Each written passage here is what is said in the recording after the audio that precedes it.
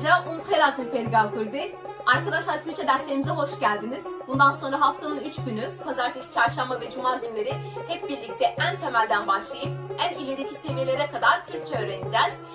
Öncelikle ben kimim? Benim ismim Gülistan. Halihazırda Enstitüya Kurdi İstanbul'da yani İstanbul Kürt Enstitüsü'nde Kürtçe dersleri veriyorum. Şimdi gelin biraz konuştuğumuz dili tanıyalım.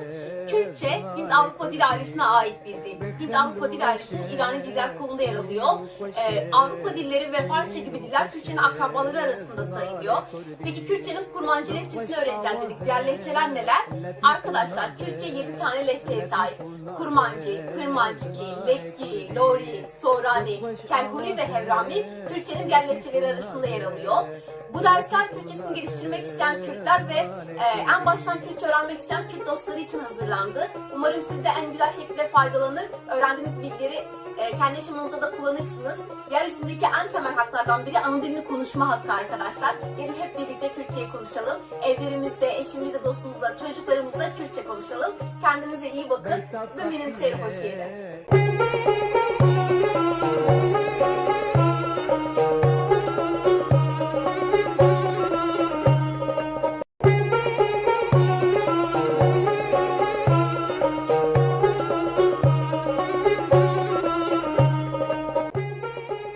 Dili hevalên hêja Umkheratên Fergal Kurdî îro em dest bi asteke nû dikin, em dest bi asta duyem dikin. Ev wanê jî waneya yekem a asta duyem e. Em ê di vê waneyê de di dema niha û dema bê de analîza birêserê binêrin û her wiha em ê hînî mijareke nû bibin. Tewanga nebin avkirî. Ji xwe asta yekem de me dema niha û dema bê bi berfirehî me dîtibûn niha em ê li ser birêserê bisekinin. Yani object, nesneyi bisekinin. Arkadaşlar ikinci kurun ilk dersine hoş geldiniz. Bu dersimizde ilk kurda ayrıntılı işlediğimiz şimdiki zaman ve gelecek zamanı bir tekrar edeceğiz. Ve biz bu zamanları görünce daha çok fiil çekimine ve özneye bakmıştık. Şimdi bu dersimizde ise nesnenin durumuna bakacağız. Şöyle açıklayabiliriz. Ben elma yiyorum ya da ben elmayı yiyeceğim diyoruz Türkçe'de. Ama bunu Kürtçe yazarsak ya da Kürtçe söylersek ben elmayı yiyorum ya da ben elmayı yiyeceğim demek zorundayız. Bu elmayı kavramını göreceğiz yani. Zaten artık yavaş yavaş mantığının oturması gerekiyor değil mi? Elma dediğimiz yani yalın olan her durum dışında elmayı, elmada, elmadan derken hep bükümlü halini kullanıyoruz. Peki ben herhangi bir elmayı yiyorum ya da ben bazı elmaları yiyorum. Yani o belirsizliği nasıl vereceğiz? O belirsizliği de Tawanga ne binafkiri konusuyla vereceğiz. Tawanga ne binafkiri. Şimdi ilk dersimize geçelim. Yalnız dersimize geçmeden önce şöyle bir bilgi de verelim. Artık ikinci kur olduğu için Kürtçe ağırlıklı olacak. Özet olarak ya da önemli yerleri yine Türkçe açıklayacağız. Nihalji em derbasi dubaraya dema niha bibin. Hevano vek me got şo me berfrehi me dit dema niha. Leker çava çedbu em peşi ser minak ekip için. Ez diçim. Burada dı yekeye kartefa demanaha, çe heye koka demanaha, ujbo eze im heye kartefa kesane. Her sittin ba hevdu, edi lekere pektiğinin dı demanaha de. Anji ez naçım edi dibeneyin yavi. Mesi cureyin lekeran ditibun, xaru, pekati u hevedudani, eminaha yek biyek minake wan binerin. Leker ke xaru xwarin, emzaf bikartinin, kokavi tene xweye, em çawa dibêjin di dema niha de ez dixwim anjî ez naxwim. Sê cureyên lêkerên pêkhatê hene, yek bi înê dixedin, yek bi andinê dixedin û her wiha lêkerên ku bi pêşgirê çêdibin. Hevano yê înê dixedin zaf hêsan, em tenê înê davêjin û kok dimîne destê me de. Wek mînak kelîn lêkera me ye, gava em înê bavêjin destê me de tenê kel dimîne, kokawî. Gavaz bêjim av dikele edi ez wateya av niha dikele dedim. Anjî av nakele neyin yavi. Wek gerîn, wek firîn, wek bezîn, ev te mînake ve cureyne. Lêkerên ku bi andinê dixedin dîsa hêsanê reya em çi dikin andinê davêjin cihê de întînin. Êdî kokak kelandinê dibe kelîn, ew dikelîne bu hevokekê dema niha. Em hevdû nexin kelin koka kelandineye, kel koka kelineye. Lêkerên ku bi pêşkirê çêdibin hinek diguherin hevano me asta yekem de me gelek car me binêwî xêz kir. Me got di kurmancî de her tim ya girîng lêkera me ya bingehîne. Ji ber vê yekê em qartafên kesane, qartafên demê an jî qartafên neyniye her tim tînin pêş ya an jî paş ya koka lêkera me ye bingehîn. Wek mînak. Vekirin ji kirinê bûye vekirin. Aslında kirin lêkereke dine, êdî ve hatiye pêşiya bûye vekirin. Ez çi dikim? Koka kirinê tenê kê ye? Ji ber wî jî ez diye yani qartafa deman niha ez dixim vê derê nî ve û kê ye. Yani pêşkir û kê ye. Çawa çêbe tu ve dikî, ez ve dikim, em ve dikin, her tim dikeve navberê. Her wiha qartafa neyînî jî tu ve nakî, ez ve nakim, dîsa dikeve navberê. Lêkerên heve dudanî çawa bûn? Yek lêker hebû, yek jî cînav, daçek an peyveke nû hebû. Dihatin ba hevdû, lêkereke nû çêdkirin, me ji van re jî digot lêkerên heve dudanî. Wek mînak amade kirin, vala xwe bidin dîsa ji kirinê bûye. Ço gava me ev mijar dît, me got kirin an jî bûn, ji van gelek lêker çêdibin. Yek jî ev e amade kirin êdî lêkereke nû ye, ez dîsa kirinê dikişînim. Koka kirinê çi ye? Tenê kê ye. Gava ez bêjim em amade dikin. An jî ez amade dikim, tu amade dikî, an jî ez amade nakim. Hevalno me ev sê cûreyên lêkeran. Me di asta yekem de cuda cuda, di dersên cuda cuda de me dît hûn jî dikarin li van bi berfirehê binêrin û temasîn we hebe û dikarin çareser bikin. Arkadaşlar şimdiki zamanın kısa bir özetini geçelim. Şimdiki zamanda zaten 3 ders ayırıp çok ayrıntılı bir şekilde görmüştük birinci kurda. Eğer eksiğiniz varsa önce o dersleri izlemeniz daha faydalı olacaktır. Fiilimiz nasıl çekimleniyordu? Lêker yani fiilimiz. Dı vardı şimdiki zaman eki. Kolka demanha vardı. Kolka demanha'yı da şöyle söylemiştik. Türkçe'de 2 tür kök var. Bir şimdiki zaman kökü, tıpkı burada olduğu gibi. Bir de geçmiş zaman kökü. Geçmiş zaman kökünü tüm geçmiş zamanlarda kullanıyoruz. Şimdiki zaman kökünü şimdiki zamanda, gelecek zamanda ya da birçok tipte kullanıyorduk. Ondan sonra da kişi eklerini getiriyoruz arkadaşlar fiilin sonuna. Burada 3 tür fiil görüyoruz. Bunların her üçünde birinci kurda ayrı ayrı çok geniş bir şekilde işlemiştik. Haru yani sade fiil örnek olarak Harun'un yemek yemek fiilini verebiliriz. Bunun şimdiki zaman kökü sadece hue. Bakın, önce zamirimizi kullanıyoruz. Ben için es. Şimdiki zamanda da geniş zaman aynı şekilde oluşuyordu. D getiriyorum, kökü getiriyorum, hue ve ez için olan kişi ekine ez dihum, ben yiyorum oldu. Türemiş fiillerde işimiz biraz daha kolaydı. PKT yani türemiş fiillerde. Çünkü bunlarda kök bulmak daha kolaydı. Örneğin kelin yani. Bu ne? İnle biten bir fiil grubuna giriyor değil mi?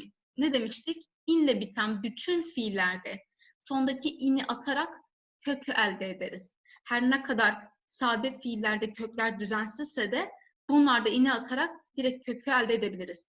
Buna örnek olarak frin uçmak verebiliriz ya da yarın gezmek verebiliriz. Bazin koşmak verebiliriz. Kelinden in atınca elinize kel kaldı kökü, kaynamak fiilinin kökü. Av dikele dediğinde artık su kaynıyor demiş oldum. Eğer bir fiil andın ile biterse andını ine çevirerek yeni fiil kökünü oluşturabiliyoruz. Kelandığında kaynatmakta andını atıyoruz. Yerine in getiriyoruz. Kelin artık kelandım fiilinin, kaynatmak fiilinin kökü oldu. Evdi kelin ne dersem o kaynatıyor olmuş oluyor. Bir de arkadaşlar şöyle bir bilgi verelim. Ne demiştik? Eğer bir fiil inle bitiyorsa işte kaynamak, kızarmak, gezmek, uçmak, koşmak gibi kendi kendine olma anlamı var biraz. Eğer andınla bitiyorsa biz o fiili geçişli yapıyoruz. Kaynatmak, kızartmak, gezdirmek. Hep fiilin sonuna andın ekleyerek bu şekilde dönüştürebiliyorduk. Dediğim gibi bunları çok ayrıntılı görmüştük zaten. Örnek alarak oluşmuş türemiş fiillerde ise durum biraz daha değişiyordu. Çünkü ne demiştik? Kürtçe'de her zaman önemli olan asıl fiildir. O yüzden biz çekimlerken fiilleri asıl fiil kökünün önüne getiriyoruz eklerimizi. Ve kırından oluşmuş, yapmak fiilinden oluşmuş yeni bir fiil, açmak fiili oldu.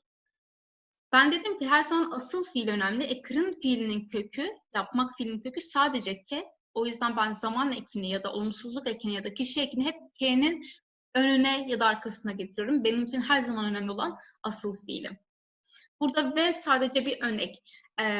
Belli başlı örnekleri de görmüştük. Mesela ve kırın var. Ra vardı, ra kırın gibi. Hıl vardı, hıl kışın gibi. Bunları zaten artık aşina oluyoruz. Birkaç tane var, çok fazla yok. Yine dediğim gibi TKT konulu derste, birinci kurda bunların hepsini ayrıntılı görmüştük. O zaman ben tu ve the ki dersem sen açıyorsun demiş oluyorum. The'yi nereye getiriyorum? Asıl fiilimin önüne getirmiş oluyorum. Evet, dudani birleşik fiil. Bu da nasıl oluşuyordu? Bir fiil, onun yanında ya bir kelime olur ya bir edat olur ya da bir zamir ya da birkaçı birden olmuş oluyor. Ve bunların hepsi bir araya gelip yeni bir fiil oluşturuyor. Burada da kırından oluşmuş bir fiil var. Kırın yapmaktı. Amade kırın hazırlamak oluyor artık. Yine kırını çekin diyorum. Asıl fiil kırın olduğu için. Şuradaki mantık gibi. Em amade dikin dersem biz hazırlıyoruz olmuş oluyor. Hepsinin olumsuzunda ne yapıyoruz? D'yi kaldırıp yerine na'yı getiriyoruz. Ezduhum, nahum, av dikele, av nakele, ev dikeline, ev nakeline, tu ve diki, tu ve naki, em amade dikin, em amade nakın gibi. Bu da şimdiki zamanın özetiydi. Naha ceme derbası dema bey bibin. Dema bey de işte koyam dema naha him bibin kareme hesantre jiber ku disa koka dema nahaye. Leker çava pekti edi cihe diye de bu heye.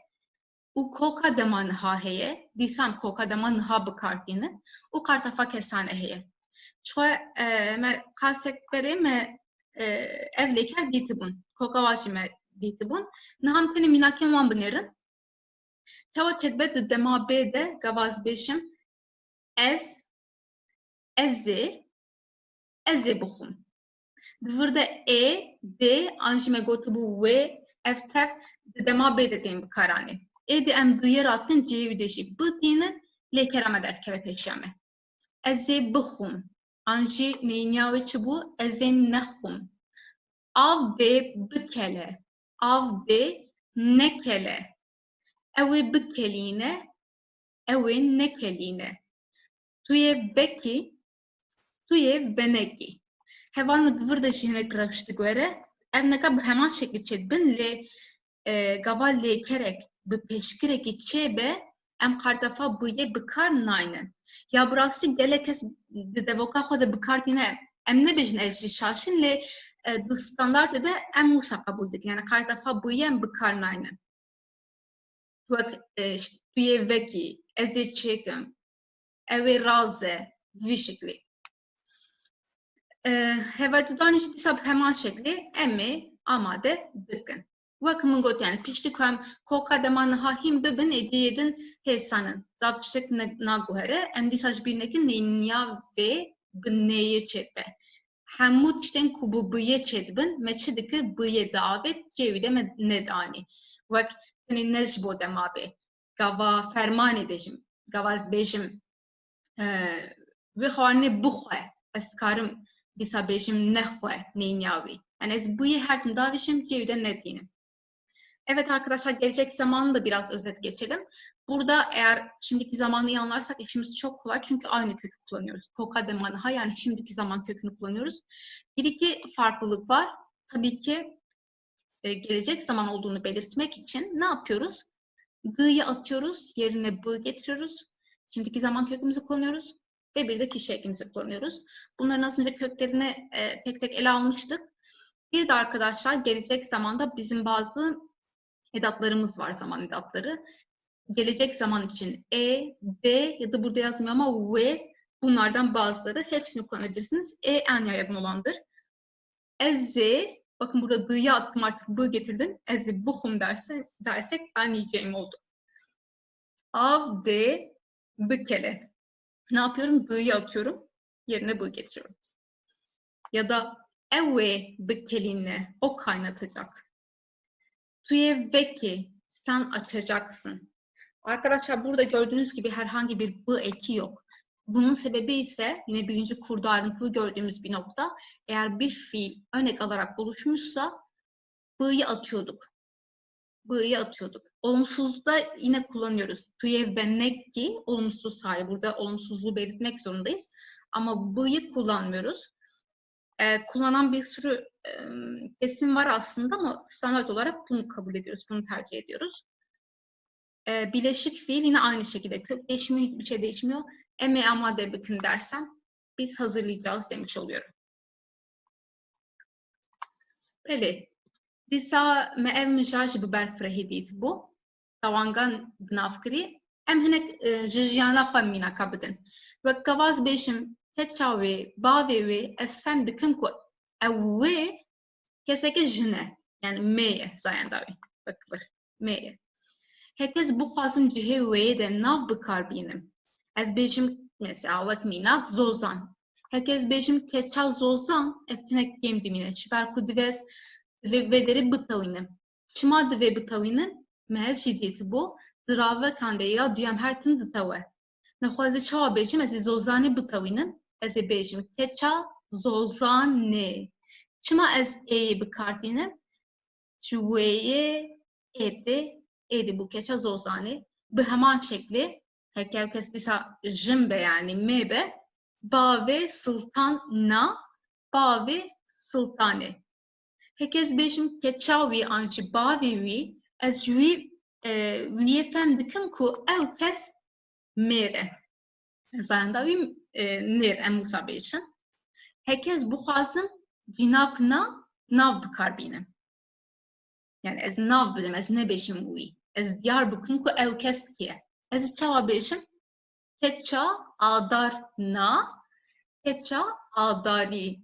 Dîsa ji wîyê îdê û te peyvan nêr ditewîne. Bi heman şeklê bavê hogir neraste bavê hogirî de em bitewînin. Hevano me gotibû pêşî qartefa yani tawangan nêr ne mecbûrî ye. Pêşî ne mecbûrî bû. Lê êdî mecbûrî ye. Êdî em baldar bibin û em bikarbînin. Ji bo pirjimariyê dîsa mînakên xwe binêrin keça wan an jî bavê wan. Ez fem dikim ji wanê fem dikim ku ew kes pirjimar e. Ez qara du sê kesa dikim ez bêjim keça wan an jî qala bavê dîsa du sê kesan dikim dibêjim bavê wan. Herkes bixwazim cihê wanê de nav bikarbînim. Wek ez bêjim mêvan. Keça mêvan na neraste divê ez bitewînim û bêjim keça mêvanan. Bavê zarok neraste divê ez bêjim bavê zarokan. Ev an ji kurtê dîsa ji wanê an tê. Em divir de jî dibînin ji xwe. Divir de mantıqeke wisa dikarin çekin. Wek gava em rû bi kesek hemberî me be em nabêjin keça tu. Em dibêjin keça te. An jî em dibêjin keça min. Divê em teqez bitewînin. An jî em dibêjin keça we. Ez ê vê tawankê çawa diyar bikin di navan de? Pêşî bifikirin hûn ditewînin an na. Heke hûn bitewînin divê hûn navê jî bitewînin û hûn ê çawa bitewînin bi qartafên tawankê bitewînin. Evet arkadaşlar, yine birinci kurda çok geniş bir şekilde gördüğümüz bir konu var burada. Büküm kavramı. Büküm kavramının üstüne ayrı olarak bir ders yapacağız. Hatta 10. dersimiz, bu kurun son dersi bunun üzerine. Çünkü çok önemli bir konu. Şimdilik ipucu vermesi için bunu söyleyebiliriz. Eğer ipucudan fazlasını istiyorsanız yine bununla ilgili ders izleyebilirsiniz. Ne demiştik? Tamlamalarda son kelime hep büküme uğruyordu demiştik. Keça ve ya da ba ve dersen bakın bükümlü zamirleri kullandım. Onun kızı, onun babası demiş oluyorum.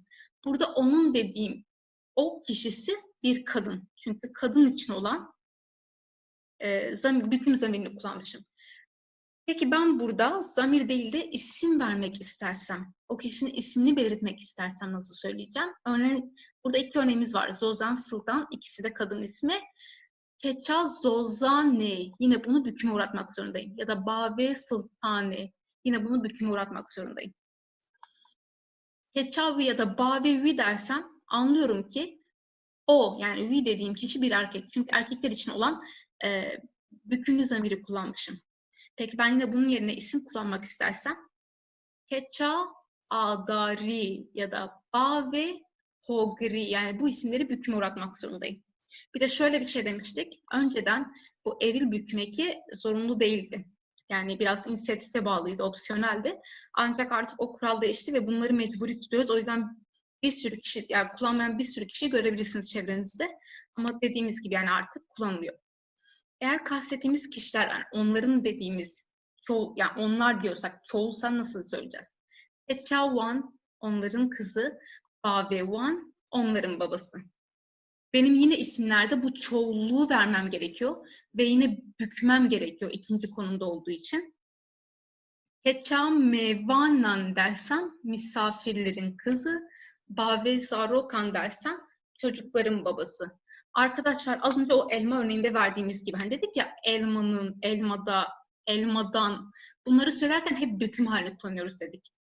Bakın buraya Zolza'nın, Adar'ın, misafirlerin diyoruz. O un halini kullanıyoruz. Bu yüzden büküm halini kullanmak zorundayız.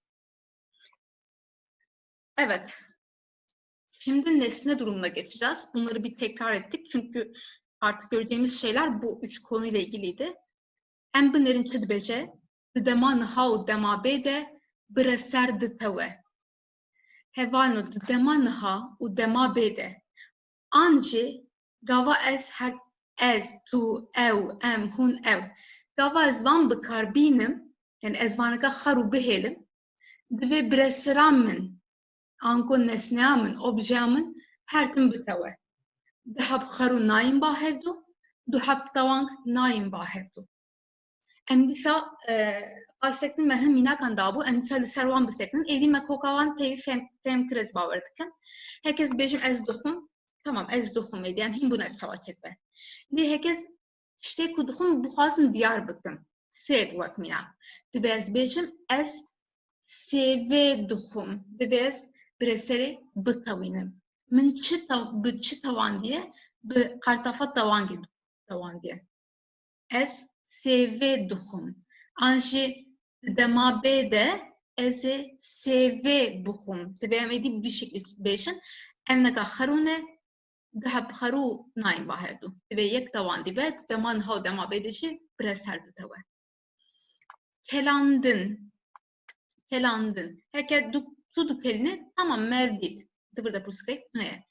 Lê herkes bêjim av, ev tişta ku dikele av be, divê ez bêjim tu avê dikelînî. Tu av dikelînî kêm dimîne, hinek şaş dimîne. Tu avê dikelînî.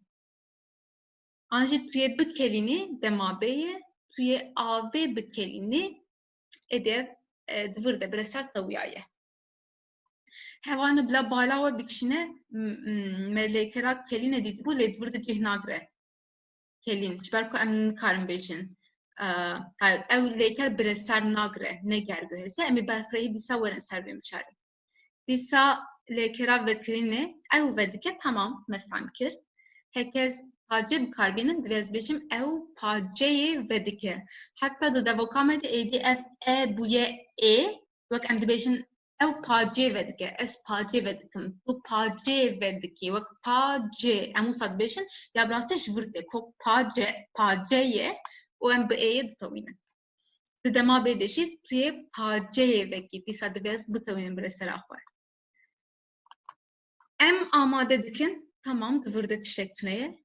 Lê heke bire ser hebe, em şîv amade dikin na, em şîvê amade dikin. An jî nîniya wê em şîvê amade nakin. Em ê amade bikin, me ev dît. Lê heke bire ser hebe, em ê şîvê amade bikin.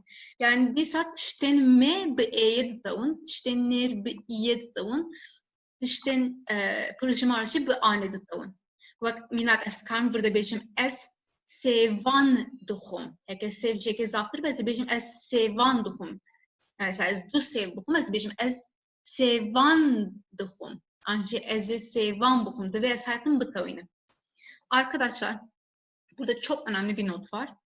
Dema niha û dema bê de bire ser ditewe. Yani diyor ki şimdiki zaman ve gelecek zamanda nesne büküme uğrar. Şöyle söyleyelim. Şu anda bu zamanlarda hep işte es, tu, eu, em, hun, ev yani yalın zamirleri kullanıyorduk. Zamir yalın olduğu zaman nesne bükümlü halde olmalı. Yani iki tane yalını yan yana kullanmıyoruz. Aynı şekilde iki tane bükümlü halde yan yana kullanmıyoruz. Bu söylediğim şimdilik biraz havada kalabilir. Geçmiş zaman konusuna geçince orada daha iyi anlayacaksınız ne demek istediğimi. Örneklerimize bakalım. Ez duhum az önce gördüğümüz gibi ben yiyorum. Bunda bir şey yok. Ama ben yediğim şey elma ise ben elmayı yiyorum demem gerekiyor. Ne dedik? Elmayı anlamını vermek için hep bükümlü halde kullanıyoruz. Es, SV duhum. Burada elmanın cinsiyeti dişil kabul edildiği için şuradaki dişil olan eki kullandık. Evet arkadaşlar. Aynı şekilde gelecek zamanda yine büküme uğratmam gerekiyor. Eze, SV buhum. Ben elmayı yiyeceğim demem gerekiyor. Kelandın fiilinde bakalım tutu kelini tamam burada her şey normal. Ama o kaynayan şey su ise benim demem gerekiyor ki sen suyu kaynatıyorsun. Tu ave dikelini. Ave dikelini. Bakın biri sade biri bükümlü. Ya da tuye bikelini sen kaynatacaksın. Tuye ave bikelini sen suyu kaynatacaksın. Arkadaşlar ilk o fiil grubunda kelin kaynamak fiili de vardı. Ama mantığını siz de kurabilirsiniz. Kaynamak geçişli değil. Yani nesne almıyor. O yüzden ben nesneyi büküme uğratamıyorum o tür fiillerde. Şu anda elimde bir nesne yok. Kelin fiili için, kaynamak fiili için söylüyorum. Hani neyi kaynamak, işte kimi kaynamak, bu soruların cevabı olmadığı için onu geçişsiz kabul ediyoruz ve nesne almıyor fiil. Ama kelandın kaynatmak, neyi kaynatmak, suyu kaynatmak, çorbayı kaynatmak bunların cevabı var yani bu geçişli bir fiil. Vekirin açmak fiili ev vedike. Yine bunda bir problem yok. O açıyor. Ama nesne kullanacaksam ev paceye vedike. O pencereyi açıyor. Tuye veki sen açacaksın. Tuye paceye veki sen pencereyi açacaksın. Em amadedekin biz hazırlıyoruz. Eğer orada yine nesneyi belirteceksem em şive amadedekin biz akşam yemeğini hazırlıyoruz. Ya da emi amadedekin gelecek zaman cümlesi biz hazırlayacağız ama emi şive amadedekin biz akşam yemeğini hazırlayacağız demiş oluyorum. Arkadaşlar şimdi el seve dokum dersek az önce söylediğim şey ben elmayı yiyorum. Burayı anladık artık. Ancak burada elmayı dediğim şey belirli değil mi? Hangi elmayı yediğim belli. Çünkü çok spesifik konuşuyorum. Ben elmayı yiyorum diyorum. Ne bınafkiri, tavanga ne bınafkiri değilse artık o herhangi bir elmayı ya da bazı elmaları o belgesizlik halini vereceğim. Yani bu slaytımıza o belgesizliği vermeyi öğreneceğiz. Zaten yine ilk kurda artık çok üstünden geçmiştik bu bınafkiri ne bınafkiri. Belirtili belgesiz, belirtili belgesiz. Bunları öğrenmiştik. Sanırım çağrışım da yapıyordur. Şimdi tek tek bakalım. Es-seyve duhum. Ben elmayı yiyorum. Bunun İngilizce karşılığı da I eat the apple. Yani the dediğim şey burada çok artık spesifik, kastettiğim elma çok spesifik. Ama ben bunu belgesiz yapmak istersem, yani herhangi bir elmayı anlamını vermek istersem, nasıl söyleyeceğim? Es seveke duhum. Es seveke duhum. Ben herhangi bir elmayı yiyorum. Yani tabii ki bunun çevresi yine ben elma yiyorum. Ama böyle herhangi bir elma. Hani hangi elma olduğu belli değil. Bunun İngilizce karşılığı da I eat an apple dediğimizde orada yani herhangi bir hangi elma olduğu belli değil. Yeşil elma mı, kırmızı elma mı, tatlı mı, ekşi mi hiçbir şey belli değil. Bir belgesizlik var. Burada neyi çıkarıyoruz? Bakın sev elma kelimesi gördüğümüz gibi mor. Bunları da görmüştük değil mi? Bir şey mor olunca hemen dişil olduğu aklınıza gelecekti kelimenin. O zaman ne diyebiliriz? Dişil olan kelimeler için ya da şu e'leri benzetebilirsiniz. Şuradaki e'leri. Belgesizlik anlamını eke ile sağlıyorum. Eke ile sağlıyorum. Eğer nesnem erilse bunu nasıl yapacağım? Ezi hani bıkırım dersek ben evi alacağım. I will buy the house. Ben evi alacağım. O ev çok belli. Ancak ezi haniye ki bıkırım dersem o evin hangi ev olduğu belli değil. Ben Ben bir ev alacağım ama hangi ev, nerede, büyük mü, küçük mü hiçbir şey belli değil. Bu belgesizliği şuradaki etkiyle sağlıyoruz. Bunun İngilizce karşılığına I will buy a house diyebiliriz. Şuradaki o anlamını, o belgesizlik anlamını veriyor. Tabii ki yine çağrışım yaptığı üzere ekler yekten geliyor ve bir anlamını veriyor.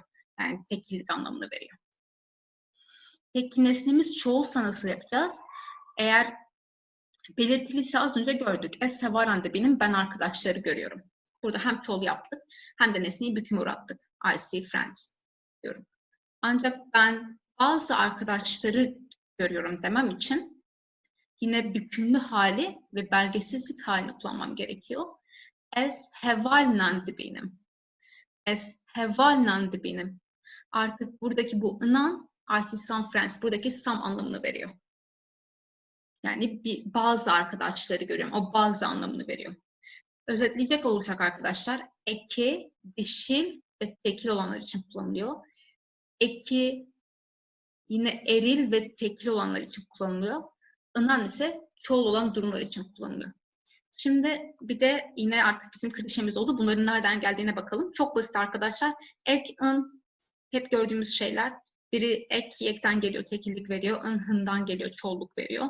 Bizim o ilk gördüğümüz V'den E geliyordu, V'den I geliyordu, Van'dan An geliyordu. Tavanga bınafkiri yani belirtili bükmekleri. Bunlar yan yana gelerek belgesiz bükmeklerini veriyor. Ek'de ek ve eke, dişil ve tekil için. Ek ve i eki, eril ve tekil için. In ve an, ınan, bu da çoğulluk için arkadaşlar. Nihacem derbasi hindarya xobibin ve kerga. Zıvırda pır sene, hunci hatta deste ve takmin bikin bersi ve o em behev dure çekin. Rengin şin, kastan neritiye dike. Rengin morçi, kastan metiye dike. Kamp hev dure binerin. Ez, kes, nabinim. Hevanu binerin tıvırda kartafin tavange gavatına be, ez kes nabinim. Vate ne kim dimine, usa kals dimine. Devez bresera xo bitavinim. Tıvırda breser şine ango, ev kes mere, skala mere kitkim. Nexwazê çawa bêjim bi tawangên ne binavkiremê dakirim. Tawanga ne binavkiriyan nêr çi bû? Ez kesekî nabînim. Arkadaşlar dedik ki ez kes nabînim, ben kimse görmüyorum. Ama ben kimseyi görmüyorum diyeceğim. Ve böyle kastettiğim kişi de herhangi bir, yani herhangi kimseyi görmüyorum. O yüzden ne yapıyorum? Bu arada maviyle belirttiklerim, örneğin bu kes hem dişi olabilir hem eril olabilir. Maviyle belirttiklerim eril. O yüzden de eril olan eki getiriyorum. Em derbasiya duyan bibin ev legund ye. Emi dvırde emi bitawinin emi çima bitawinin hevano kabın erilme gotu bu her tim pışta çek ditawe. Pışta çek ditawe. Heke kamasyan ve hebin تقز لأفصاي كان بنيرن شو وأنا قاجنا دريشن وأفتشتين جرينجن هكذا بخازن زماني خو ببيش بخن أو لجوند يه هكذا في درجة نبينن هكذا بيشم أو لجوند إنسان ما الزافت بكارن لهوانو لجوري رزما نفتيمه تفهم تشتكي نولي زده بكن tam بنيرن بأسفجيه أو لجوندكيه أو لجوندكيه Ez çi didim wataya ve li gundekî ama ev gund kîjan gunde em nizan. Arkadaşlar burada yine ne demiştik? Edattan sonra mutlaka büküme uğruyordu. Ben büküme uğratacağım. Burada eril bir kelime görüyoruz. Mavi renkte belirtilmiş. Ev li gund, eğer ben li gundeki dersem o herhangi bir köyde. Daha doğrusu o bir köyde ama o köy herhangi bir köy. Karşıdaki bunu anlar yani o köyün belirsiz olduğunu. Em derbasiya seyem bibin li malekemizin li ser paldank rudnim. Li malekemizin li ser paldank rudnim. Emi çi bikin paldank bitawînin. Ve emi tawanga ne binavkiriyê bitawînin. Şu ji rengê wî jî diyar e zayin dawê emi çi bêjin li ser paldankekî rudnim. Min ev mînak ji ber vê da hevano maleke mezin maleke masın, tıvırde ve katandeke, hem vanaç bir nakın, tıvırde piştaçet tavuyaye, çbervişi, kartafat tavan geldiye. Eke u eke lihevdu nefın. Evet arkadaşlar, burada bu örneği vermemin sebebi iki tür ek görüyoruz burada. Birincisi şurada vekatandek dediğimiz o tamlamalarda ilk kelimenin aldığı, hatta burada da vekatandek ne benafkiri, malekemasın yani herhangi büyük bir evde, ama bakın bu tamlamada ilk kelime ne dedik? Büküm hali her zaman ikinci kelimede olur ve edatlardan sonra da kelimelerimiz, isimlerimiz büküme uğruyor. O yüzden lisser haldan keke dediğimde herhangi bir koltuğun üstünde oturuyorum. Büyük bir evde herhangi bir koltuğun üstünde oturuyorum. Bunları birbirine karıştırmıyoruz. Büküm ya tamlamalarda ikinci pozisyonda ya da edattan sonra geliyor ve geldiği başka durumlar var. Bunu da büküm konu derse çok ayrıntılı göreceğiz. Brahim'in dejmire kras bükre. Ev diyare kubrese çi bükre kras bükre. Bersifeye. Le tiştek yemedi fırda deven bresere bıtavinin. Çibarku dema beye, dema beyde breser bıtavı. Brahim'in dejmin re zayende krasi diyare nexwaz şava bejim kraseki bükre. Ronahi dike tiştek bıxuyne. Dîsa divê bitawe pozisyona breserê de dîsa. Ev jî dema beyan nêzik e. Ronahî dike zayenda pirtûkê diyar e. Pirtûkekê bixwîne. Me breserê tamam dîsa. Zilamekî xemgîn ji welat vedigere. Em hîn bûn pişta çêkçi ditawe. Em ê divir dita wanga nebin afkirî bikarbînin. Xwe welat ew nêrî bersivê jî dizanin wek van beyanî. Ez ê bêjim çi zilamekî xemgîn ji welatekî vedigere.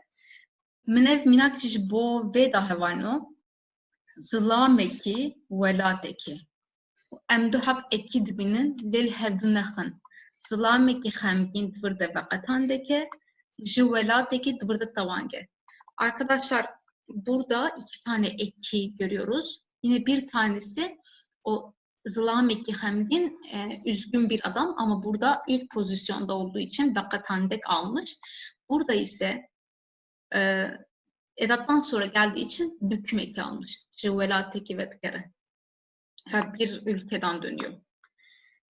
Üzgün bir adam bir ülkeden dönüyor. Herhangi bir ülkeden. Burada yine belgesizlik var. Eğer bunlarla ilgili eksiğiniz varsa bu anlaşılır bir şey. Çünkü birçok kişinin zorlandığı bir konu bu. O yüzden kötü de hissetmeyin. Üstüne gidebilirsiniz. Çok ayrıntılı işleyebilirsiniz. Ya da böyle kendi kendinize kodlayabilirsiniz. Benim hep söylediğim gibi işte ilk pozisyondaysa veqetande kalır. İkinci pozisyondaysa da sondaysa tavan büküm haline alır. Ya da işte edattan sonraysa büküme uğrar. Bu şekilde söyleyebilirsiniz, öğrenebilirsiniz bunları. Hevalin heca em hatin daviya vaneya xwe hêvîdikin waneyeke bi kêrhatê bu sûda var bû heta waneyeke din xwe baş binêrin bi hêviya hevditine.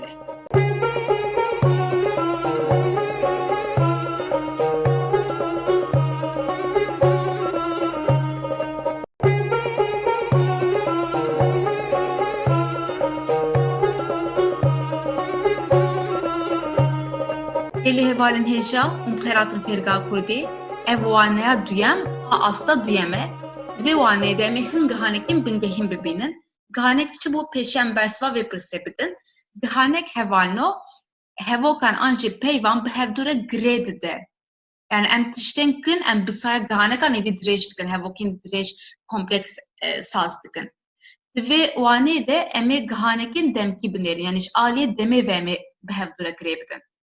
Arkadaşlar ikinci kurun ikinci dersine hoş geldiniz. Bu dersimizde bazı temel bağlaçları öğreneceğiz yine. Bu bağlaçların görevi zamansal olarak bir mantık kurarak cümleleri birleştirmek. Birazcık özet verecek olursak arkadaşlar. Örneğin piştiku, zaten bunu bağlaçlarda da edatlarda da görmüştük. Piş tek başına hem sırt demekti hem de sonra anlamını veriyordu. Sonra arka anlamını veriyordu. Eğer ben piştiku dersem artık konum olarak değil, zaman olarak sonra anlamını veriyorum. Bu İngilizce'deki after'a karşılık geliyor. Aynı şekilde Beri önce anlamını veriyor. Önce anlamını veriyor. Ben beriku dersem artık zamansal olarak önce anlamını vermiş oluyorum. Bu da İngilizce'deki before'a karşılık geliyor. Demaku ise arkadaşlar, dem zaten zaman demekti. Aynı anda olan eylemleri birleştirmek için kullanıyoruz. Yani aynı anda oluyor. Biri önce biri sonra değil. Bu da İngilizce'deki when'e karşılık geliyor. Hani biz Türkçe'de diyoruz ya, sen geldiğinde ben gidiyorum. O dığımda, diğinde biraz bu anlamı veriyor. Naham derbasi wanaya xwe bibin. Pêşî piştî ku tê, em li hevoka xwe binêrin. Ez ê biçim malê, ez ê şîvê bixwim. Binêrin. Ya yekem çi ye? Çûna malê. Ya duyem çi ye? Xwarina şîvê. Ez ê niha vaneka bi hevdû re girê bidim. Pêşî çûna malê çêdibe newsa, ez ê bêjim piştî ku ez biçim, piştre çi çêdibe? Xwarina şîvê çêdibe, ez ê şîvê bixwim. Pêşî diçim, piştre dixwim. Piştî ku ez biçim malê, ez ê şîvê bixwim. Ew kê binêrin bala xwe ji aliyê rêzmanê ve bidin, divir de ê tune ye. Divir de ê tune ye ji ber ku ev ne deme êdî. Ev ne deme. Piştî ku ez biçim malê. Dur da ez dîsa referansek diyar dikim. Kîjan deme, ez ê şîvê bixwim. Ev deme. Ji ber vê jî ez divir de dema bê bikartînim. Arkadaşlar piştiku dedik ki zamansal olarak sonra anlamını veriyor. İlk cümlemize bakalım. Ez ê biçim malê, ben eve gideceğim. Ez ê şîvê bixwim, ben akşam yemeğini yiyeceğim. Önce hangisi oluyor? 1 numaralı eylem eve gitme durumu oluyor. Daha sonra da 2 numaralı eylem olan yemek yeme durumu oluyor. Yani birden sonra 2 geliyor. Ben piştikuyu sonra anlamını ne zaman kullanacağım? Birden sonra kullanacağım. Bu yüzden ben bu cümleyi nasıl söylüyorum? Eve gittikten sonra yemek yiyeceğim. Peki bunun Türkçe karşılığı ne? Piştiku ez biçim malê, ez ê şîvê bixwim. Gramer olarak da inceleyelim. Arkadaşlar eve gittikten sonra burada bir zaman kavramı yok artık. O yüzden bakın ez ê piştiku ez ê biçim demiyoruz. Buradaki gelecek zaman anlamını veren e'yi kullanmıyoruz. Ne zaman kullanıyoruz bunu? Yemek yiyeceğim dediğimiz zaman o gelecek zaman ifadesini veriyoruz. Yani bu tam bir gelecek zaman cümlesi. Bu ise yine daha önce de çok defa gördüğümüz bu ile yapılan bir tip arkadaşlar. Ayrıntılı örneklere bakalım. Hevalu em binêrin, limînakan binêrin. Piştî ku ez bixebitim, ez ê bêhna xwe vedim. Pêşî ez dixebitim newsa, pêşî dixebitim, piştre bêhna xwe vedim. Ev ya yekem e, ev ya duyem e. Piştî ya yekem, ez ya duyem çêdikim. Piştî ku ez bixebitim, ez ê bêhna xwe vedim. Dîsa binêrin, divir de dem tune ye, divir de dema bê heye. Piştî ku ez sparteka xwe çêkim, ez ê rakevim. Ev ya yekem e, çêkirina spartekan, ev ya duyem e, raketin. Piştî ya yekem ya duyem de. Ez ê çawa bêjim? Piştî ku ez sparteka xwe çêkim, ez ê rakevim. Dîsa divir de ê tune ye, ev hevoka dema bê ye, ev lêkereke her du jî lêkerên pêk hatîne bi pêşkiran çêdibin, divan de bi dike tevano. Piştî ku vîrusa koronayê xilas bibe, ez ê bigerim. Ev ya yekem e, ev ya duyem e. Piştî vê ez ê ya duyem çêkim. Ango, piştî ku vîrusa koronayê xilas bibe, ez ê bigerim. Piştî ku ez te bigerim, ji malê derkeve. Ya yekem gerîne, ya duyem derketine. Piştî ku ez li te bigerim. Piştî ya yekem, ya duyem hat. Dîsa ev bibûye çêbûye, ev lêkereke bi pêşgirê çêbûye pêk hatiye û bi divir de ketiye. Derk ketin.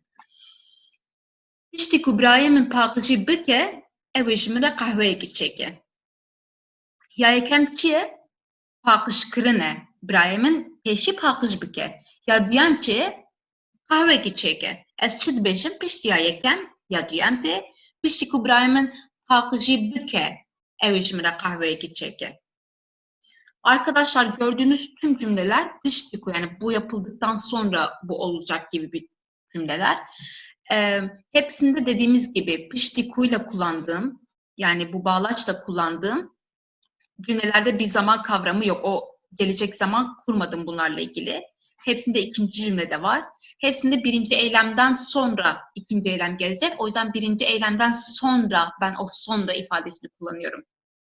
Örnek verecek olursak, piştiko ez bıxabitim. Ben çalıştıktan sonra ez behna xovedim. Dinleneceğim. Ben dinleneceğim. Piştiko ez spartaka xo çekim.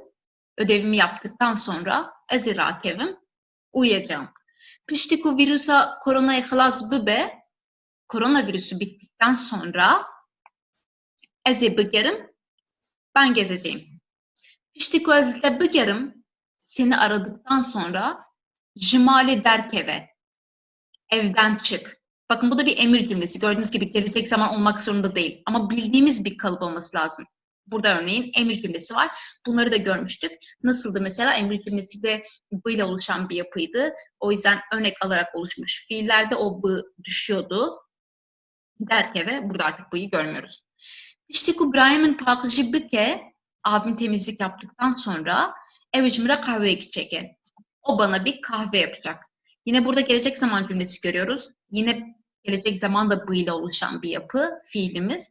O yüzden örnek aldığı için kırın, kırından kırın olduğu için buradaki bu düşmüş artık. Bunu ayrıntılı görmüştük kırın ve kırın değil mi? Her ikisi de yapmak demek oluyordu. Ama kırın İngilizce'deki do'ya benziyor. Kırın ise İngilizce'deki make'e benziyor. Türkçe'de ikisini de yapmak diyoruz. Şöyle söyleyebiliriz. Kırında bir şeyi sıfırdan yapıyoruz, üretiyoruz gibi. Yani olmayan bir şeyi yapıyoruz gibi. Örneğin kahve. Kahve önce ortada yok. Bir emekle biz onu yapıyoruz. Kırın ise normal böyle spor yapmak gibi olan yapmak eylemi. Aralarında böyle bir fark var. Yani her ne kadar Türkçe çevirdiğimizde ikisi de yapmak olsa da iki fiilin mantığı birbirinden farklı. Tıpkı İngilizce'deki gibi. Nahalcan varım berikuye. Emdisel hemen ne bakabilirim. Eze biçim mali, eze şive buhum. Şia yakan çiye, eze biçim mali, çuna maliye, ya duyam çiye, pıştas çıdıkım, şiv duhum, eze şive buhum. Hekep pişti kubuya, mebgota pişti ku ez biçim mali, eze şive buhum, mevederi femkir. Nahazi çi bejim, eze berikuye bejim. Beriku ez şive buhum, eze biçim mali. Beriku ez şive buhum, eze biçim mali. Eze kenge biçim mali, beriku şive buhum eze biçim mali. Evet arkadaşlar, şimdi de bu Türkçe karşılığı önce anlamına gelen berikuyu görüyoruz. Dedik ki bu da İngilizce'deki before'a karşılık geliyor. Aynı cümleden devam edelim. Ben eve gideceğim, ben akşam yemeğini yiyeceğim.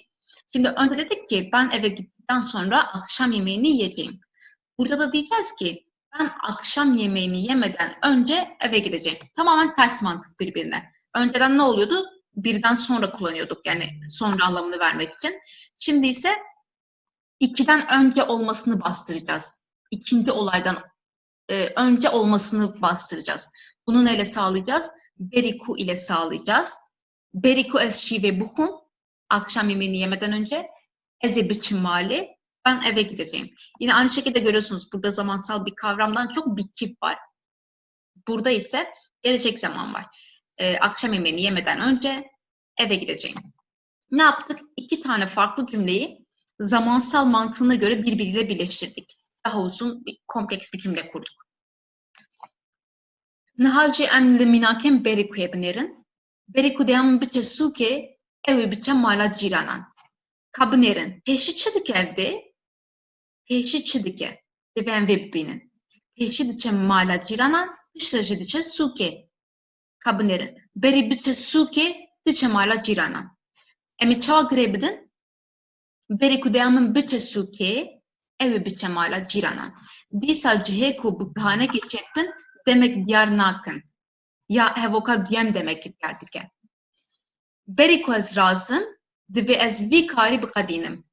Beri ku ez razım bey razına xwe divi ez vi kari bikadinim. Beri ku tu weri li min bigere. Tu hê nehatiyî lê berî ku tu werî li min bigere. Hê hatina te çê nebûye, tu hê nehatiyî tê li min bigere piştre jî tê werî. Ez bawer dikim me êdî ev der me fehm kir. Berî ku zivistan were em ê hin amadehiyan bikin.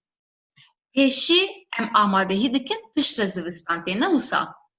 Yani bey ku ev zivistan were em ê hin amadehiyan bikin. Dîsa divir de tiştekî demkî tune divir de heye, dema bê heye. Hevoka din berî ku ez te bixim bicehme ji vir. Berî ku ez te bixim hêmil te nexistiye. Berî ku ez te bixim bicehme yani here ji vir. Evet arkadaşlar, şimdi de o önce anlamına gelen örneklere devam ediyoruz. İlkinde olduğu gibi, piştikuda olduğu gibi burada da bağlaçla kullandığımız kısım bir zamansal ifade belirtmediği için burada o e'yi kullanmayacağız. Daha doğrusu gelecek zaman ifadesi belirtmiyor. O yüzden gelecek zaman cümlesi kurmayacağız bunlarla birlikte. İkinci cümleyle kuracağız. Örneklere bakalım. Beri kudiyamın biçe suke. Annem çarşıya gitmeden önce evi biçe mala ciranan. O komşuların evine gidecek. Önce komşulara gidiyor, sonra çarşıya gidiyor. Çarşıya gitmeden önce komşuların evine gidecek. Tam olarak bunu söyledim. İkiden önce olan olayı söyledim ve ikinci olaydan yani çarşıya gitmesinden öncesini vurguladım Beriku ile. Beriku ez razım dvez vikari bikadinim. Yatmadan önce bu işi bitirmeliyim. Yatmadan önce bu işi bitirmeliyim. Razan örnek alarak oluşmuş bir türemiş fiil. O yüzden b'yi burada görmüyoruz. Burada ise normal dve ile oluşan bir cümle var. Tıpkı az önce emir kipi olan cümle gibi. Beri kutu verilmin bir kere gelmeden önce beni ara. Şimdi bir gelmesi var, bir beni araması var. Benim istediğim ne? Öncesinden beni araması. Yani burada bir dediğim olay araması, iki dediğim olay gelmesi. İkiden önce diyeceğim yani gelmeden önce bunu vurguluyorum. Beri kutu veri. Gelmeden önce limin bir kere beni ara. Beri kuzivistan vere emehin amadehiyan bakın. Kış gelmeden önce bazı hazırlıklar yapacağız. Kış gelmeden önce.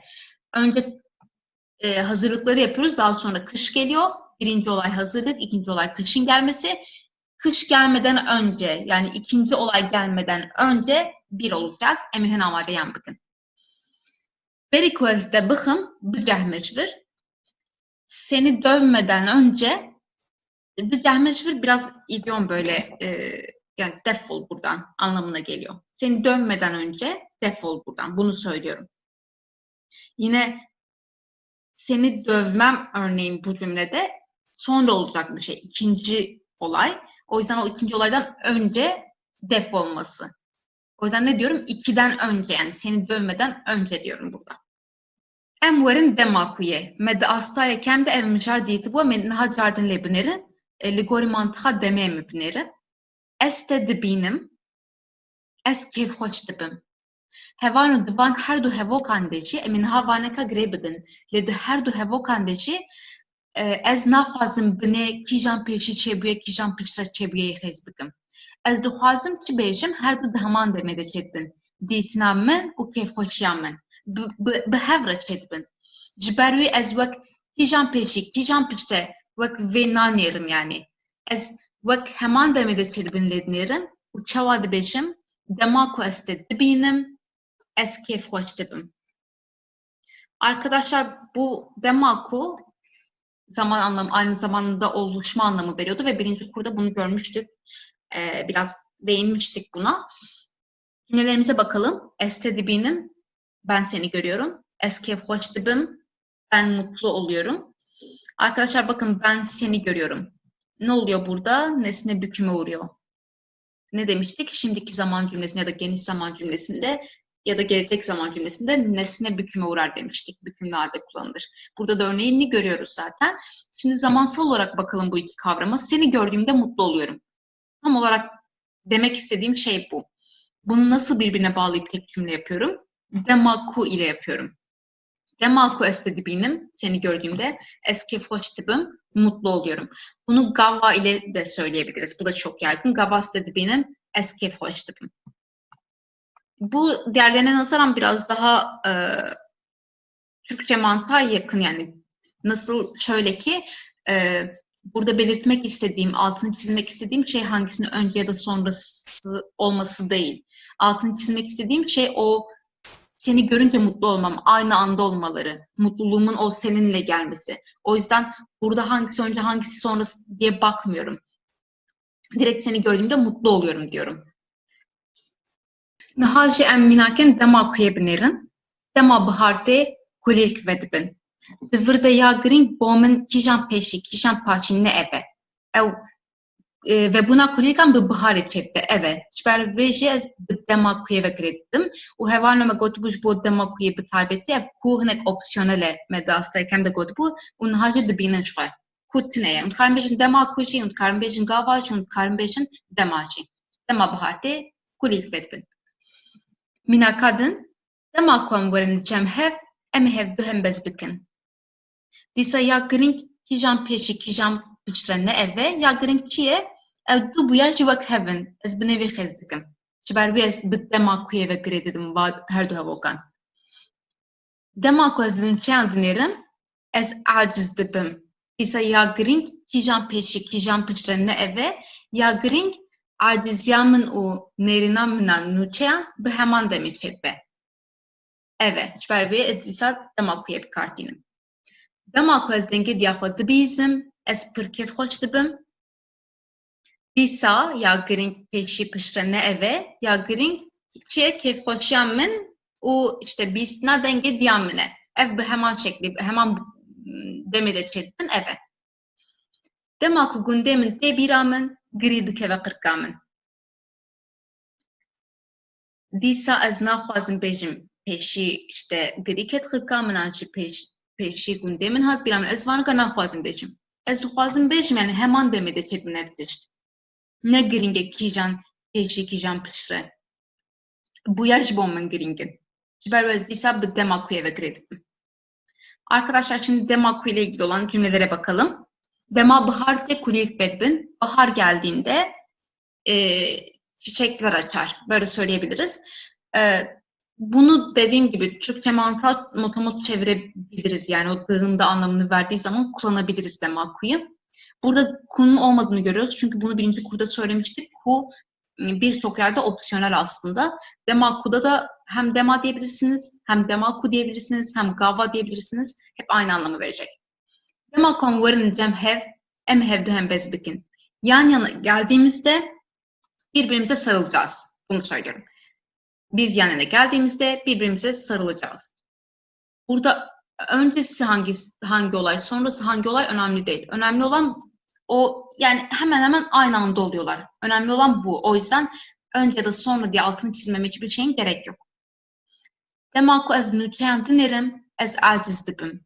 Haberlere baktığımda aciz dibim nasıl çevirebilir? Sinirleniyorum gibi. Hem sıkılmak anlamı var hem sinirlenme anlamı var. Yine mantık olarak bakarsanız diyebilirsiniz ki ben önce haberlere bakıyorum sonra işte sinirleniyorum.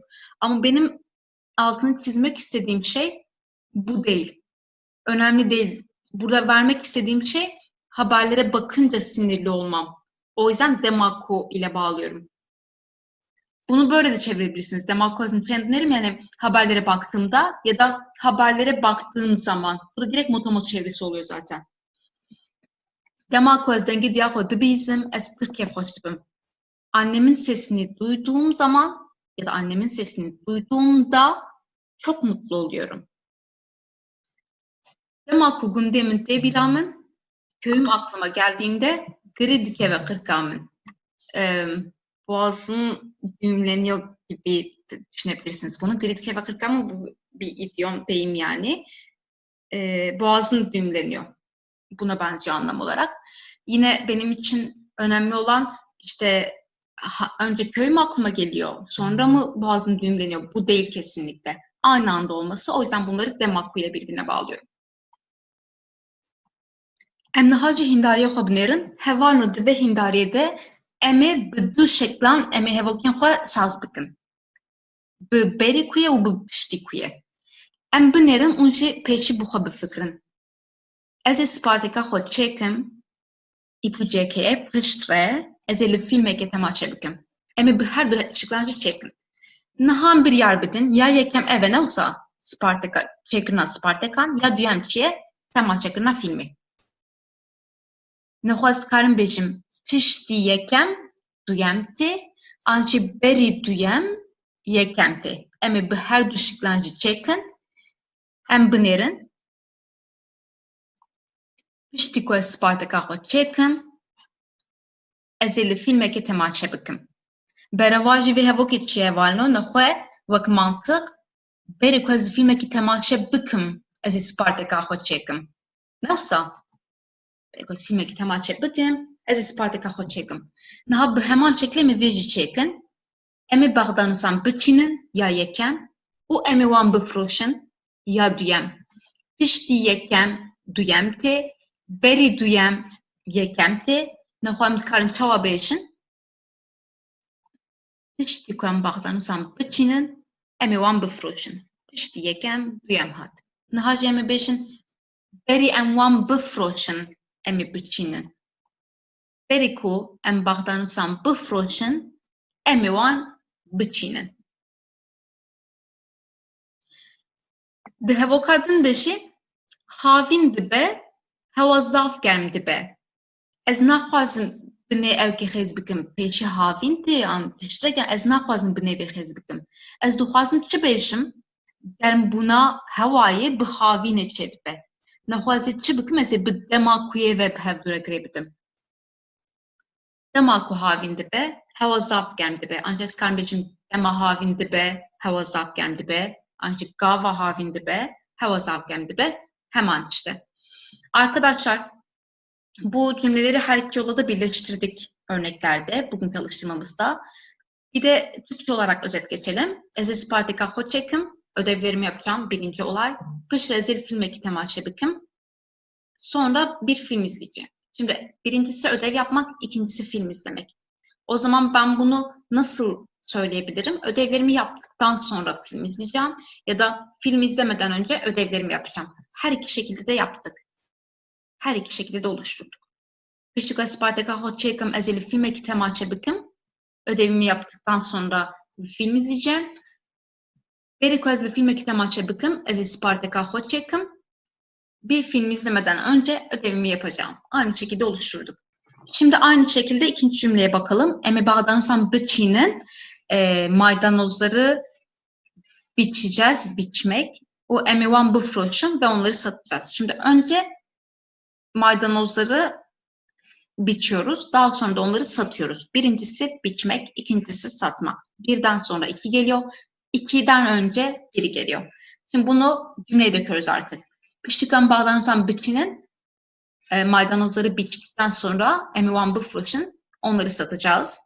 Berî ku em bexdanûsan bifroşin, maydanozları satmadan önce em ê wan biçînin, onları biçeceğiz demiş oluyoruz.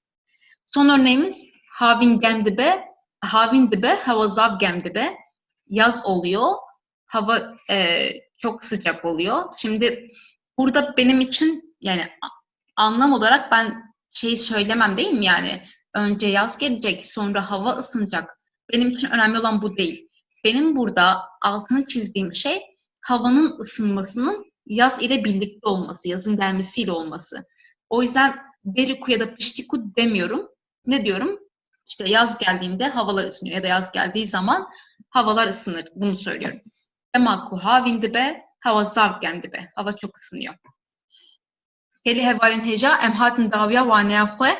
Ev wane hinek waneyekî wisa hûrgulî bû. Em ê dê me tiştên bingehîn me çareser kirin, niha jî em hûrguliyan dinêrin. Hevokên dirêj em saz dikin. Hêvî dikim sûdewar bû. Arkadaşlar dersimizin sonuna geldik ve bu dersimizde böyle biraz uzun cümleler kurmayı öğrendik. Yani çok gramer gibi değildi de biraz ayrıntıya inmek gibiydi. İkinci kurun getirdiği bir şey olarak, bir getiri olarak.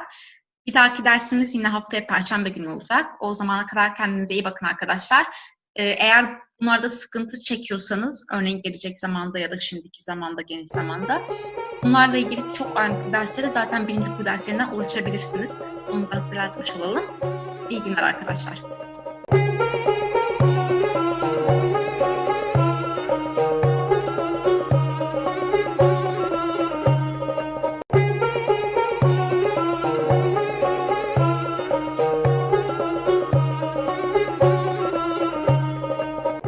Hêlî hevalên hêja û xêratin fêrgeha Kurdî. ایرو مجارمه دویتی و دویتیه مد آستا یکم ده دویتیه به برفرهی دیتی بوله اف هر دو زافتین تبله هفکرن جهیلا واتیه جهیلا راست نویسه جه ام بالا خو راست نویسا بدن راست نویسا و هنک دین تبله هفکرن جبر ویچی مخواست ام به hevdu rahim bibin. Arkadaşlar 3. dersimize hoş geldiniz. Bugünkü dersimizde debate ve debate kavramlarını işleyeceğiz.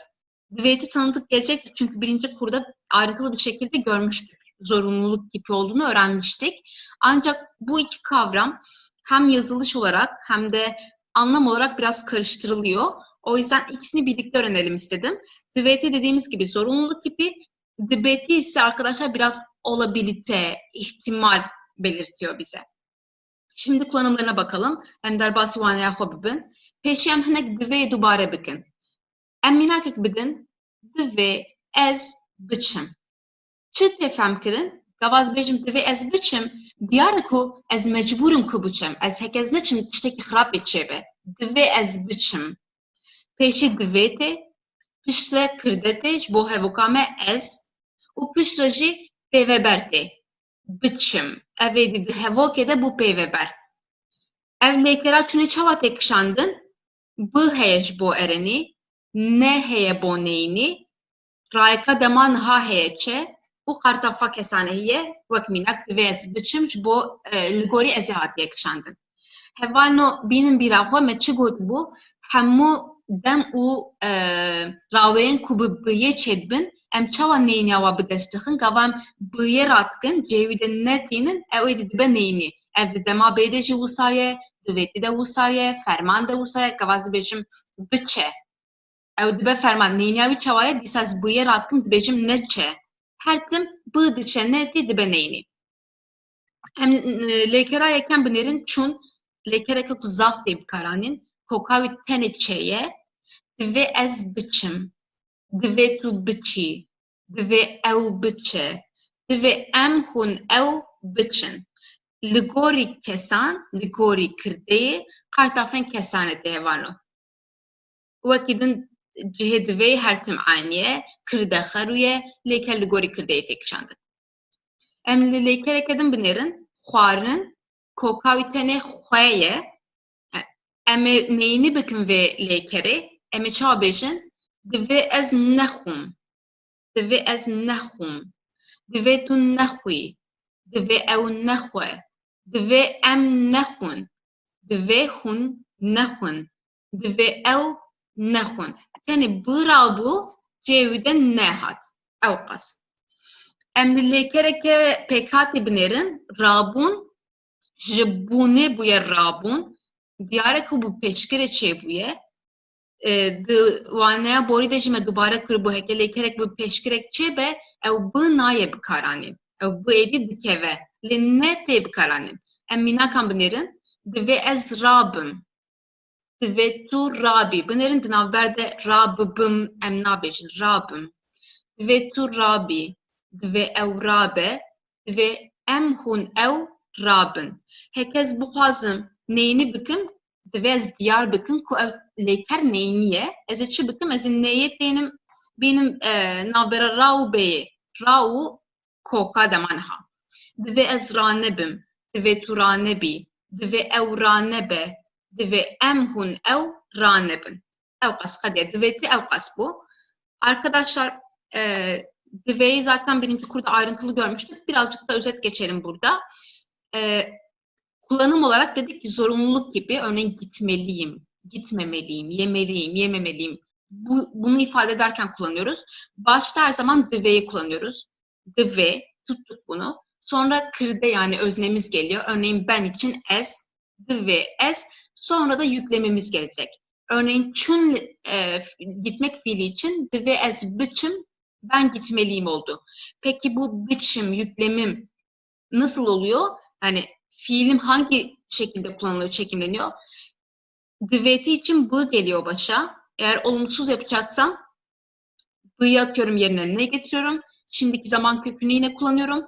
Ez için kişi eklini kullanıyorum. Yani benim öznem için gelen kişi eklerini kullanıyorum.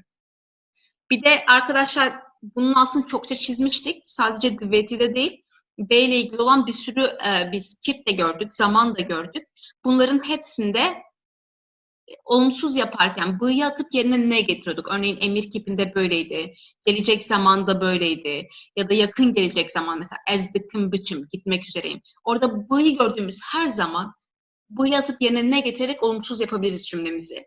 Şimdi fiil örneklerimize bakalım. Tun çokça kullanılan bir fiil. Kökü sadece ç, şimdiki zaman kökü.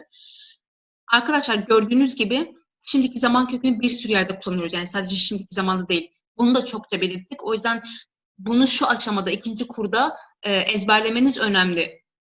Zaten sıra sıra vermiştik. Çok kullanılanları liste şeklinde verdik. Onları mutlaka ezberleyin. Eğer onlara ulaşmak istiyorsanız da birinci kurun şimdiki zamanla ilgili 3 ayrı dersi vardı.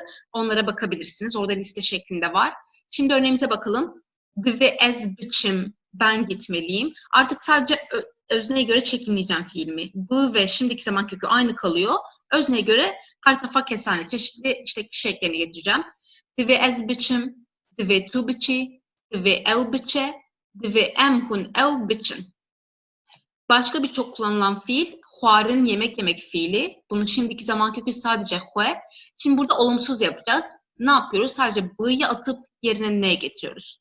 Yine raika demanha yani şimdiki zaman kökü kartafa kesane kişi eki aynı kalıyor. Ve ez nehum ben yememeliyim oldu. Şimdi bunu bütün öznelere göre çekimleyelim. Bütün zamirlere göre. Ve tu nehui, ve ev nehue, ve emhun ev nehun. Zaten çoğullar için olan kişi ekimiz aynıydı. In'dı sadece. In ve neydi? Şimdi de örnekle oluşmuş bir türemiş fiile bakacağız. Rabun fiili. Bu arkadaşlar bun olmak fiilinin başına ra örnekli gelmiş ve rabun uyanmak fiili olmuş. Örnek alarak oluşmuş fiillerde ne dedik? Bu düşer dedik arkadaşlar. Olumsuzunda değil ama olumlusunda b'yı kullanmıyoruz yani. Ve ez rabım ben uyanmalıyım dedik burada. Bakın bım değil. Ve ez rabım demiyoruz. Ve ez rabım diyoruz sadece. Ve turabi sen uyanmalısın. Ve ev rabe o uyanmalı.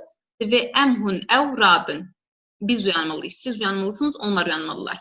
Arkadaşlar olumsuzluğunu belirtirken neyi kullanmak zorundayız? Yoksa olumsuz olduğunu anlayamayız. Ama neyi yine nerede kullanıyoruz? Örnek ve şimdiki zaman kökünün arasında kullanıyoruz arkadaşlar. Çünkü hep tekrar ettiğimiz bir şey var. Türkçe'de her zaman önemli olan asıl fiil. Burada da asıl fiilimiz bun olduğu için, onun da kökü B olduğu için B'nin önüne getiriyorum ben ekimi. Her zaman asıl fiilin önüne gelerekler arkadaşlar. O yüzden olumsuz yapacaksam nasıl söyleyeceğim bunu? Dve ez ranebim. Dve tu ranebi.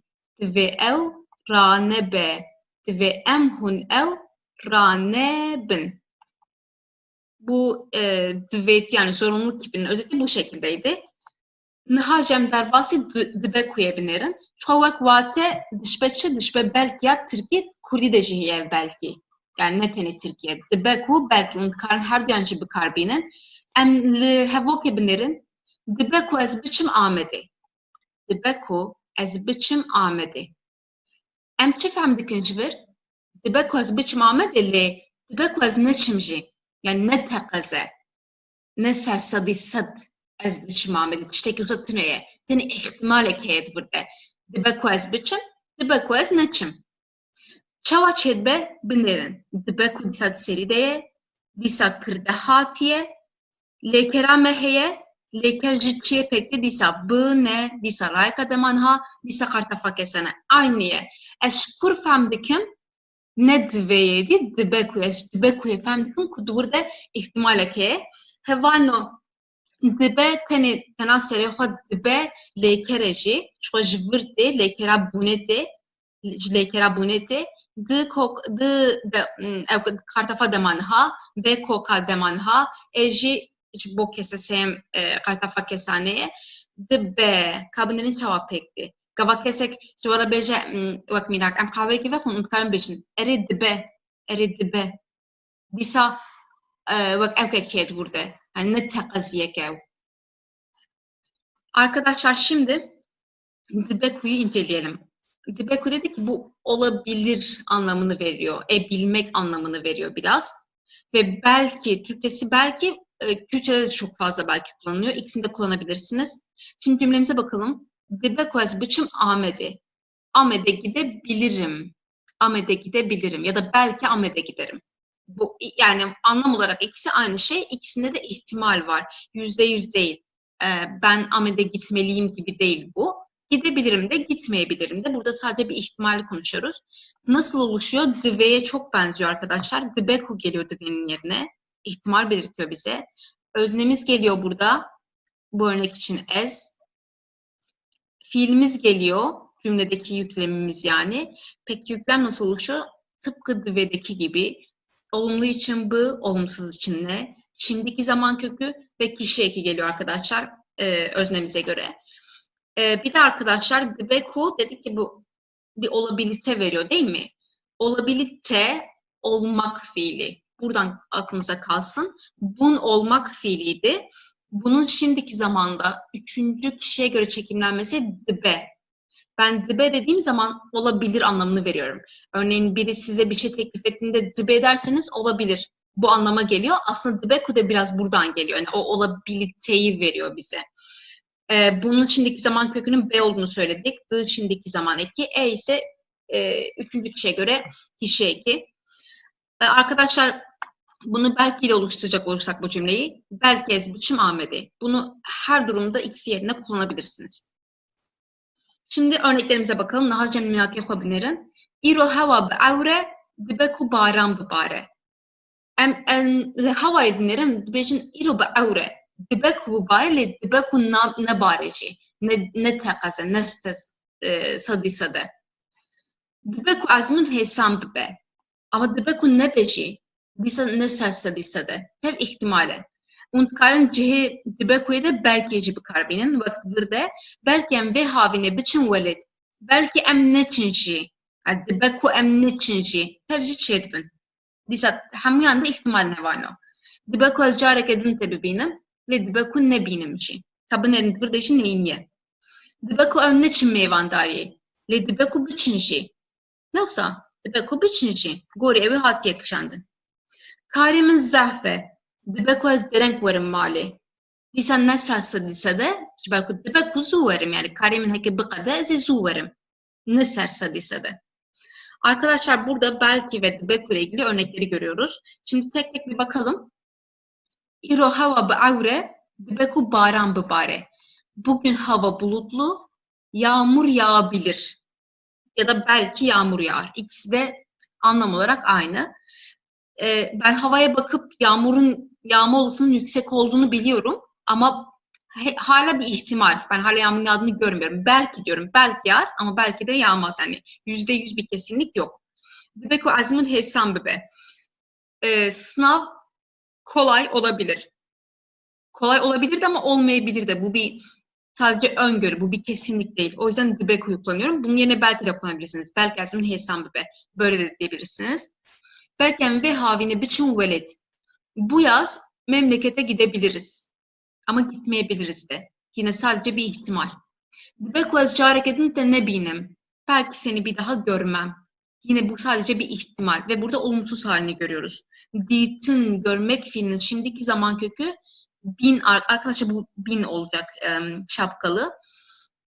Ne binim. Bin şimdiki zaman kökü. Olumsuz yaptık. Ne getirdik başına? Ise kişi eki ez için. Dibeku ev ne için meyvandariye? Onlar meyvan misafirdi. Meyvandari misafirlik oldu artık. Onlar misafirliğe gitmeyebilir ya da belki onlar misafirliğe gitmezler belki de kullanırsam. Ama gidebilir de yine hep ihtimal var burada. Karimin zahfe, işim çok. Dibeku ez derenk verim mali. Eve geç gelebilirim ya da belki kullanacaksam belki ez derenk verim mali. Belki eve geç gelirim. Yine hepsinde ihtimal var. Hem de metn ekibinlerin ha ev metna himkereye çon burada rupeleji dibinin karinleji binlerin. Divre duke sene felatu sinem eminaha bıkarana dibeku belki binlerin hevalno. Peşem binerin felat beje sinem tepiş dizaninge hiç çibiki vakit tuşi dizani ezebibim parezer. Eze sağla peşin staçe bikim. Dibeku ez pişti ve dest bir lisansa bilint bikim. Tüye çibiki kabnerin. Dibeku ez pişti ve dest bir lisansa bilint bikim. Le dibeku nekimci. ne sersadıysa da ihtimal edilirdi. Ez ê karî rojnamegeriyê bikim. Dibe ku ez di televizyonekî de bixebitim. Dîsem dibe ku yê dibînin, lê dibe ku ez nexebitim, ev ne teqeziye. İhtimale heye jî. Ez dixwazim ji bo televizyonan nûçegihaniyê bikim. Xwestekekî ye, li gorî wî xwestekî ihtimalekî ye ji bo felatê. Tu yê li Îstanbulê bimînî? Nizanim, dibe ku ez biçim Amedê. Çixwe ev nizanim hinek ipucu jî dide me. Nizanim, dibe ku biçim, dibe ku neçim jî. Ne diyare, yani ihtimalê ji bo me. Belkî ez jî li Amedê bixebitim. Kabinêrin. Belkî ez jî li Amedê bixebitim. Belkî nexebitim jî. Belki nexebitim jî. Tenê ihtimale. Felatçı dibêje baş e. Arkadaşlar burada Hinter'den aldığım bir metin var. Sayfa sayısı 55, ikinci kurun 55. sayfası. Siz de bakabilirsiniz isterseniz. Burada dibeku ve belki'nin kullanıldığı cümleler var. Şimdi hep birlikte biraz bakalım. Sinem ki pişti zanige çıpiki. Diyor ki bu tipik bir gelecek zaman cümlesi. Üniversiteden sonra ne yapacaksın diyor. Bakın yine böyle oluşmuş. Gelecek zaman çünkü. Vakit tuji dizani ezebibim parezer. Senin de bildiğin gibi, bakın bu bir kalıp, bunu ezberleyebilirsiniz. Vakit tuji dizani, senin de bildiğin gibi, senin de bildiğin üzere ezebibim parezer. Yine bir gelecek zaman cümlesi görüyoruz. Ben avukat olacağım. Eze sağla peşin staj yapıyorum. İlk sene sağla peşin staj yapacakmış. Dibeku ez piştivi des bir lisansa bilind bikim. Belki ondan sonra piştivi lisansa bilind yüksek lisans arkadaşlar. Yüksek lisans yaparım. Diyor ki ondan sonra yüksek lisans yapabilirim diyor. Yine bir ihtimalden bahsediyor. Bir kesinlik yok. Arkadaşlar yüksek lisans yapmalıyım deseydi Sinem, nasıl söyleyecekti bunu? Sadece dibeku'yu kaldırıp yerine dive getireceğiz. Dive ez piştivi des bir lisansa bilind bikim. Ondan sonra yüksek lisansa başlamak zorundayım demiş oldu burada. Diye çibiki sen ne yapacaksın? Eze kari rojname geriye bikim. Ben gazetecilik yapacağım. Dibeku ez de televizyon ekide bixebitim. Dibeku ez de televizyon ekide bixebitim. Diyor ki bir televizyonda çalışabilirim. Çalışabilirim. Ez dixwazim ji bo televizyonan nûçegihaniyê bikim. Ben televizyonlar için muhabirlik yapmak istiyorum diyor. Bakın burada bir isteği var ve ona göre bir ihtimalden bahsediyor. Bu isteği doğrultusunda. Tüyeli İstanbul'u bimini. Yine bir gelecek zaman cümlesi görüyoruz. İstanbul'da mı kalacaksın? Bu man fiilinin şimdiki zaman kökü sadece mindi. Bimini, tuye bimini gelecek zaman cümlesi kurduk. Nizanım. Bilmiyorum. Arkadaşlar şimdi size bir şey hatırlatayım. Birinci kurda bunu görmüştük. Normalde geniş zaman ve şimdiki zaman yanıtı kullanılan yerlerde ez dişim gidiyorum, ez naçım gitmiyorum. Hep nail olumsuzluk yapıyorduk. Sadece iki fiil vardı nı ile olan. Bunlardan biri zanim yani bilmek fiiliydi. Örneğin bunun olumlusu zanım, olumsuzu nizanım. Diğeri ise karim yani yapabilmek fiiliydi. Dıkarım yapabilirim, nıkarım yapamam. Onda bir bilgisini verelim. Dibeku ez biçim Ahmet'e. Ahmet'e gidebilirim. Eğer zorunluluk olsaydı yine burada nasıl diyecektik? Dive ez biçim Ahmet'e. O diveden ben anlayacaktım ki ben Ahmet'e gitmeliyim, gitmek zorundayım. Bir zorunluluk var orada. Belki ez jili Ahmet'e bixebitim. Belki ben de Ahmet'te çalışırım. Başe. Peki iyi diyor. Dive an dibeku. Nihami her can benim bahevdu. Em duhab minakem vek hev binirin. Dive ez biçim zanıngehi. Dibeku ez biçim zanıngehi. Li her du minakem binirin. Cudahi çiye. Dive ez biçim, dibeku ez biçim. Dive ez biçim zanıngehi de selsa disa takaziyek heye. Takazet dive ez biçim yani ihtimali gidin bo mümküneye. Dive takaz ez biçim. Dibeku'ya de ya hevokat biyen de dibeku ez biçim zanıngehi bir de ihtimal heye. Dibeku biçim, dibeku ne çimşi. Ne takazi tüneye divirde. Arkadaşlar şimdi ikisinin yan yana olduğu aynı cümleyi görüyoruz. Biri dive ile oluşturulmuş, biri dibeku ile. Karşılaştıralım. Dive ez biçim zanıngehi, üniversiteye gitmeliyim. Dibeku ez biçim zanıngehi, üniversiteye gidebilirim. Dive ve dibeku bu tek cümlenin anlamını değiştiriyor. İki anlam veriyor bize. Dve ile kullandığım cümlede kesinlik var. Takas kesin demek ya bir kesinlik var. %100 var. Dve ez biçim kesin gitmeliyim. Dbeku ikinci cümlede dbeku ez biçim zangeyi yani üniversiteye gidebilirim ama gitmeyebilirim de bir ihtimal var. İhtimal ekeydi burada. Yani %50 ihtimal gidebilirim de gitmeyebilirim de. İkisinin yazılışına da bakın arkadaşlar. Dve şapkalı dbeku şapkasız Yani ikisi çok karıştırılıyor. Dbeku yazan çok var ama dbeku bu dbe Bu da dve Yani biri şapkalı biri şapkasız. Yazılışını birbirine karıştırmayın o yüzden. Bir de dve ku diyen var. Mesela kuyu dve ile birleştiren var. Yok arkadaşlar. Dve tek başına, dve ku birlikte. Yani yazılış olarak, doğru yazmak olarak buna dikkat edin. Anlam olarak da dediğim gibi dve'de kesinlik var. Dve ku'da bir ihtimal var. Nahacem derbasi himdariyan xwe bibin. Vir de hevok hene em li gorî kevaneka biguherînin. Serê min diêşe ez ê biçim nexweşxaneyê. Em ê vê hevokê bi divêtiyê dîsa saz bikin. Serê min diêşe tamam. Nihazê divê bikarbîne. Divê dihat serî. Ve ez biçim nexweşxaneyê. Arkadaşlar Serem'in değişe başım ağrıyor. Diyeceğiz ki işte hastaneye gideceğim diyor. Bunu divet yani zorunluluk kipiyle oluşturacağız. Ne diyeceğiz? Başım ağrıyor. Hastaneye gitmek zorundayım. Serem'in değişe tamam başım ağrıyor. Şimdi hastaneye gitmek zorundayım. Zorunda anlamını vermek için dive başa geliyor. Ben için ezi kullanıyorum. Fiilimi kullanıyorum. Biçim yine bu ile oluşturdum. Şurada gelecek zaman cümlesi ama bu gelecek zaman cümlesi değil. O yüzden kullanmayın burada. Ve ez biçim nexweşxaneyê. Hastaneye gitmek zorundayım. Bir de arkadaşlar kafanızı karıştırmak istemiyorum ama Türkçe'de bazen nesnenin sona geldiğini görüyorsunuz. Bunun üstüne belki ileride ayrı bir ders yaparız. Bu çok böyle kitaplarda yer almayan bir kural. Şöyle söyleyeyim. Pozisyon olarak yer değiştirdiğimiz fiillerde genelde o dolaylı tümleç, Türkçedeki dolaylı tümlece karşılık gelen kavram sona gidiyor. Örneğin çun gitmek fiili. Hatin gelmek fiili. Bakın bir yerden bir yere geliyoruz. Pozisyon değiştiriyoruz. Es hatin mali. O yüzden o mali sona gidiyor. Ya da ketin düşmek fiili. Es ketim erdi. Ben yere düştüm. Pozisyon değiştirdiğimiz fiillerde o dolaylı tümleç hep sona gidiyor arkadaşlar. Bu da dediğim gibi yani kitaplarda bulmayacağınız bir özellik. Aklınızda olsun eğer hani bazen derseniz niye ezi, şi ve buhum ben yemek yiyeceğim dediğimizde yemek niye sonda değil de eze biçim male dediğimizde male niye sonda. Bu yüzden arkadaşlar eğer bir fiil hareket belirtiyorsa, pozisyon değiştiriyorsa bunlarda dolaylı tümleç kavramına gelen o aslında biz bunları da nesne diyoruz. En arkaya gidiyor, cümlenin sonuna gidiyor. Ceyran Tüne'ye elektrikler yok. Tıbecin hatta var için naye. Akşama kadar işte gelmeyeceğini söylüyorlar. Ama ve hevoki bir tıbekuye çekinç. Berko cuateci diyarı tıbecin hatta var için naye ile takaz nizanın tenevus tıbecin. Burada bir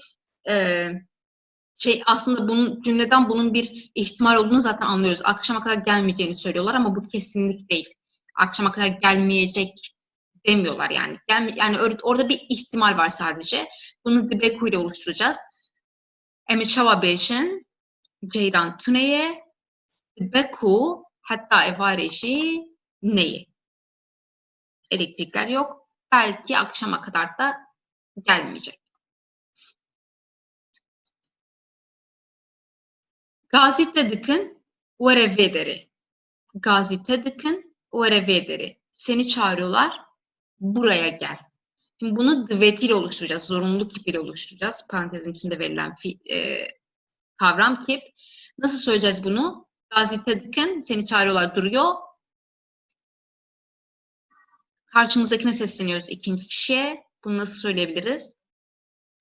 Gazete dikin dvetu vederi. Emir kipinde ne yapıyoruz? Vere. Bu artık gel demek oluyor. Ama dveti'de nasıl söyleyeceğiz bunu? Dvetu veri. Her ne kadar emir verirken tu söylememize gerek yoksa da dveti'de bu var. Hevale min duhazın hini kurdi bibin. Arkadaşlarım Kürtçe öğrenmek istiyorlar. Ev de fikrin kubiçin enstitüye kurdi. Onlar Kürt enstitüsüne gitmeyi düşünüyorlar. Şimdi zaten düşünüyorlar. Buradan aslında bir kesinlik olmadığını anlıyoruz. Em fem dikin ku divre taqazitune ihtimale ki. Nexwe me çawa bêjin hatê vederi bi heman şeklî dimîne ya din de em ê êdî xwe diyar em ê dibe ku yê bikarbînin. Hevalên min dixwazin hînî Kurdî bibin. Dibe ku ew biçinin stûya Kurdî. Zaten burada düşünüyorlardan onun ihtimal olduğunu anlıyoruz. Arkadaşlarım Kürtçe öğrenmek istiyor. Onlar Kürt Enstitüsü'ne gidebilirler. Yani, ya da şey edebiliriz. Belki ew biçinin stûya Kurdî. Belki Kürt Enstitüsü'ne giderler. Bu şekilde de kullanabiliriz. Gelê varên hêja em hatin dawiya waneya xwe. Waneyeke xweş bû yani di jiyana rojane de ev micar zav tê bikarin û zav derdikeve pêşa me. Ji ber wê jî mixwastem hev du her duyan rûbirû bikin û hîn bibin. Hatta waneyeke din xwe baş binerin bi xatirê we.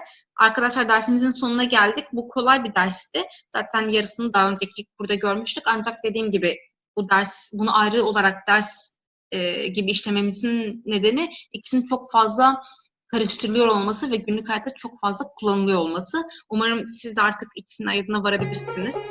Farkını öğrenmişsinizdir. Bir dahaki dersimize kadar görüşürüz. Kendinize iyi bakın arkadaşlar. Hoşça kalın.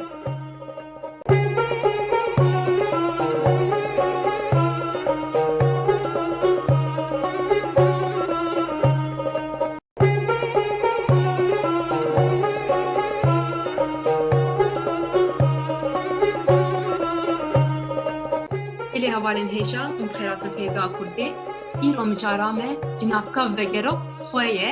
Ez bawer dikim ku hûn jî wisa difikirin ev xwe zav tê bikaranîn. Di vê waneyê de em ê hînî bikaranîna wê bibin. Ka di kîjan rewşan de tê bikaranîn. Gava çi dibe em dibêjin xwe. Arkadaşlar 4. dersimize hoş geldiniz. Bu dersimizde cinavka vegerok xwe kavramını işleyeceğiz. Artık cinav biliyorsunuzdur zamir demekti. Yani bir zamir türünü işleyeceğiz aslında. Peki hangi zamiri? Cinavka vegerok arkadaşlar dönüşlülük zamiri demek. Dönüşlülük zamiri. Veger zaten dönmek demekti. Oradan geliyor. Türkçe'de bunun karşılığı dönüşlülük zamiri kendi var. Ama Türkçe'de bunun karşılığı hue. Yani dönüşlülük zamiri hue. Kullanımı ise Türkçe'dekinden farklı. Onun da bilgisini verelim. Çünkü Türkçe'de arkadaşlar işte kendi, kendim, kendisi böyle onu kişilere göre söyleyebiliyoruz ama hue asla ama asla hiçbir eki almaz. Hep böyle alındır. Hüküm eki almaz, kişi eki almaz, hiçbir eki almaz. Böyle sade olarak kullanılıyor. Şimdi ilk dersimize geçelim. Em peşimet nafa bixwînin. Navê min Sozar e. Xuşkeke min heye. Navê xuşka min Rûşen e. Ez û xuşka xwe sibihan zûra dibin. Ez bi xwe hişyar dibim û xuşka xwe jî hişyar dikim. Em piştî taştê spartekên xwe çê dikin û derdikevin derve ji xwe re dilîzin. Ez ji xuşka xwe zav hez dikim. Arkadaşlar burada bir metin var ve burada xwe'nin farklı farklı kullanımları var. Yani hepsi aynı kullanım değil. Şimdi biraz analiz edelim bu metni, inceleyelim. Benim adım Sözdar, bir kız kardeşim var. Kız kardeşimin adı Ruşen'dir. Tamam, buraya kadar biliyoruz zaten. Ez xuşka xwe sibihan zûra dibin. Ben ve kız kardeşim sabahları erken uyanırız ya da erken uyanıyoruz. Bakın bir kullanımı burada. Ben ve kız kardeşim. Arkadaşlar şöyle bir ipucu vereyim. Bunu bizim öğrencilerimiz de çok soruyor. Hatta bu yanlışı da çok yapıyorlar. Benim kız kardeşim dersem xuşkamın doğru bir kullanım. Ama kız kardeşim yani mantık olarak direkt kız kardeşim böyle söylüyorsak xuşka xwe daha doğru. Birazdan çok ayrıntılı bunun kullanımını göreceğiz. Ez bi xwe hişyar dibim û xuşka xwe jî hişyar dikim. Bakın burada da bir xwe görüyoruz. Ez bi xwe hişyar dibim. Ben kendim uyanıyorum. Burada ne var arkadaşlar? Burada vurgu var değil mi? Biraz vurgu var burada.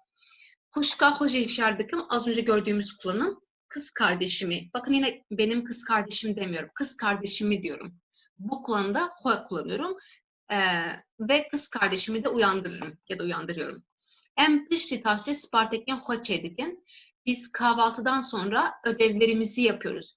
Bakın yine tıpkı buradaki gibi benim ödevlerim demiyorum. Ödevlerimi ya da ödevlerimizi diyorum. O yüzden yine xwe kullandık. U derkevin der ve şuara dilizin. Bu da Türkçe'de olmayan bir kullanım ve dışarı çıkıyoruz. Kendimize oynuyoruz. Aslında bunun motomot çevirirsek böyle. Zaten bu Türkiye'de de çok fazla şey olan, tiye alınan bir konu. Kendime gidiyorum, kendime çalışıyorum, kendime geliyorum. Ama arkadaşlar Kürtçenin mantığında bu var. Yani çünkü dillerin mantıkları birbirinden farklıdır. Tabii ki doğrudan Türkçe'ye çevirince ya da Kürtçe düşünüp Türkçe söyleyince böyle şeyler olabiliyor ama dediğim gibi yine bunun bir temele dayanan bir konu. Böyle bir kullanım Kürtçe mantığında var. Yani kendimize oynuyoruz, böyle kendi halimizde oynuyoruz gibi belki düşünebilirsiniz. Ezce kuşkaho zafezdikim. Yine tıpkı şuradaki kullanım. Ben kız kardeşimi çok seviyorum. Yine benim kız kardeşim demiyorum. Kız kardeşimi diyorum. Bunları tek tek açıklayacağız bu gramerlerine göre analiz ederek. Em li pêşî rewşa yekem binêrin. Bireser û kirde hema kes bin. Ango bireser vegere li ser kirdeyê, cînavka vegerok xwe tê bikaranên. Çi dibêje di vir de hevanû? Dibêje bireser û kirde yek kes bin, heman kes bin. Yani keseke duyem tune ye. Tenek yek kes heye. Em mînaka vê derê binêrin. Ez xwe dibînim. Kabinêrin ez xwe dibînim. Ez û xwe di vir de heman kesin. Kesek te ne heye. Keseke duyem tune ye.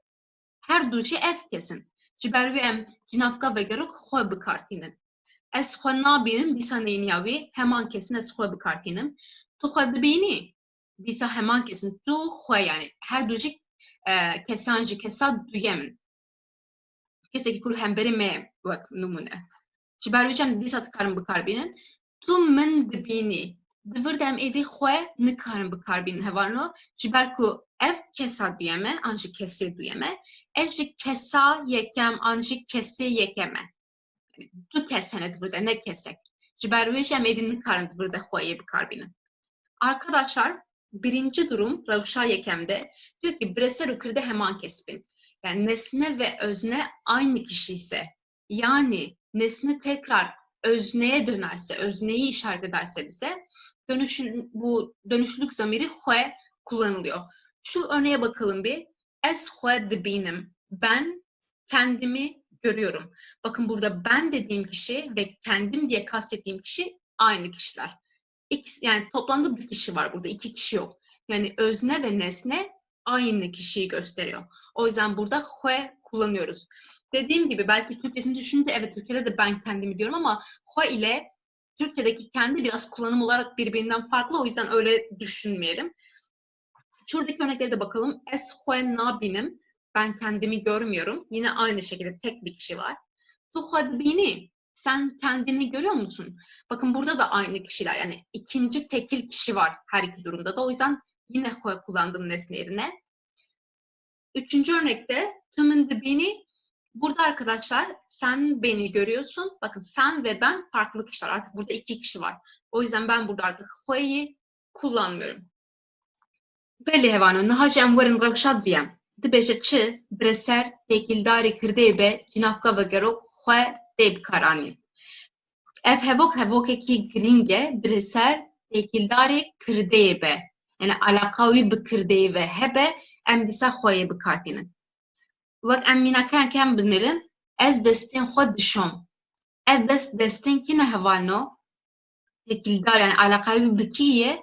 Dîsa bi ezê heye ne wisa ev destên heman kesê ne têkildarin. Ji ber wî jî divê ez vir de xweyê bikarbînim.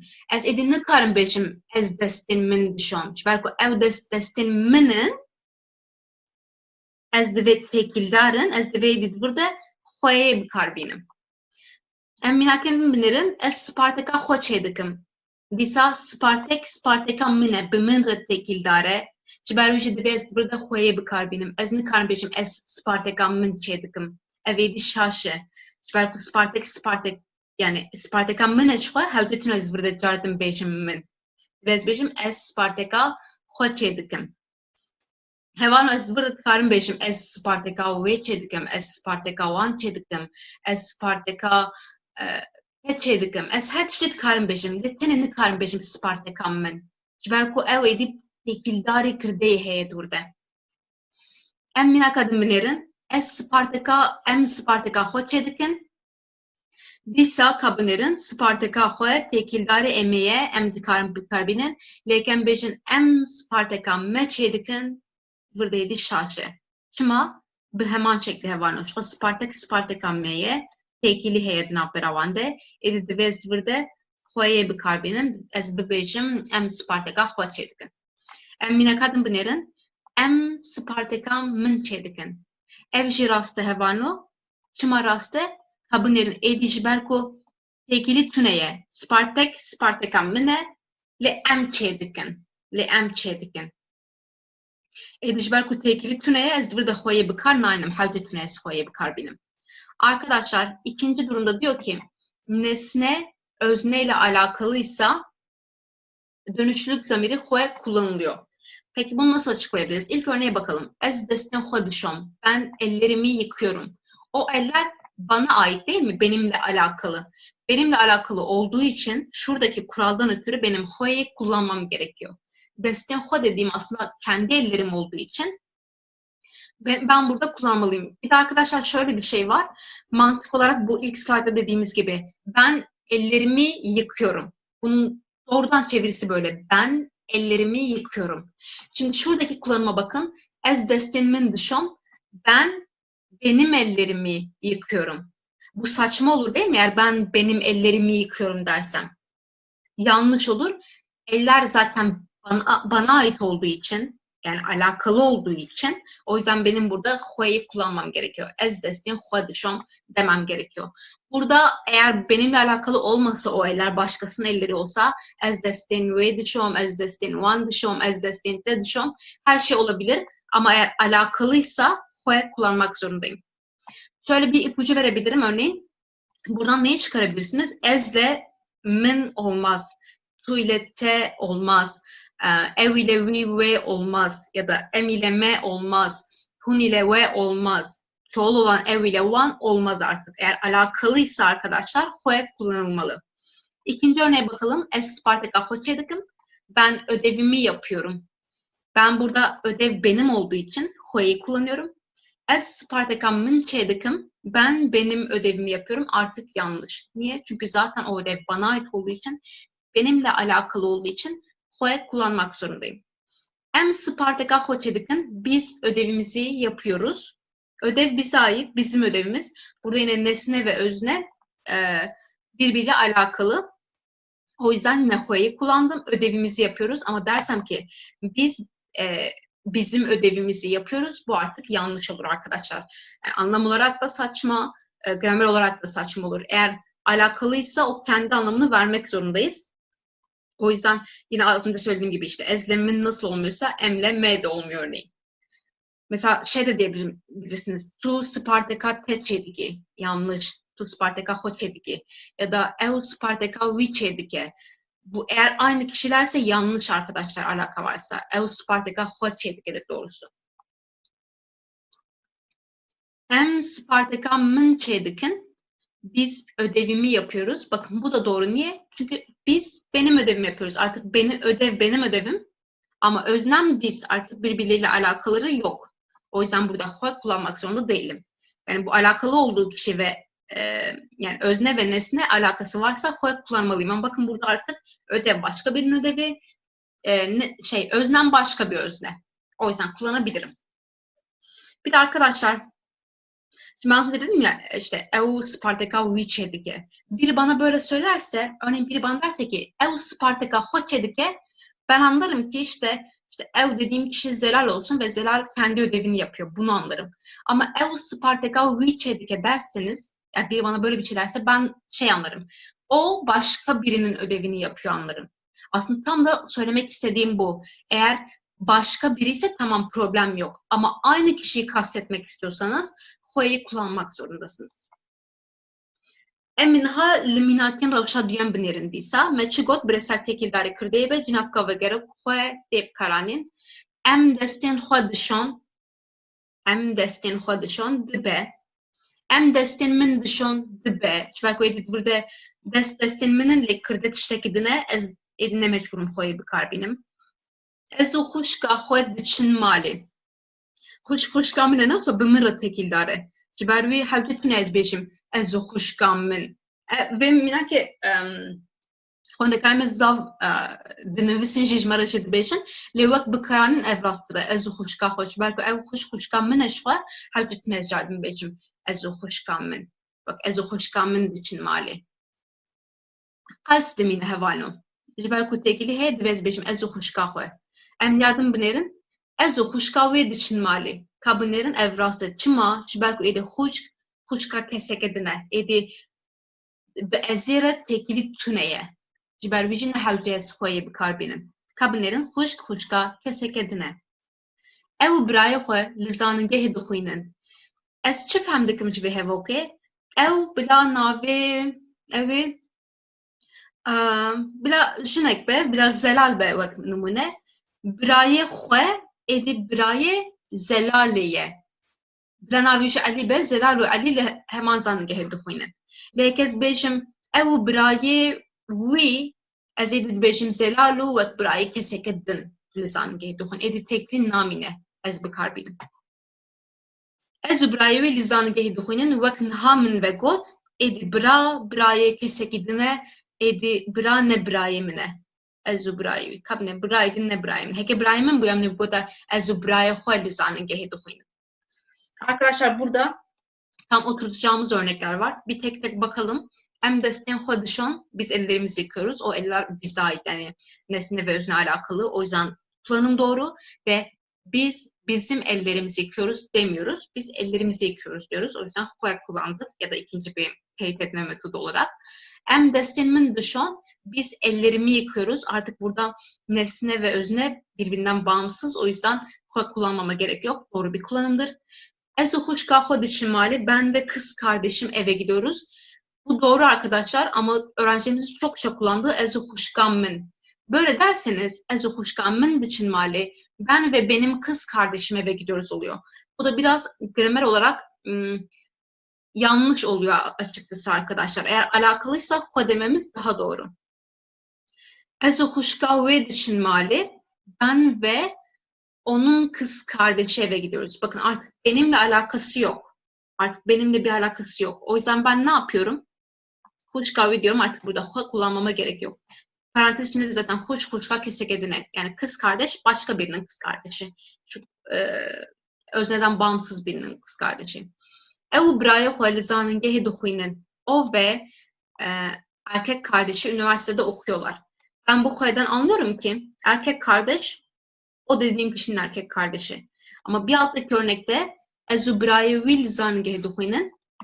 Ben ve onun kardeşi üniversitede okuyoruz. Bakın artık ez û birayê xwe diyemem. Ben ve kardeşim diyemem.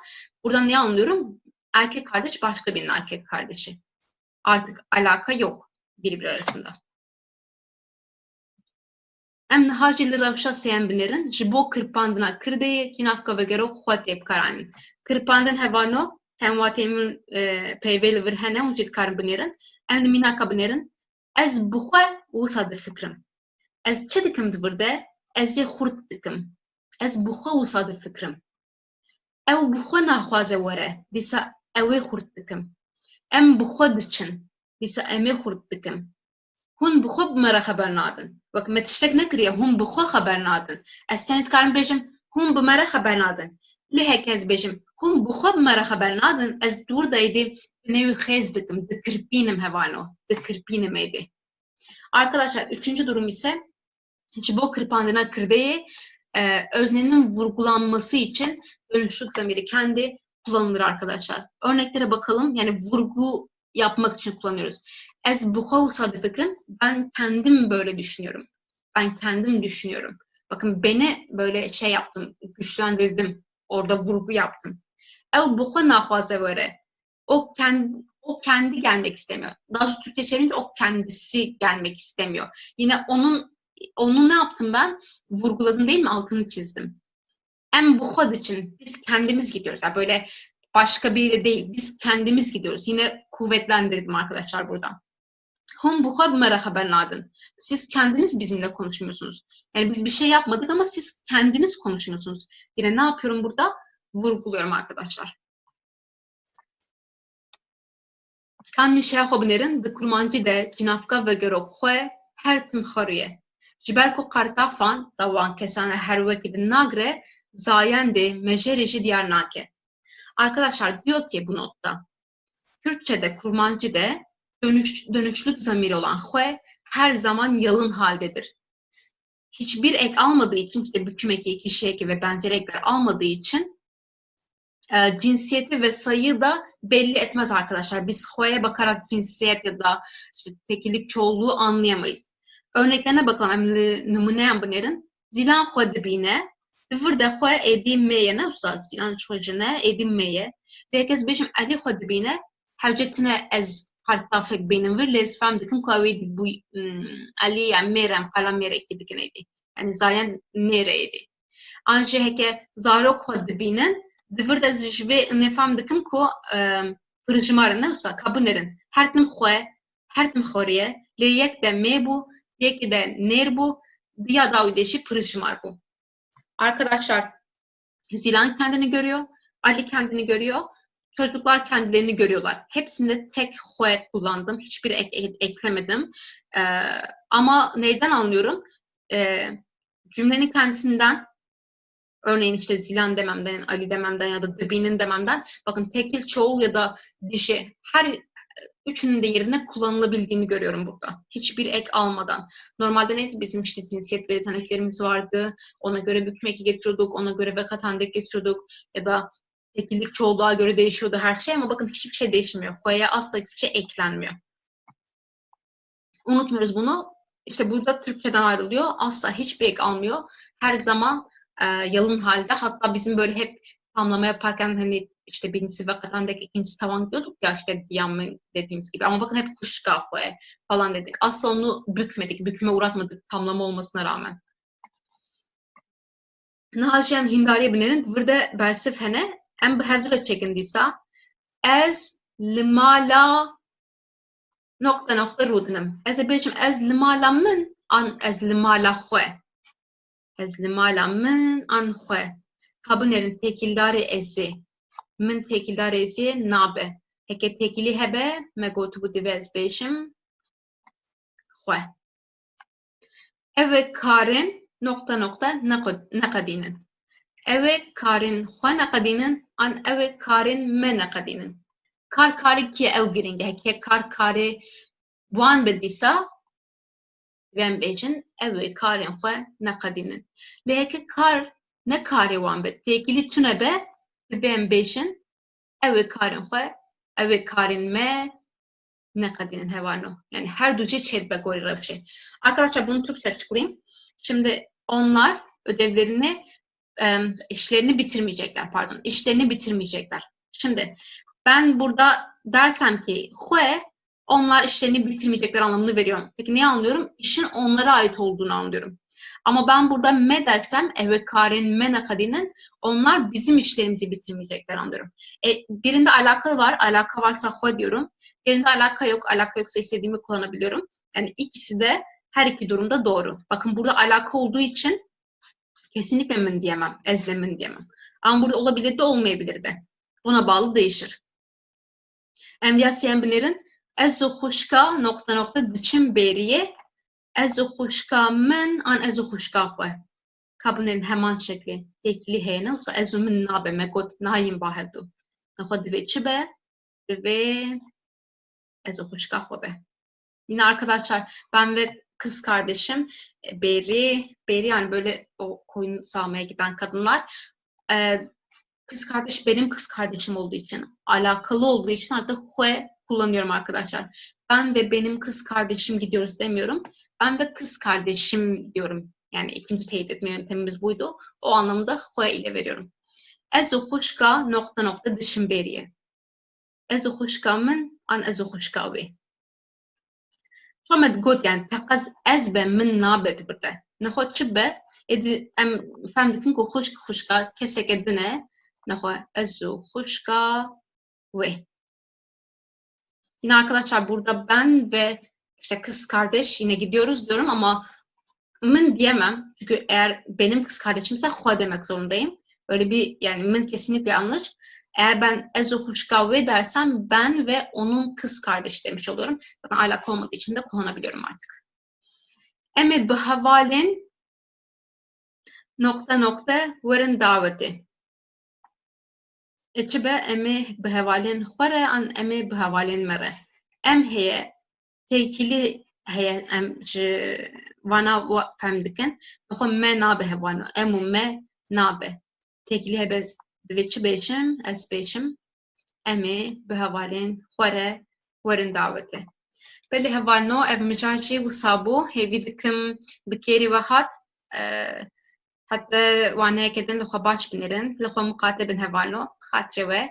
Arkadaşlar diğer derste görüşmek üzere. Umarım sizin için de faydalı bir ders olmuştur.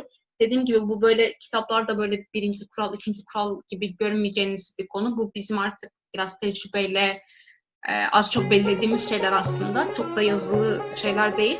Umarım sizin de işinize yarar. Belki derse kadar. Hoşça kalın arkadaşlar.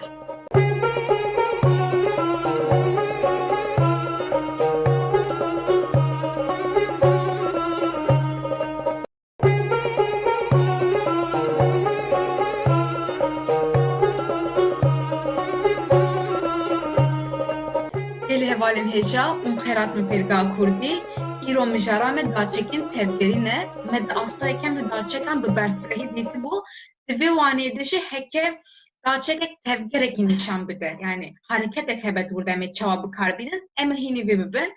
Arkadaşlar 5. dersimize hoş geldiniz. Bugünkü konumuz çok güzel bir konu. Daçek konusunu daha önce görmüştük. Edat demekti. Daçek'in tevgerin ise arkadaşlar hareket bildiren edatlar demek. Tevger zaten kendisi hareket demek. Bu konu güzel bir konu ve karşılaşabileceğimiz, aslında mantıklayabileceğimiz bir konu. Böyle çok Türkçe karşılığı olmayan bir konu yine. O yüzden dikkatlice dinleyin siz de. Şimdi ilk dersimize geçelim. Hevalên hêja me di astayekê de me ji xwe daçeka dîtibû. Du de daçekekê bingehîn me dîtibû. Çi bû? Di de. Wek mîna pisîk di pacê de ye. Ez ji vir çi fehm dikim? Pisîk di pacê de li wir sekin ye. Yani tevgerek, hareketek tune dur de. Lê heke derbasbûnek hebe. Heke pisîk ji wê pacê derbas bû beze çawa bêjim. Pisîk di pacê re derbas dibe. Heke ez êdî bi rêyê çêkim vîneka, ez çi wat tê didim? Êdî hareketek ye. Ji derva ketiye hundir, an ji hundir derketiye derve. Yani hareketek êdî bide, cihê xwe guherandiye. Cudahiya we ev e. Cudahiya di de û di re. Heke em bêjin pisîk di pacê de seknek, heke em bêjin pisîk di pacê re, em ê fehm bikin ku de tevgerek ye. Arkadaşlar, Daçek konu dersimizde dı çok ayrıntılı görmüştük ve dı'nın böyle İngilizce'deki et gibi, Türkçe'deki dade gibi anlamları olduğunu, bulunma haleki olduğunu görmüştük. Eğer duruyorsa, örneğimize bakalım, pisik de pacede. Eğer bu örnekte kedi ya da normalde bir şey öyle yerindeyse dı diyebiliriz. Hatta demiştik ki dı sınırlar çok önemlidir bizim için dı'dan farklı olarak. Yani bulunduğu yer işte ya küçük bir yerdir ya da işte özellikle belirtiriz nerede olduğunu. O zaman dı kullanırız. Kedi işte pencerede diyoruz burada.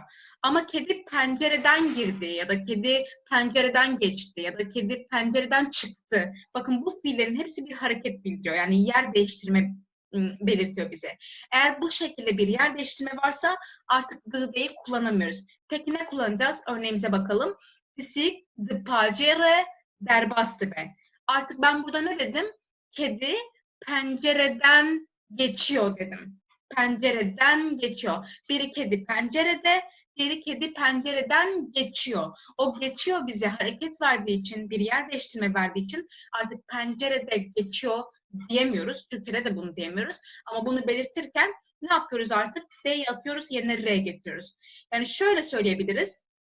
Artık o hani D ile olan bir sürü edatımız var diye işte de temelinde. Dibinde örneğin altında demekti, diserde üstünde demekti, dınavda içinde demekti. Artık bunların hepsinde D'yi kaldırıp yerine R'yi getirirsek hepsinde bir hareket katmış oluruz, bir hareket belirtmiş oluyoruz. Yani D derken second yani bir duraklama, duraksama var ama R derken artık tevger yani bir hareket var artık. Dedik ki de bulunma veriyor. Re daha çok dan ama ayrılma haliki olan değil. Oradan geçme anlamı olan dan veriyor. Peki dibin de altındaydı. O zaman dibin re dersem böyle altından geçiyor, altından gidiyor diyebilirim değil mi? O zaman böyle altından olarak çevirebiliriz bunu. Ya da dışarı de üstünde demekti. Ama orada bir hareket varsa, yer değiştirme varsa artık dışarı kullanmam gerekiyor. Sınav da içinde demekti. Ama ben bir hareket belirtiyorsam, eğer içinde ama bir hareket var orada, yer değiştirme varsa içinden diyeceksem yine D'yi atıyorum, yerine R getiriyorum ve dınav R oldu. Arkadaşlar D ile dınav D'nin yani ikisi de bulunma haleti veriyordu. Ama farkını bunu birinci kurda ayrıntılı görmüştük. Yine oradan bakabilirsiniz siz de. Birinde tam olarak içinde demek istiyorum. Diğerinde içinde olması değil, bulunması bizim için daha önemli. Yani şurada özellikle belirtiyorum. Dınavde ya da dınavre. Özellikle içinden. Onu belirtiyorum. O zaman navda ekliyorum. Zaten nav tek başına iç, hatta karın demek. Diğer bir anlamı da. Şimdi bunları tek tek bakalım. Şunları tek tek bakalım farklarına. Böyle hevalin heja. Nahara vekir em kabinlerin tavaçedbe. Kaklibaz dısar bahrera dıfırın. Kaklibaz dısar bahrera dıfırın. Ejvir çifem dikim. Dısar bahrene lelvur naseknen. Edilur naseknen cehod goynen. Ciberbeş ez çava dibêjim dısar bahre re. Ew re wataya tevger edbenin. Bi heman şekilde zêdî dikarim hemûyan bikarbînim. Pisîk dibin kursiyan re dixirxile. Ez dîsa çi fehm dikim? Pisîk dibin kursiyan de ye lê di cihê xwe de nasekine, cihê xwe digwerîne wek mînak ji bo vê lêkerê dixirxile. Ji ber vê jî ez êdî vîneka bi rêyê bikartînim. Arkadaşlar dışarıda üstünde, dibinde, altında demekti. Şimdi örneklerimize bakalım. Kaklibaz dışarı bahrera dıfrın. Martılar denizin üstünden uçuyor. Denizin yani üstünde durmuyor. Orada artık bir hareket var. Eğer sadece üstünde dursa tamam dışarıda diyebilirim. Dışarı diyebilirim ya da. Ama orada bir hareket varsa artık, yer değiştirme varsa, örneğin uçmak fiili bize bir hareket belirtiyor zaten. Fiilden de anlaşılıyor. O zaman R'yi kullanmak durumundayım. Nasıl diyeceğim? R'yi atıyorum, yerine R getiriyorum. Dışarı bahre re sıfırın. Bir de arkadaşlar edatlardan sonra isimlerimiz büküm haline uğruyordu. Bunları da ayrıntılı görmüştük. Bakın örneğin burada bahre artık büküme uğramış. Dişil büküme kalmış. Şuradaki örnekte şimdi kedi sandalyelerin altında diyebilirim. Ama ben buradan ne anlarım? Sandalyelerin altında duruyor. Eğer hareket ediyorsa ben altında diyemem artık. Onu belirtmem gerekiyor. Nasıl söyleyebilirim bunu? Örnekteki gibi psik dibin kursiyan re dıhırhıle kedi sandalyelerin altından sürünüyor arkadaşlar. Dıhırhıle böyle sürünmek anlamını veriyor. Zaten fiillerden de anlıyoruz yani işte uçmak, geçmek, girmek, sürünmek, düşmek belki. Yani bu şekilde hareket bildiren fiilleri böyle edatlarla kullanabiliyoruz. Zaten bu fiillerin kendisinde, doğasında yer değiştirme var. Evet, buradan da dedik kedi sandalyelerin altından sürünüyor. Bele, em ji dirê devam dikin, em ê dilêzêde dikin dîsa di nav re. Çi bû hekem bêjin di nav de wek pisîk di nav qutiyê de ye, pisîk di nav malê de ye. Em dikarin wisa bêjin, lêzê çi fehm dikin? Pisîk dur disekine. Heke pisîk li cê xwe nesekine. Hareketek bike, cê xwe biguhere nêzê çawa bêjim, wek mînakê pisîk di nav qutiyê re derbas dibe. Di nav qutiyê re derbas dibe. Çima re ji ber ku êdî cê xwe de nasekine. Heke cê xwe de bisekine. Heke qutiyek hebûya, tê de pisîk hebûya, min ê çi bigota? Pisîk di nav qutiyê de ye. An jî pisîk di nav qutiyê de disekine. An jî pisîk di nav qutiyê de radize. Ferq nake. Lê heke tevgerek hebe cê xwe guheran dibe wek mînaka vê derê, ez çi bêjim? Di nav qutiyê re derbas dibe. Bi heman şeklî li ber an jî di ber de seknek heye. Mesela ez li ber darê me. Ez di ber darê de me. Wek vê. Li ber ji bo vî zaptir tê bikarin. Lê heke seknek tune be, tevgerek hebe. Heke ez cê xwe de neseknim, ez derbas bibim şûr. Wek vê mînakê. Pisîk di ber dîwer re derbas dibin. Ez ê çawa bêjim? Dîsa zêdî rêyê bikarbînim û ev re wateya tevgerê bide min. Pisîk di ber dîwer re derbas dibe. Me gotibû piştavçek hertin ditewin, em dikarin bêjin dîwarî, an jî em dikarin bêjin dîwer, ev jî şikleke tewangê ye. Em ê dersa dawî avê astê de em ê vê miçarî bibînin. Yani tewanga bi vê şeklî em ê bibînin. Evet arkadaşlar, the ile oluşan edatlardan devam ediyoruz şimdi. The now de içinde demekti. Bunu öğrenmiştik. Ama içinde durmuyorsa, içinden anlamını vermek için, yani hareket varsa, tıpkı bu örnekteki gibi ne yapıyorum? D'yi atıyorum, yerine R getiriyorum. Bisik nav kutiye der bastı be. Kedi kutunun içinden geçiyor demiş oldum. Zaten geçiyor fiili anlaşılacağı üzere bir hareket belirtiyor, yer değiştiriyor. Böyle fiillerle R kullanmak durumundayım. Örnekleri de görüyorsunuz zaten değil mi? Yerinde durmuyor, oradan geçiyor. Eğer ben yanında demek istiyorsam daha çok liber kullanılıyor aslında yanında için. Liber'de de belki kısmen kullanabilirsiniz. Ya da bazı yerlerde kullanılıyordur. Ama durmuyorsam ben yanında, örneğin ben ağacın yanındayım diyebilirim ki ez liber dareme. Ama eğer ben geçiyorsam oradan, ağacın yanından, orada durmuyorsam ama duvarın yanından ya da ağacın yanından, bir şeyin yanından geçiyorsam, yer değişiyorsam bu örnekteki gibi diyeceğim. Bisik liber diver der bastırın. Kediler duvarın yanından geçiyor. Bakın yanından geçiyor. Yine burada artık ben hareket bildirdim arkadaşlar. Bir de arkadaşlar az önce de söylediğim gibi edatlardan sonra isimlerimiz büküm haline uğruyordu. Şurada görüyoruz zaten dişil büküm eki. Burada diver de aslında büküme uğramış. Ama bu bükümün bir küçük bir nüans, farklı bir şekli. Bu kurun son dersinde buraya da değineceğiz. Her zaman edatlardan sonra büküme uğrar. Bunu unutmuyoruz. Böyle ember devam bükün. B ve şu emeli zanen evce nokta edin navancı tiştek devreleri. Vataya çirde, vataya da Türkiye'de doğru ve vataydı de. Em bu xuyinin de bece tevger berbi aliye gibi. Tevger berbi aliye gibi. Yani ez ceki de çim ciheki ez ve nişan dedim. Em minaken xobinerin tu bi kuvvedici, tu bi kuvvedici. Kabinerin disa tevger ekiye. Ama tene aliye tene ez berbi aliye gibi tene diçim. Ne her du aliye. Anji ez bi aliye jor vediçim. Ez bi aliye jor vediçim. Disa her duyan dişi tevger hene. Arkadaşlar b ve bunları tek tek Türkçe açıklayayım çünkü kullanımları önemli ve yine mesela sınav kağıtlarında öğrencilerimizin bu konuyu karıştırdığını görüyoruz, kafalarını karıştırdığını. O yüzden böyle güzelce anlayalım. B ve Türkçedeki doğruya karşılık geliyor. Bir yere doğru gitmek arkadaşlar. Örnekte de diyor, cümlede de diyor ki tevger berbi aliye gibi, yani hareket bir yöne doğru arkadaşlar. Bir yere doğru gidiyorum, eve doğru gidiyorum, çarşıya doğru gidiyorum. Bu o doğru anlamını vermek için bu ve'yi kullanıyorum. Artık neresiyse onu ortaya getiriyorum. Tu kuvvetici nereye gidiyorsun? Motomot çevresini çevirecek olsam nereye doğru gidiyorsun?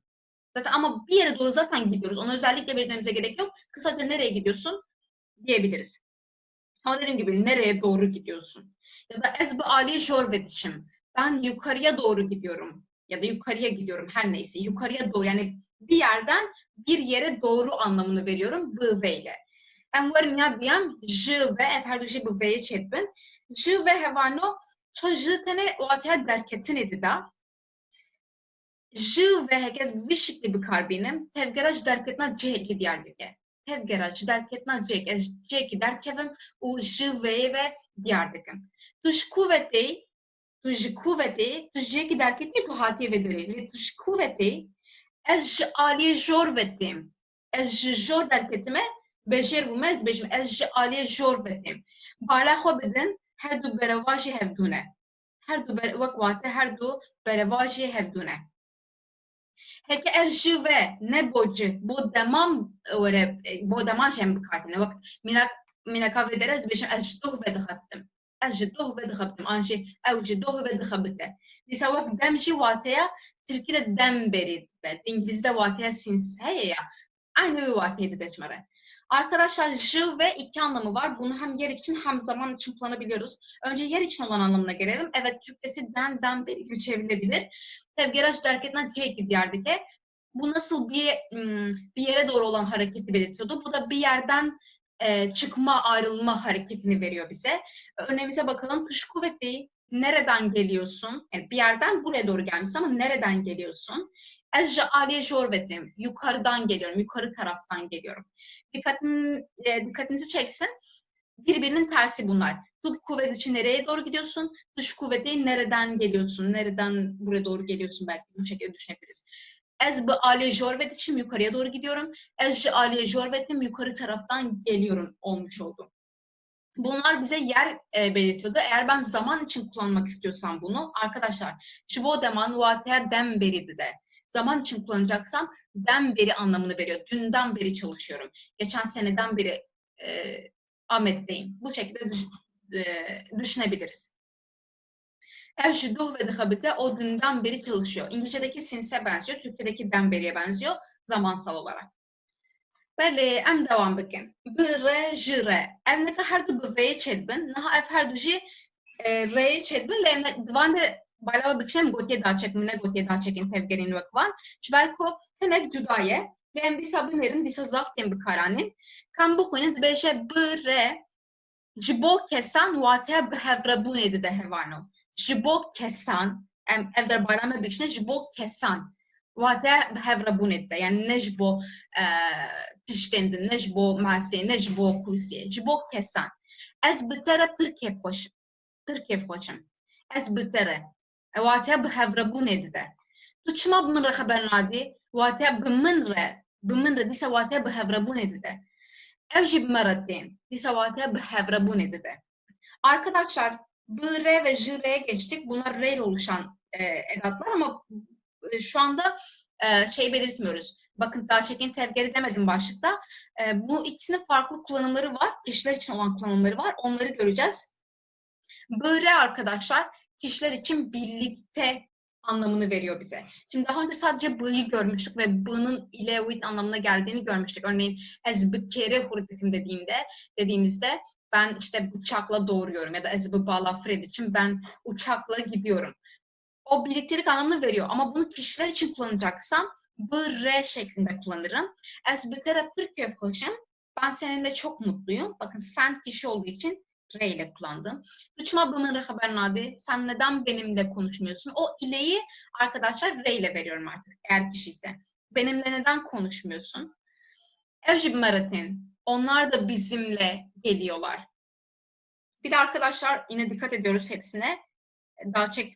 Dağçekten sonra hep büküme uğruyor. Hep o yüzden eğer biz zamirleri kullanacaksak bükümlü zamirleri kullanıyoruz. Em werin ji re'yi, ji re ji bo kesan dibêje ev Tirkiye bak ismin a hali derbast be. Kurdiya jî bi vî şeklî em bi ji re'ye wî watê didin. Em mînakê bidin. Em neka di Almanî de neşaçmın wek halê dative. Di Kurdî de jî ji re. Ji bo kesan dîsa. Ez ji deya xwe re qebdek gul bînim. Ez ji te re dibêjim wisa neke. Tu çima ji min re tiştek nabêjî? Tu çima ji min re tiştek nabêjî? Bila bala we bikişinin ev dîsa tenê ev te bo kesan tê bikaranîn hevano.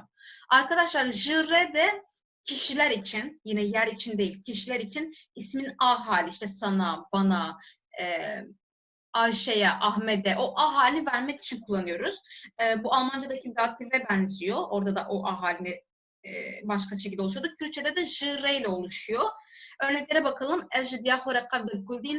Ben anneme bir demet gül getiriyorum, bir demet çiçek getiriyorum. Anneme demiş oluyorum burada. Bir de dikkatinizi çeksin. Diyahue, anneme. Benim annem demiyorum. Anneme diyorum. O yüzden annem benimle bağlantılı olduğu için burada min değil, hue kullandık. Ben sana diyorum ki böyle yapma. Ben sana böyle yapma diyorum. Yine sana. Bakın o a halini verdim.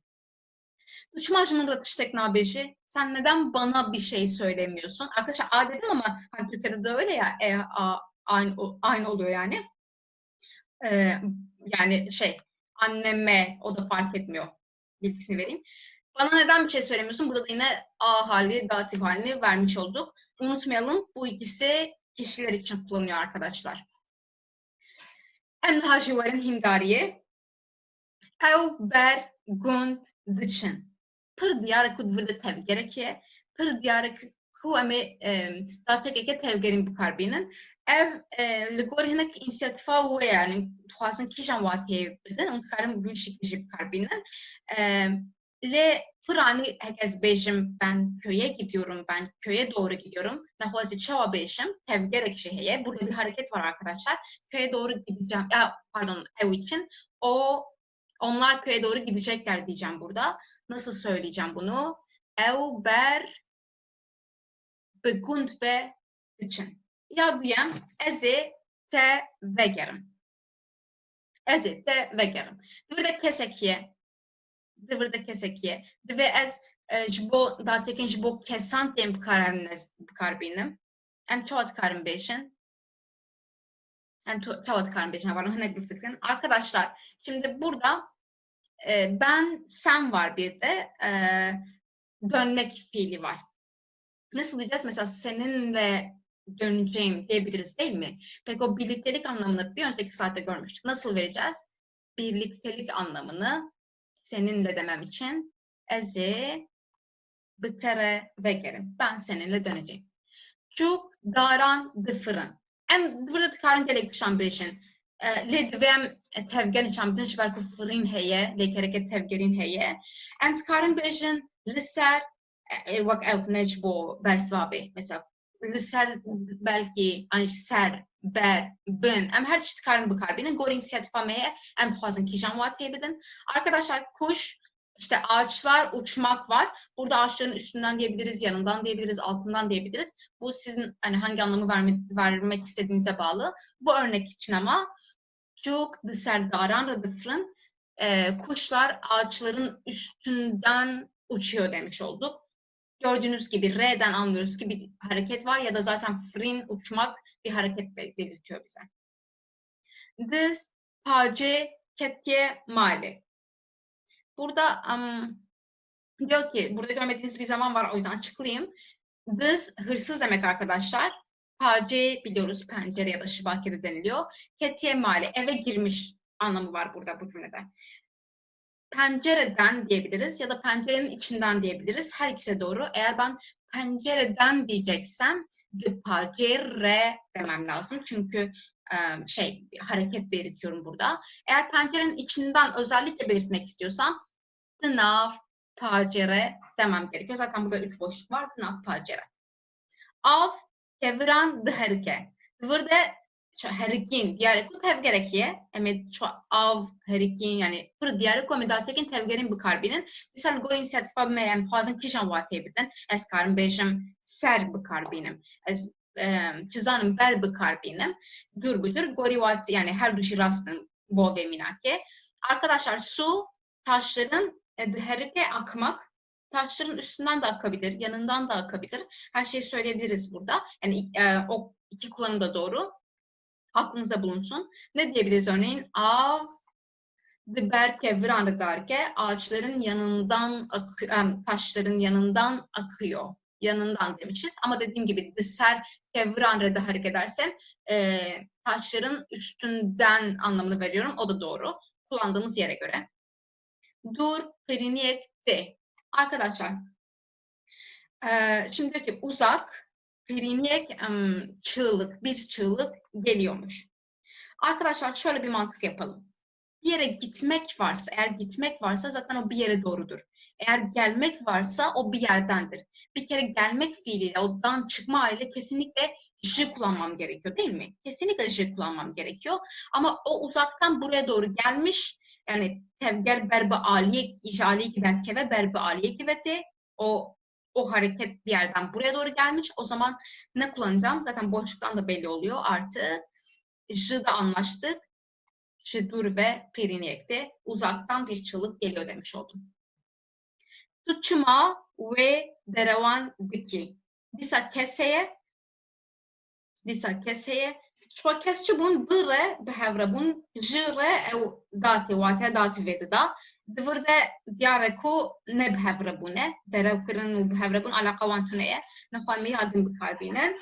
Arkadaşlar şimdi çevirelim. Sen neden o yalan söylüyorsun. Şimdi kişilerle birlikte kullanılan 2 tane vardı.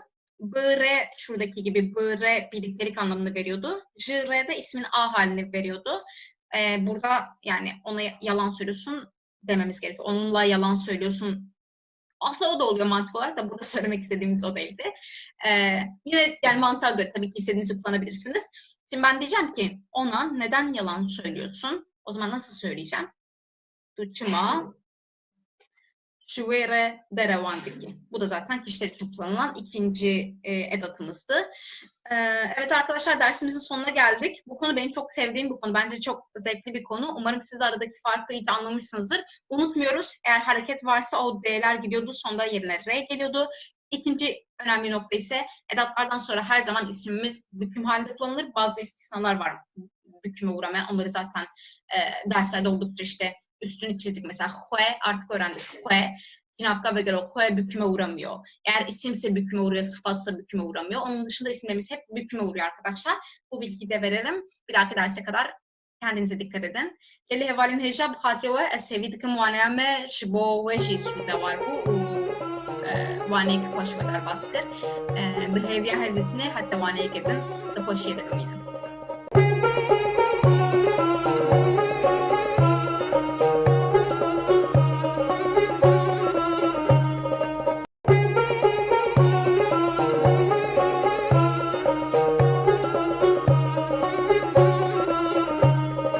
Geli hevalin heja umkeratın ferga kurdi. Bir o mücarame cinabkin lehefkıs diye.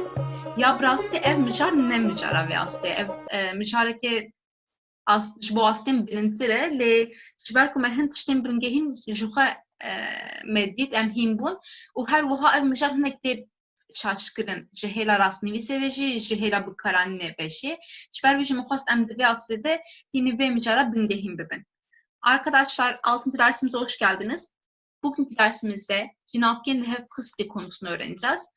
Bu konu az önce de söylediğim gibi aslında üst kurların konusu. Böyle direkt A2 konusu değil ama bu konuyla ilgili temel şeyleri biz zaten şimdiye kadar öğrendik. Çünkü edat kullanacağız, öğrendik çok iyi. İşte cinaf kullanacağız, öğrendik. Tavan kavramını öğrendik. Hepsi bu konuyla alakalı. Bir de arkadaşlar bu konu hem çok fazla kullanılıyor Türkçe bilenler tarafından hem de bazı durumlarda yanlış yazılıp yanlış da kullanılıyor. Dersin ilerleyen slaytlarında göstereceğim zaten nasıl yanlışlar olduğunu.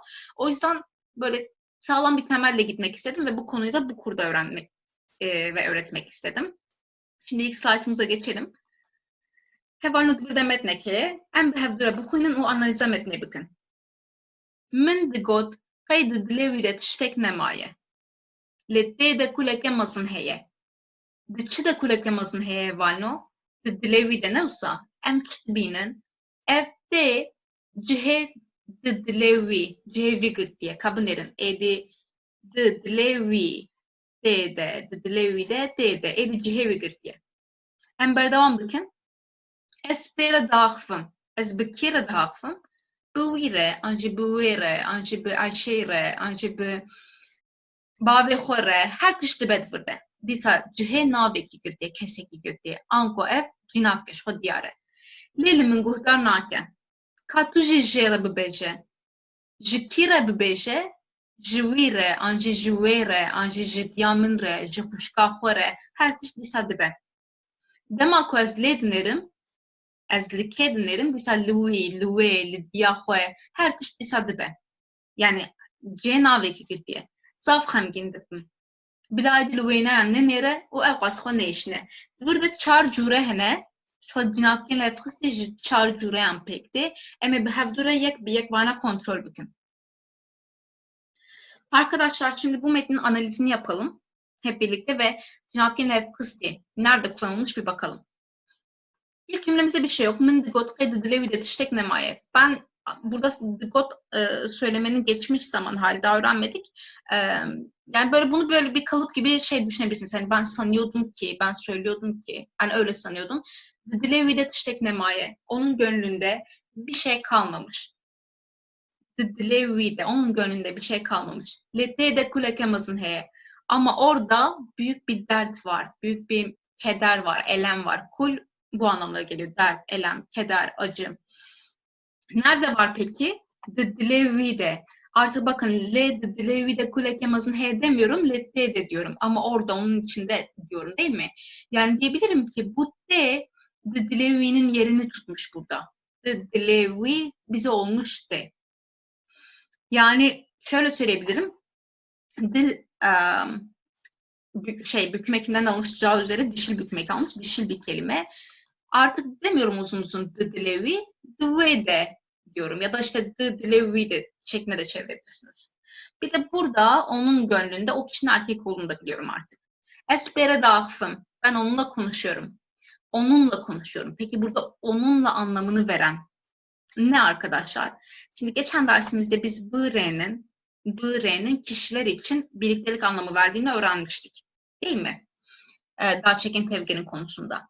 Ama burada onunla diyorum ama b're görmüyorum. Sadece re'sini görüyorum. Peki b'sı nerede bunun arkadaşlar?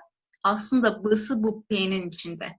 Yani bu p, b, we'nin yerini tutmuş. Bakın hem b'nın yerini tutmuş hem de onun anlamına gelen we'nin yerini tutmuş ve ez b'wire dağfım yerine ez bere dağfım demişiz. Lelimin kurtarnaki ama beni dinlemiyor. Katu jejere bebeje. Hele sen de ona söyle. Ona söyle. Şimdi ona anlamını vermek için biz ne diyorduk? Jivire ya da jivere diyorduk ya da jidyamınre. Yani kişiler için jire oluyordu o anlamını veren. Peki burada ne var onun yerine? Burada bir J görüyoruz. Bakın jivi ya da jive dememiş. Sadece J demiş. Ben o zaman ne anlıyorum?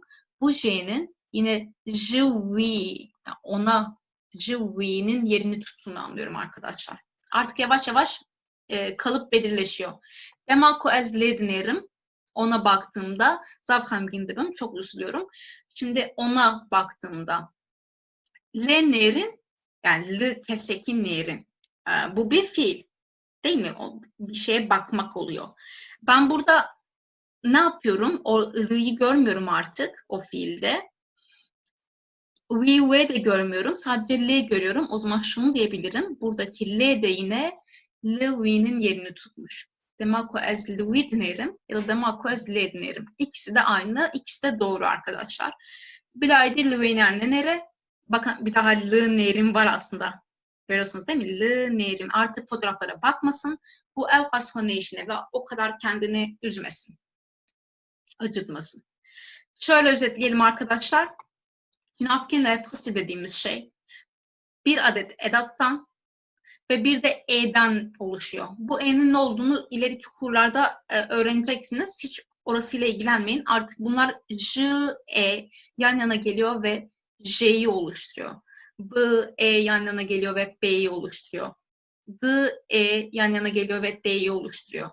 L, e yan yana geliyor ve l'yi oluşturuyor. Artık bunları şunlar yerine kullanabiliriz. Şuradaki e'ler içinde we ve'yi direkt düşünebilirsiniz. Çünkü arkadaşlar bu cinafken hefkısı dediğimiz bu 4 tane zamir türü sadece 3. tekil kişi için kullanılır. 1., 2. ya da çoğullar için falan değil. Zaten notumuzda da öyle diyor. Cinafken hefkısı jibo kessa anji kesiseyem yakışımar ango we ve debkarani. Yani bunlar sadece we ve'nin yerini alır. Şu edatları öğrendik. Edatlardan sonra büküm halinin kullanıldığını biliyoruz. İsimse de zamirse de bükümlü zamir konacak ya da isme büküm eki gelecek.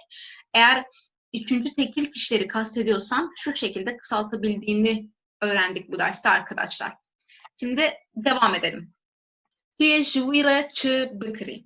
Sen ona ne alacaksın? Şimdi ona anlamını j ve r'nin verdiğini öğrendik. Tamam, bu bizim edatımız, ona anlamını veren. Edattan sonra büküm olduğu için işte evviye dönüştü. Buradan erkek olduğunu anlıyorum.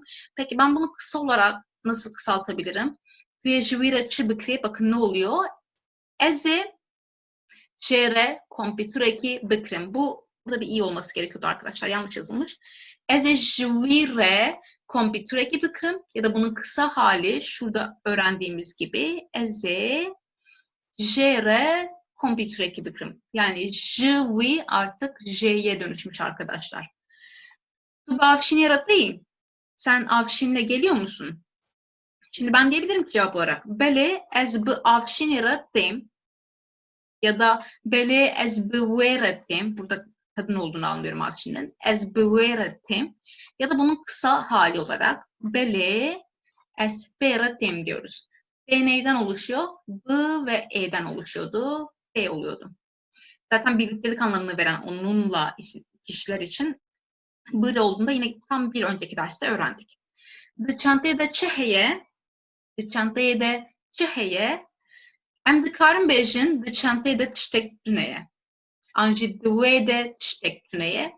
Anji de tiştek düneye. Angu em çi femdikin Di çantayı da evdi u ev hali tavan katiye bahevdu.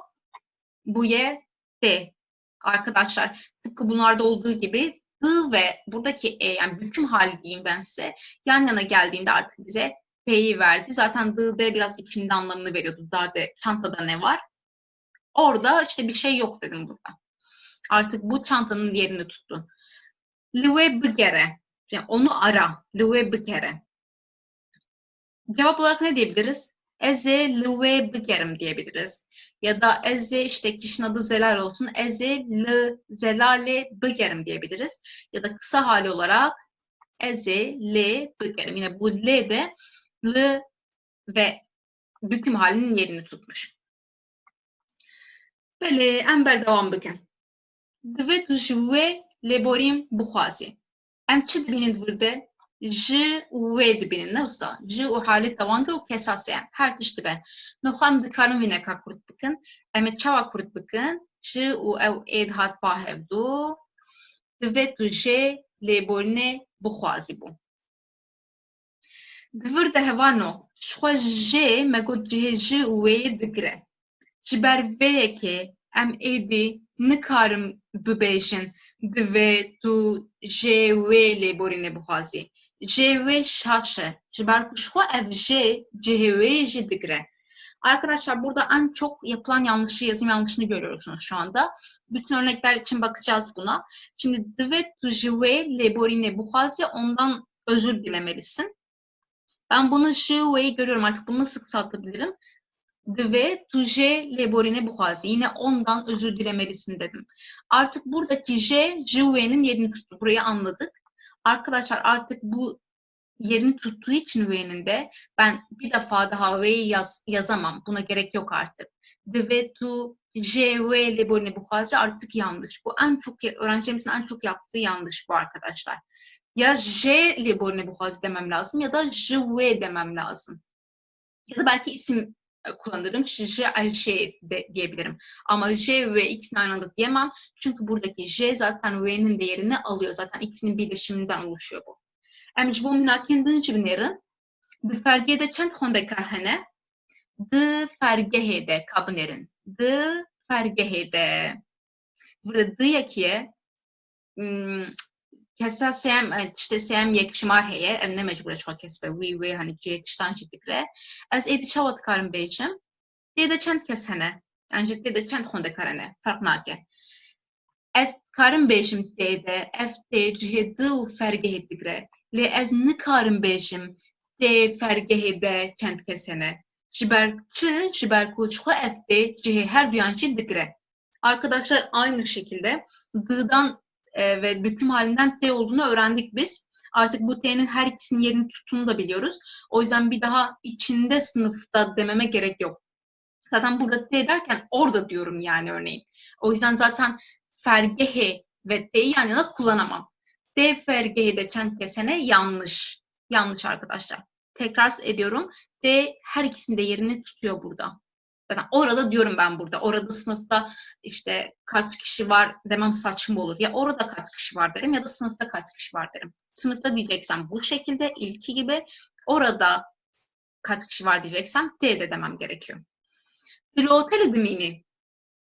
L'ye dibinin burada o hali tavan dibinin, navek dibinin işte işte seyeme diyare. Em kan çava beşin, l'yem çava kurt bakın. Tu ledmini. Tu ledmini. Em dîsa wek van, em nikarin ço gavaz bêjim lê ev cihê otelê jî digre, cihê liyê jî digre. Ez êdî hewce tune ez dîsar bir lê otelê binivisim. Ji ber vê yekî jî tu lê otelê dimînî şaş e. Aynı şekilde arkadaşlar sen otelde mi kalıyorsun? Ya da burada nasıl söyleyebilirim? Sen işte orada mı kalıyorsun diyebilirim. Zaten bu L hem L'nın hem de otelin yerini tutuyor. Hem L'nın hem otelin yerini tutuyor. O yüzden orada otelde demiyorum. Artık sadece bir tanesini kullanıyorum. Ya tu ledmini diye sorarım yani orada mı kalıyorsun ya da tu oteledmini otelde mi kalıyorsun derim. Ev bu balafre na İstanbul'e. Yine burada bir bıl görüyoruz. Bir de üçüncü tekil şahsın kullanıldığı bir yer görüyoruz. Zaten bunu söylememe gerek yok. Çünkü tekil kişi sadece kişi olmayabilir yani. Herhangi tekil ve o dediğimiz her şey olabilir. Burada işte uçakla bu Balafrina İstanbul uçakla gelmiyor. O uçakla gelmiyor İstanbul'a diyoruz. Şimdi uçakla bu Balafre bunun yerini ne tutabilir? Bu neye dönüşüyordu? Ev ve na İstanbul'u. O onunla İstanbul'a gelmiyor dedik burada da. Zaten onunla dediğim şey uçakla, uçak ile. Ben bu anlamı B ile verdim. Hem B'yi içeriyor ile anlamını hem de uçak anlamını şuradaki ev sayesinde içeriyor. O yüzden bir daha onunla uçakla dememe gerek yok. Yani eğer ben ev B Balafrena İstanbul dersem yanlış olur. O onunla uçakla İstanbul'a gelmiyor demiş olurum. Bu da gramer olarak yanlış. Hin lêkerin ku bi cinakên lêvxistî çêdibin. Hevan ûndvan divir de hin lêkeran dibînin. Ev lêker bûne lêkerên nû. Mesela gihiştin, bu yet tê gihiştin, işte ketin bu yet pê ketin, her vekidin. Ev hemû lêker bi cinakên lêvxistî çêbûne. Wek mînak, di ê gihiştin, bu yet tê gihiştin. Bi ê ketin, bu yet pê ketin. Mesela bu çawa bêjim, bi tiştekî ketin ez nabêjim, ez bêjim pê ket. Êdî bu yê lêkereke nû. Bi ê xistin, bu yê pê xistin. Ji ê kirin, bu yê jê kirin. Ser ji ê kirin, bu yê ser jê kirin. Ji ê birin, bu yê jê birin. Li ê kirin, bu yê lê kirin. Arkadaşlar burada bu cinaktin levhasıyla oluşan bazı fiilleri görüyoruz. Şunun bilgisini vereyim. Bu fiiller asıl anlamını kaybetmiş fiiller. Aslında türemiş fiil gibi düşünebilirsiniz. Örneğin giyiştin, yetişmek, gaçtın deniliyor. Yetişmek ama t giyiştin artık anlamak, kavramak. Bakın buradaki t nereden geliyor? D ve e'den geliyor arkadaşlar. Bunlar yan yana gelmiş. Artık yeni bir fiil olmuş diye giyiştin. O da bize anlamak, kavramak anlamını veriyor. Ya da b, e ketin. Ketin normalde düşmek, girmek anlamı vardı. Ama şunların yan yana gelmesiyle p ketin ise yanmak demek arkadaşlar. Bir şeyin yanması, tutuşması. Ateşin yanması. Ya da aynı şekilde b, e hıstın. Aslında hıstın işte koymak anlamı var. Ama p hıstın dediğimizde artık ateş yakmak anlamını veriyor bize. J, e kırın. Kesmek anlamında ama ben J kırın dersem kırın yapmaktı ama J kırın dersem artık kesmek anlamı var. Hatta şurada varmış zaten. Jebrin de öyle. Ser J kırın. Ser kafa demek. Kırın yapmak demek. Ama bu J yani J, E'den oluşmuş J hepsi yan yana geliyor. Ser J kırın yeni bir fiil oluyor. Canlı hayvanı kesmek diye çevirdim ben. Çünkü ya aynen bu kurbanlarda kesiyoruz ya biz. Onun için kullanılıyor sadece. Yani ser kafa demek ama bu kafa kesmek yerine kullanılmıyor yani. Direkt canlı hayvanı kesmek anlamında kullanılıyor. Yine jebrin silmek. Brın brin. Yan yana geliyor. Brin normalde götürmek arkadaşlar. Jebrin silmek oluyor. Yepyeni bir fiil oluyor. Kırın yine yapmak, etmekti. Kırın. Kırın yani artık giydirmek oluyor. Tabii ki yine bunların hepsi üçüncü tekil kişi arkadaşlar. O yüzden giydirmeyi de çoğu kişiler için değil, tekilse kullanıyoruz. Bunun yerine mesela şey de diyebilirsiniz. İşte li keçahwe, işte ez li keçahwe, ez cile keçahwe li ve dikim de diyebilirsiniz. Bakın uzun hali o li ve kırın. Ama kısa hali le kırın. Ez le dikim, ben giydiriyorum. Anlamını veriyor direkt. Şimdi arkadaşlar burada çoğu artık kendi anlamlarını kaybetmişti ve yeni bir fiil oluşmuştu. Şurada da yine bu zamirlerle oluşan fiilleri görüyoruz ama burada anlamlarını kaybetmiyorlar. Sadece bunlarla oluşuyorlar. Şimdi burası önemli arkadaşlar. Siz de kullanıma dikkat edin. Şikkeseki, jitişteki haskinin. Birini sevmek. Fiil bu. Şikkeseki, jitişteki haskinin. Yani ben şuraya işte ez jide hazdikim diyebilirim. Ben seni seviyorum. Ez jide hazdikim diyebilirim. Ben annemi seviyorum. Ez jivi hazdikim diyebilirim. Ben onu seviyorum. Buraya o biri geliyor ya da bir şey geliyor. Eğer ben bir şey kullanmayacaksam, isim falan vermeyeceksem direkt ne diyebilirim? Cinakine nefesli kullanabilirim. J haskırın yine sevmek anlamı. Yine bir şeyi, birini sevmek anlamını veriyor artık. Şuradaki J kesekli ya da J tiştekinin yerini tutuyor. Yine bunun açılımı ne? Az önce de gördüğümüz gibi J neyden oluşuyordu? J ve E'den oluşuyor arkadaşlar. Örneklere bakalım. Ez jihavine hazdikim. Ben yazı seviyorum. Ben bunu kısa olarak nasıl söyleyebilirim? Ez direkt J hazdikim. Onu seviyorum diyebilirim. Ama ez jihavine hazdikim diyemem. Çünkü J zaten havinin yerini tutuyor burada arkadaşlar. Bir daha ben onu yazı seviyorum dememe gerek yok. Dest bitişteki kırın. Ango dest bekir'in. Bu çok fazla kullanılan bir fiil arkadaşlar. Çok yaygın bir fiil. Her ikisi de öyle. Dest bekir'in başlamak. Aslında dest bekir'in nereden geliyor? Dest bitişteki, yani bir şeye başlamaktan geliyor. O bir şeyi biz buna yazıyoruz. Örneğin dest bikar, dest bi herhangi bir şey. Ez dest bikari dikim dersen ben işe başlıyorum demiş oluyorum örneğin. Yani buraya bir şey gelmek zorunda. Peki ben onun yerine zamir kullanmak istersem dest bekir'in diyebilirim. Ona başlamak gibi oluyor arkadaşlar. Peki bu P nereden geldi? Biliyoruz. B ve tiştek, yani B ve E'den geldi. Birleşti ve burada P olarak fiilimiz oluştu. Şimdi bunun açılımına bakalım. Ez dest bızanın gehedikim. Ben üniversiteye başlıyorum. Ya da bunu kısa olarak nasıl söyleyebilirim? B ve E'yi gördüm. Ez dest bedikim. Ben ona başlıyorum demiş oldum. Ama ez dest bızanın gehedikim diyemem. Neden diyemem? Çünkü ben işte ona üniversiteye başlıyorum demiş olurum. Bu da yanlış olmuş olur. Tekrar dediğim gibi arkadaşlar buradaki çoğu yüklem yani yeni bir anlam kazanmış. Örneğin işte yetişmekle anlamak çok aynı fiiller değil. Ya da girmek, düşmekle yanmak da değil. Ama bakın yepyeni fiiller oluşuyor ama şunlar da aslını kaybetmiyor. Haşem verin hindarya xwe. Ka onu ci binêrin pêçî texmîn bikin. Em wisa yek bi yek biçin. Ez tiştekê divir de. Re dibêjim, ew jî dinivîse. Çi were vê valahiyê? Ez jê re dibêjim, ew jî dinivîse. Ev jê çi digire? Ez ji wî re, ez ji wê re, ez ji xwendekara xwe re. Cê kese sêyem digire. Li ser masê sindoqek heye. Nokta nokta de fêkî hene. Di çi de fêkî hene? Di sindoqê de fêkî hene. Ne wisa? Dixwaze çawa bidim bi cinavkê nêvxistî? Dê de fêkî hene.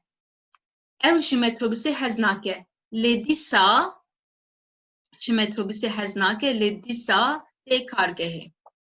Çi were cêwî de? Lê dîsa pê tê kargehê. Ango em dikarin cêwî de binivîsin. Lê dîsa bi wê tê kargehê. Ancak bi metrobûsê tê kargehê. Arkadaşlar bu örneği Türkçe'de anlatayım. O metrobüsü sevmiyor ama yine de onunla geliyor. İşe onunla geliyor diyeceğim. Onunla anlamını nasıl veriyorduk biz? İşte bu ile veriyorduk değil mi? Birliktelik anlamını nesneler için. Bu metrobüse diyebilirim burada. Ya da bu ve metrobüsenin kısaltılmış hali ve zamir kullanarak oluşmuş hali P diyebilirim. PT kargı. Onunla demiş oldum burada da. De avahiye de dehhani hene le de qed dikan tunene. Çi were burada? Lê di çi de qed dikan tunene? Di avahiye de ne wisa? Ez çawa dikarim kurt bikim? Lê de qed dikan tunene. Burada dedik ki arkadaşlar binada 10 ev var ama nokta nokta hiç dükkan yok dedik. Neyde dükkan yok? Binada değil mi? Peki ben bina yerine onda anlamını nasıl verebilirim? The avahiye'de binada diyeceğime de diyorum. The ve e'nin yan yana gelmiş hali de'yi veriyordu bize. Tükenge des bikaridiki tükenge des de tişteki kırın. Kabinenin burada kare ev. Es pencemehe dest emeçi bejin.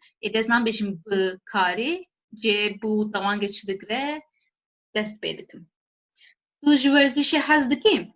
Ji werzîşê. Na ez em ê çawa kurt bikin? Ez jê hez nakim.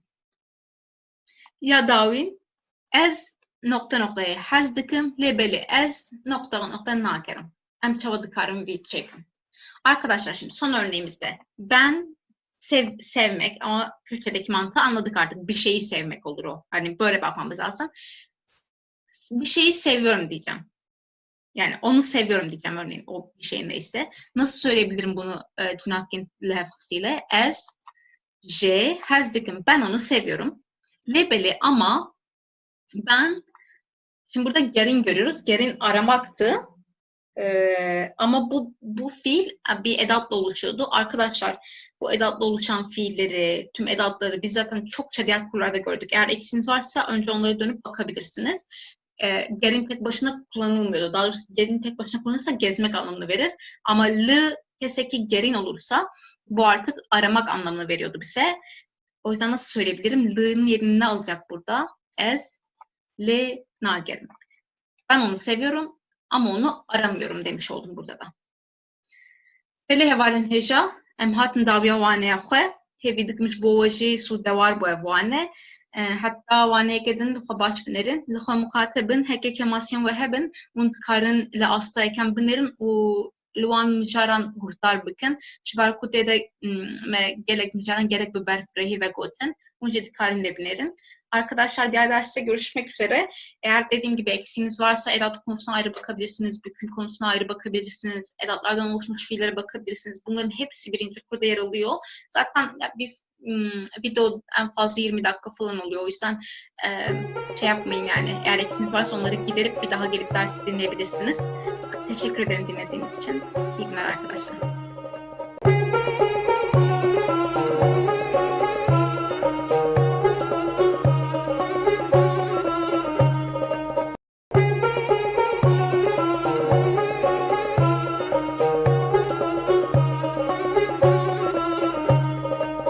Hevalin heja, bixêratin fêrgeha Kurdî, îro mişara me mişarekî gelek balkêşe, ez ji Tirk telecanmış bo vê mişarê. Mişara me dema boriya sade ye. Dema boriya sade ji bo lêkerên negerguhez.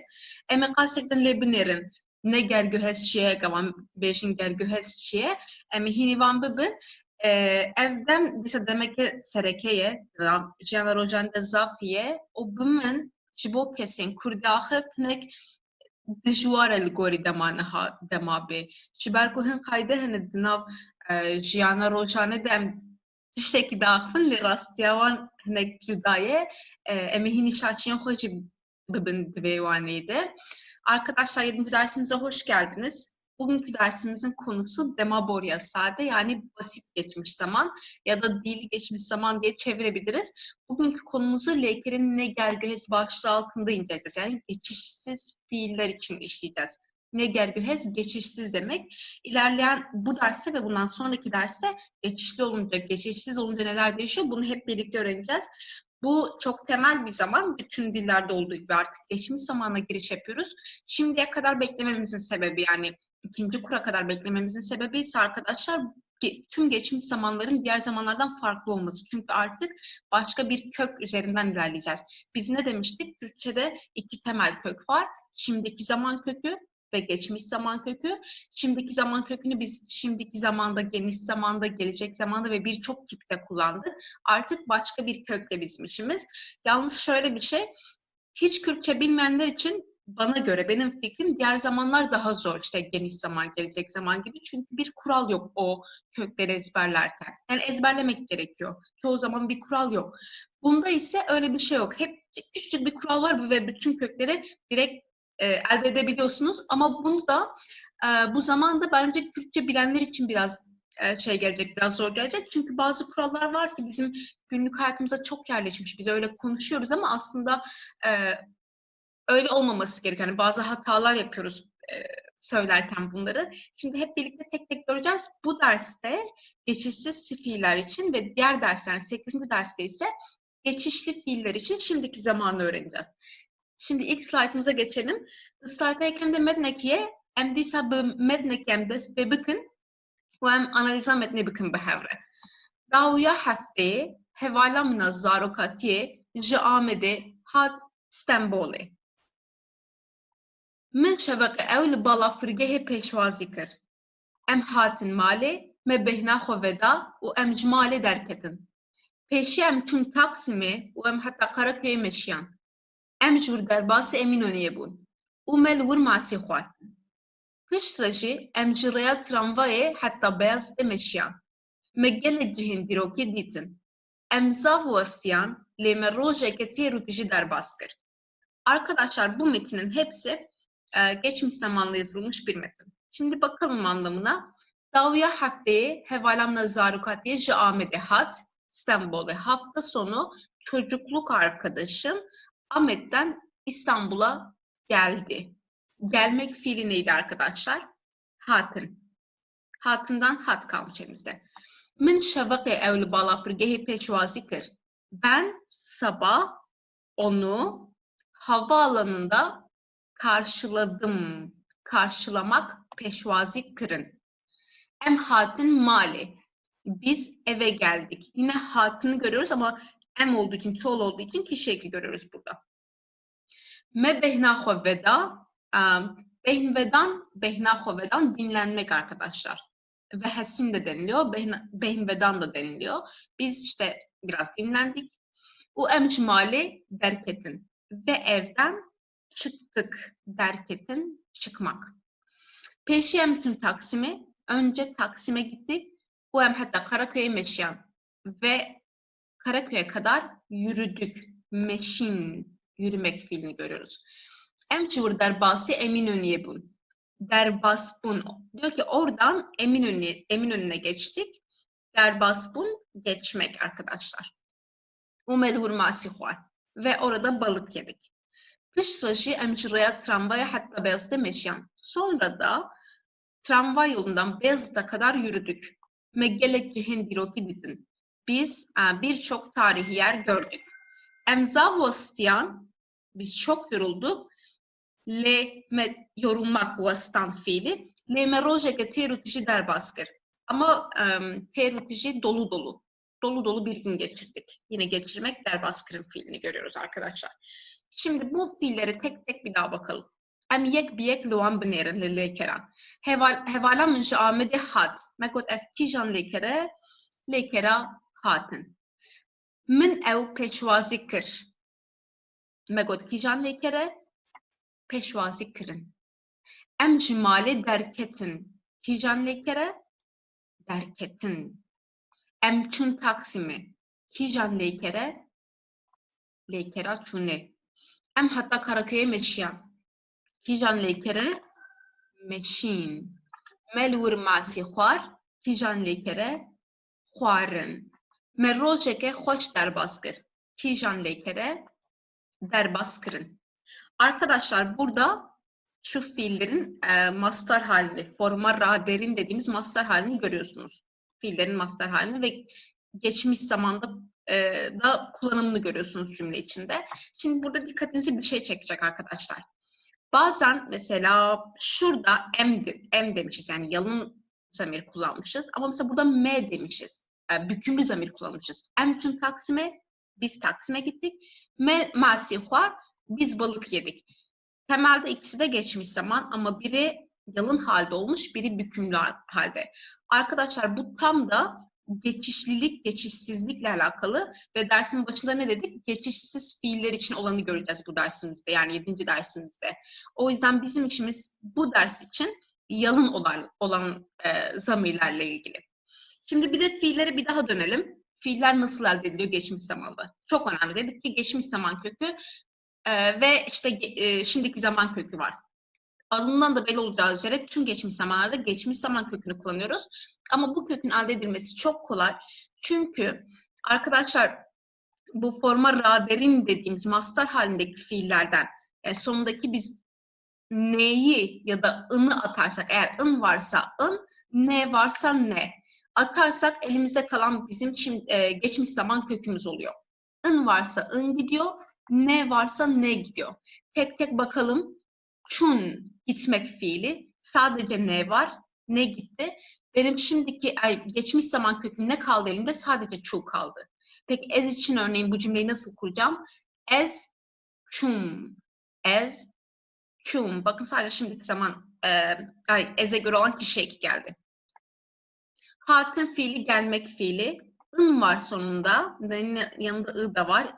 ın varsa ın gidiyor dedik. Elimizde hat kaldı. Peki ez'e göre nasıl çekimdeyiz? Ez, hat, bir de kişi ekimiz ez hatım, ben geldim oldu.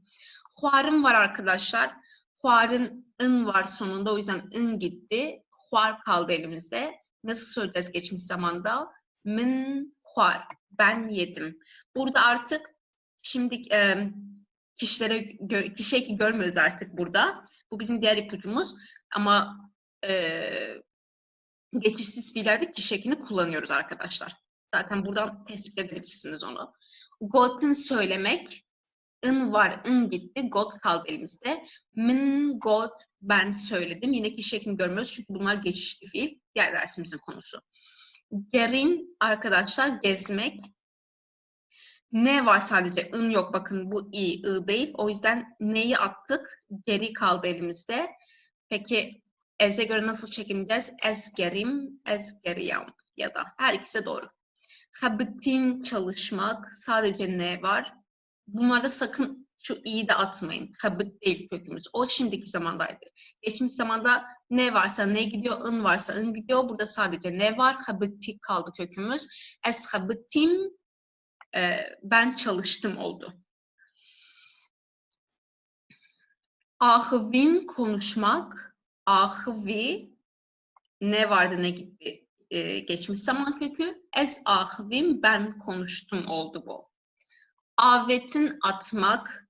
ın var, ın gitti. Avet kaldı elimizde. Münavet ben attım. Geçmiş zaman hali arkadaşlar. Şimdi dedik ki bazıları mınla yapılıyor, bazıları ezle. Bu tamamen geçişli ve geçişsiz olma durumuna göre değişiyor. Ve biz bu derste ne gergöhezi yani geçişsizlik durumu üzerine, geçişsizlik durumunu öğreneceğiz. Bunun üzerine duracağız. Hekeleyker ne gergöhez? Geçişsiz, intransitif ve yani geçişsiz ise fiilimiz. Breser tüneye, nesne yoktur. Kırdeharu dimine, özne yalın halde kalır arkadaşlar. Es, du, ev, em, hun, ev ya da işte isim kullanacaksam zozan, mırat, artık her neyse. Yalın halde, asla bükümlü halde değil. O min, te grubu değil, es, du grubundan kullanacağız. Leker ligori kırdeyi tek şandın. Fiil özneye göre çekimlenir. Ango hartafen kesalet dem karanin. Yani kişi ekleri kullanılır arkadaşlar. Kişi ekleri kullanılır. Örneğe bakalım. Şimdi burada çun gitmekti. Ne vardı ne gitmişti? Çu kalmıştı kökümüz. Peki sen gittin diyeceğim. Sen gitmek geçişsiz bir fiil. O yüzden tu halini kullanıyorum. Tu, çu bir de kişi ekini kullanacağım. Ligori kırdeyi tekşandı. Tu çui. Sen gittin. Piştite senden sonra ez hadim. Ben geldim. Gitmek ve gelmek bunlar geçişsiz fiil. O yüzden nesne almaz. Preseptüneye kırdeharu dimine özne yalın halde kaldı. Ligori kırdeyi tekşandın. Özneye göre de çekimledik. Şimdi biraz daha geçişsiz nasıl bileceğiz biz geçişsiz ya da geçişli olmasını? Biraz bunun üstünde duralım. Burada çok güzel ipuçlar var. Böyle liste yapmaya çalıştım. Sizin de daha kolay tespit edebilmeniz için. Şimdi birincisi dedik ki nesne yoktur arkadaşlar. Breser tüneye, ango bersiva çiye tüneye. Nesne yoktur. Yani ne'nin cevabı yok. Şimdi Türkçe'de biz bunu öğrenirken okullarda hep neyi ve kimi soruların cevabını yok diye öğreniyorduk. Neyi ve kimi sorularının cevabı yok. O zaman geçişsiz oluyor. Örneğin es hatim, ben geldim. Şimdi bakalım çı yani ne'nin cevabı var mı? Ben ne geldim? Saçma oluyor değil mi? Ben araba geldim olmaz örneğin. Ben arabayla geldim oluyor. Yani ben neyi geldim, ben kimi geldim? Bunların cevabı yok. O yüzden geçişsiz kabul ediliyor. Cevap yok. Bersif ne? Peki geçişsizse ne yapıyorduk arkadaşlar? Şuradakileri yapıyoruz. Geçişsizse eğer kırdeharu dimine özne yalın halde ve fiil de özne göre çekimleniyor. Bu kadar. Şimdi devam edelim diğer ipucumuza. Lekerin kubu bu ne çedbin ne gergöhezin. Yine güzel bir ipucu bu. Diyor ki olmak fiiliyle oluşan fiiller geçişsizdir. Hani birleşik fiiller olmak fiili oluyor diye bazen. Örneğin ez nehoşbum. Ben hasta oldum. Tumazın buyi. Sen büyüdün. Böyle bunun olmak fiiliyle oluşan tüm birleşik fiiller geçişsiz kabul ediliyor. Bir de arkadaşlar bunu bir yerde söylemiştim hatırlıyorum. Aslında neydi? Mesela ezmine hoşum ben hastayım demek. O kişekleri var ya onların aslında olmak fiili tıpkı İngilizce'deki to be fiili gibi olmak fiili olduğunu söylemiştik.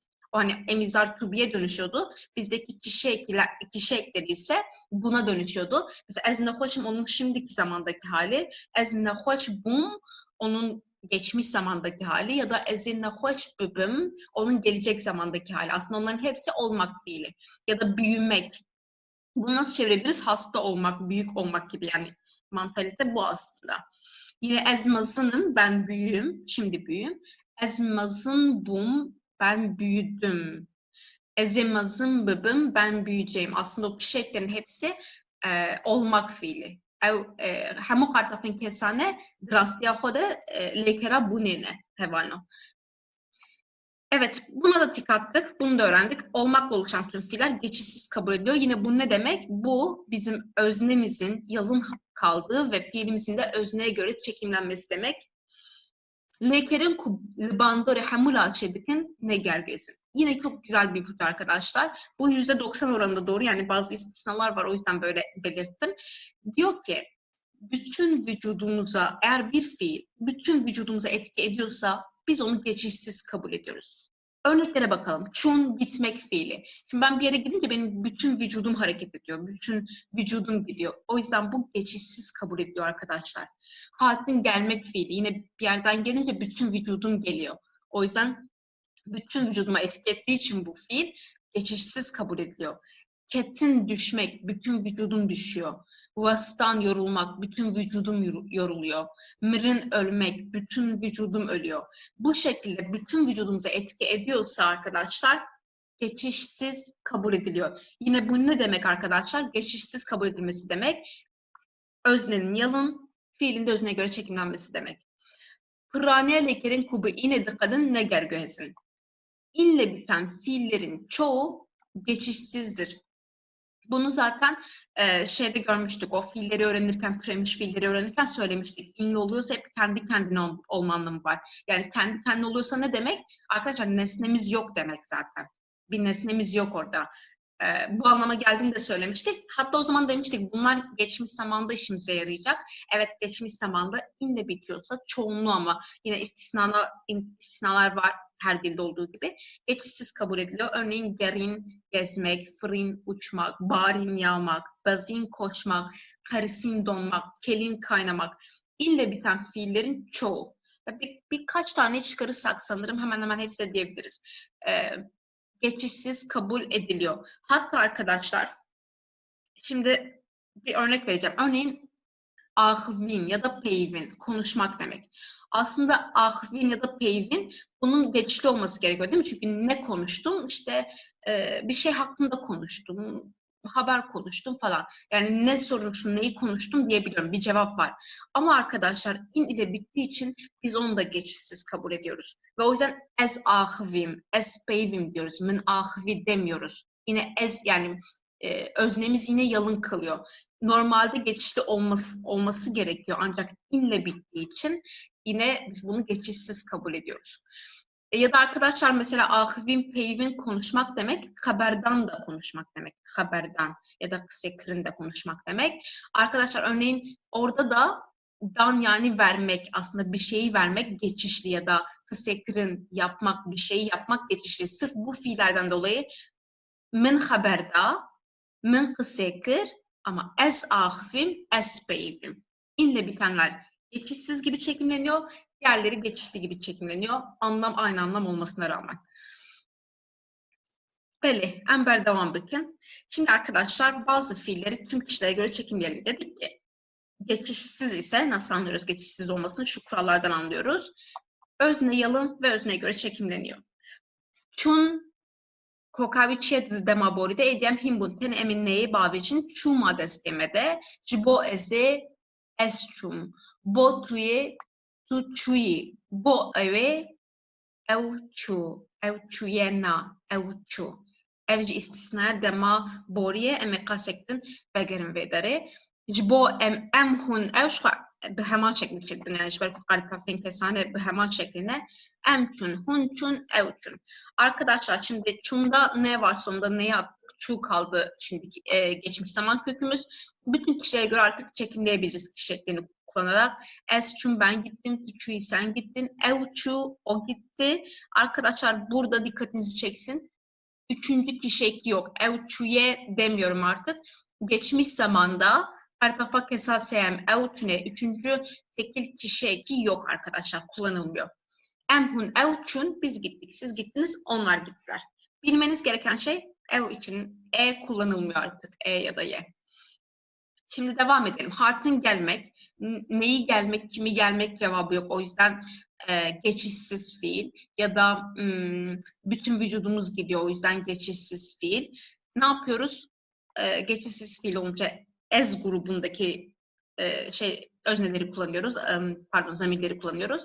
Es hatım, tu hati, ev hat, disa kartapak esasayem tuneye, em hatın, hun hatın, ev hatın. Lekeran man. Tene ne heye ne çu kokavi destemede ma. Em gori hemû kesan em çekin le dîsa bala xwe bidin. Yek gavaz çekî dimînim hemû laşê min dimîne. Ji ber wî jî ez ê qertexên binakên xwe bikar bînim. An jî ez çimam bersiv tune. Ji ber vê em wek negergez qebûl dikin. Em niha li gorî cinakan çekin ez mam, tu may, ew ma dîsa qertepak esaseyem tuneye, em hûn ew man. Mirin in heye in çu destemede mirma. Em li gorî hemû kesan bikişînin. Ez mirim, tu mirî, ew mir dîsa qertepak esaseyem tuneye, em hûn ew mirin. Çok ji bo kesên pirjimar qertaf bi heman şeklê çêdibin aynine. Me got çi ya girîngçiye qertepak esaseyem yani ji bo ewê tu qertaf nayê bikaran tuneye hevanî. Lêkerên cewî dîsa ev jî belê rewşeke xweş e. Ji ber ku hinek cana serime tevlî hev dibe em rastiya wan binêrin. Arkadaşlar lêkerên cewî bunu böyle ikiz fiiller gibi çevirebiliriz. Yani ikiz şekillenen fiiller gibi. Şimdi burada iki tane kullanım göreceğiz. İkisinin de doğru olduğunu göreceğiz. Eminim böyle biraz bilenler varsa evet böyle de söyleniyor aslında böyle de söyleniyor diyeceklerdir. Şimdi gerin gezmek dedik. Ne varsa ne gidiyor, ın varsa ne gidiyor. Burada ne var, ne attık. Geri kaldı değil mi kökümüz? Normalde nasıl demem lazım? Ez gerim. Ben gezdim. İşte neyi gezdim, kimi gezdim olmadığı için ez diyeceğim buna. Mın demeyeceğim. Ez gerim, ben gezdim. Peki biz bunu daha çok nasıl söylüyoruz ya da nasıl duyuyoruz? Ez geriyam gibi duruyoruz. Ez geriyam. Bu şekilde duyuyoruz. Neden arkadaşlar? İşte bu lekerin cevi formatına giriyor ve her iki kullanımda doğru. Her iki kullanımda doğru. Bunu da söyleyebilirsiniz, bunu da söyleyebilirsiniz. Asla yanlış değil. Bazin koşmak. Ne var ne gitti. Ez bazim, ben koştum. Ez baziyan, yine ben koştum. İkisi de doğru. Barin yağmak. Ne var ne gitti kökten. Bar kaldı kökümüz. Bari kaldı kökümüz. Baran bari, yağmur yağdı. Ya da baran bariya, yine yağmur yağdı demek. Kelin kaynamak. Ne var ne gitti. Af keli, su kaynadı. Af keliya, su kaynadı. Aynı şey. Kenin gülmek. Ev kenin, onlar güldüler. Bakın keni kökümüz değil mi? Ne var ne gitti. Bir de çoğul kişi eki kullanılmış. Üçüncü çoğul kişi. Ev kenin, onlar güldüler. Ev keniyan, yine onlar güldüler. Vastan ya da vastin, ikisi de yorulmak demek. Sözlükte böyle de görebilirsiniz, böyle de görebilirsiniz. Şimdi ne var ne gitti. Ya vasta ya da vasti, her ikisi kaldı kökümüz. Ez vastan, ben yoruldum. Ez vastin, ben yoruldum. Ya da ez vastiyan, yine ben yoruldum demek. Her iki konuda doğru. Dikkatinizi bir şey çeksin. Bu hangi durumda oluyor arkadaşlar? Bu inle biten fiiller için oluyor. Yani her iki kullanımda duyabilirsiniz. Çoğunlukla bunu duyarsınız ama. Şu formu daha çok duyarsınız. Hatta sanırım böyle dile daha güzel mi geliyor? Belki o yüzden artık bu şekilde yerleşmiş. Neyi nerede ma boruya sade. Neyin ya hemu demin bori bneyi çedbin. Hevano hemu demin bori. Bili ve deme se demin bori dinjene yeni sereke. Neyin ya hemu yan bneyi çedbin. Emel begar mina kançı binerin çava çedbe. Arkadaşlar şimdi olumsuz formunu görüyoruz. Burada diyor ki bütün geçmiş zamanların olumsuzu ne ile yapılır? Yani fiilin başına ne getirilerek yapılır. İşte bu neye benziyor? Gelecek zamanda da ne yapıyorduk değil mi? Bu yatıp yerine ne getiriyorduk? Burada da öyle. Sadece bir şey atmamıza gerek yok. Çünkü geçmiş zaman eki yok aslında arkadaşlar. Sadece geçmiş zaman köküyle biz zaman oluşturuyoruz. Artık bir ek olmadığı için sadece hiçbir şey atmıyoruz. Asıl fiilin önüne getiriyoruz. Hep yaptığımız gibi. Es hatim mali le huşkamın biminde nehat. Es hatim ben geldim. Es hatim mali ben eve geldim. Le hoşkamın biminde nehat ama kız kardeşim benimle gelmedi. Eğer ben olumlu yapmak isteseydim ne diyecektim? Biminde hat diyecektim. Benimle geldi. O benimle geldi. Çünkü kişi olduğu için üçüncü tekil eki yok. Hatından sadece hat kaldı elimizde. Ama olumsuz yapıyorum. Ne yapıyorum? Sadece başına neyi getiriyorum? Em neketin azmine. Biz sınava girmedik. Eğer ben bunu olumlu yapmak istersem em ketin azmine. Biz sınava girdik. Olumsuz yapacaksam sadece fiilimin önüne ne getiriyorum? Neketin azmine girmedik. Evdoh şev zu raneza. O dün gece erken uyumadı. Arkadaşlar siz kendinize düşünün. Burada ne niye başta değil, niye ortada? Çünkü tıpkı bizim işte şimdiki zamanda ya da gelecek zamanda da böyle üstünü çizdiğimiz gibi eğer bir fiil ön ek alarak türemişse, örneğin burada razan, ra ön ekini görüyoruz. Böyle zamanlarda neydi? Hep eklerimiz ortaya geliyordu. Çünkü ne demiştik? Bizim için her zaman asıl fiildir. O yüzden olumlu zaman ekleri, olumsuzluk eki hep böyle asıl fiil kökünün önüne geliyor demiştik. Aynı kural burada da geçerli. Artık bir daha özellikle bunun için bir sayfa oluşturup böyle açıklamaya gerek yok. Çok fazla üstünde durduk.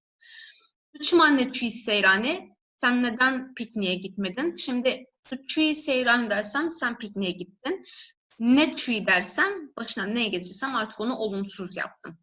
Zilan he ve ne gerya mali. Yine ne görüyoruz? Gerinden ve gerin. Gezmekten dönmek. Zilan hala eve dönmedi, varmadı. Bir örnek alarak türemiş bir fiil görüyoruz burada. Böyle fiillerde ne oluyordu? Ne hep ortaya geliyordu arkadaşlar. Yani asıl fiilin önüne geliyordu. Burada da asıl fiilimiz gerin. Gerinde ne var? Ne gitti? Geri kaldı elimizde. Bu işte inle biten az önce gördüğümüz şey. Lekerin cevi ikiz şekillenmiş bir fiil. Vene gerimale ya da vene gerimale her iki formda doğru. Belin hal vermet nekeye min ev metin hinkerasa diye min vergirt. Yani ne min nevisan. Arkadaşlar burada Hinter'den aldığım bir metin var. Buradaki örneklerle biraz daha oturtalım geçmiş zamanı. Rokan felat kesene u evneka dinav beraxoda dağıtın kambinerin çıdıbeyşin. Felat tudo likudere buyi. Megotçı lekerin kubu bune çedbin. Hamu neger gözün. Şiberviji evvek tumaye. Edinette tumaye. Tudo likudere buyi. Felat sen dün neredeydin? Neredeydin? Şimdi Tulkudere'yi dersek sen neredesin? Ama ne demiştik? Kişi eklerinin geçmiş zaman hali aslında bun olmak fiili. Bununla olan bütün fiiller de her zaman zaten geçişsiz kabul ediliyor. O yüzden özne sade kaldığı, özneye göre çekimlendi. İyi almış burada kişi ekleri. Ezlite gerim, ben seni aradım. Bakın gerim, bu gerim fiili aslında bu le gerin yani birini aramak bu gezmek değil çünkü l ile kullanıldığını görüyoruz. Yine inle bittiği için ama neyle bittiği için neyi attım geri kaldı elinde. Ben seni aradım. Arkadaşlar bu da yine bir fiil aslında. Ben neyi aradım, kimi aradım aslında geçişli olması gerekiyor ama ne demiştik? İnle bitenlerde böyle bir şey var. İnle bitenler çoğu zaman yine geçişsiz kabul ediliyor. Bu da onlardan bir tanesi. Bes ez ne göçtüm de yine bunu ne giyiştim ne gıhaçtım ikisini de söyleyebilirsiniz. Ama bu ama yerinde kullanılıyor. Le de diyebilirsiniz. Sana ulaşamadım. Gıhaçtın ulaşmak ya da giyiştin her iki formda doğru. ın var, ın gidiyor sonunda. Ez'e göre çekimliyoruz. O yüzden ın geldi kişi eki ve sana ulaşmadım. Olumsuzluk ekini başına getirdik.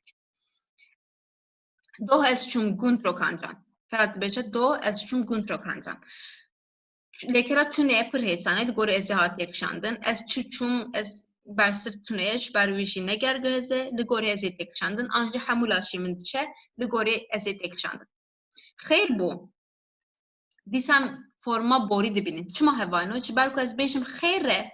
Xeyre, ev daman haye. Leme çi got? Me got kartafên kesane gişt lêkera buneye, lêkera bunene. Ji bo wî jî gavan werdigirinin dema borî, êdî wek forma bu em dibînin. Forma bu ji bûnê çi neçû.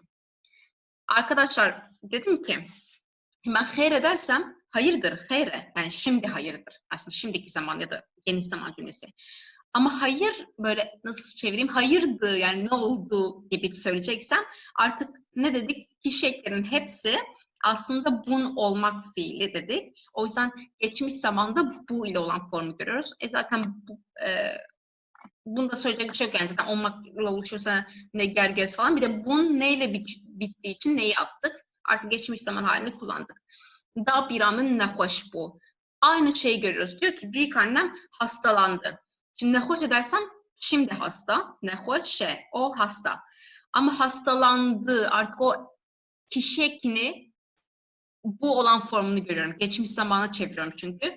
O hastalandı. Ne hoş bun. Yine bununla oluştuğu için burada öznemimizin büküme uğramaması gerekiyor. Ama burada bir tamlama var. Da biramın büyük annem diyoruz. Benim büyük annem. Eğer ben burada isim kullansaydım örneğin da biramın ismi Navi da biramın biraz çılbe bila Fatih bebe. Yani bir isim kullanacaksam ben eğer büyük annemin ismini kullanacaksam artık orada büküm halini kullanmama gerek yok. Zaten bunu öğrendik geçişsiz fiillerde. Çünkü özne hep yalın kalıyor. Esçüm Serdana Bey. Ben onu ziyarete gittim. Serdan şey demek böyle. Aynen ziyaret gibi çevirebiliriz. Onun ziyaretine gittim. Gitmek fiili, geçişsiz bir fiil. Neyi gittim, kimi gittim cevap yok.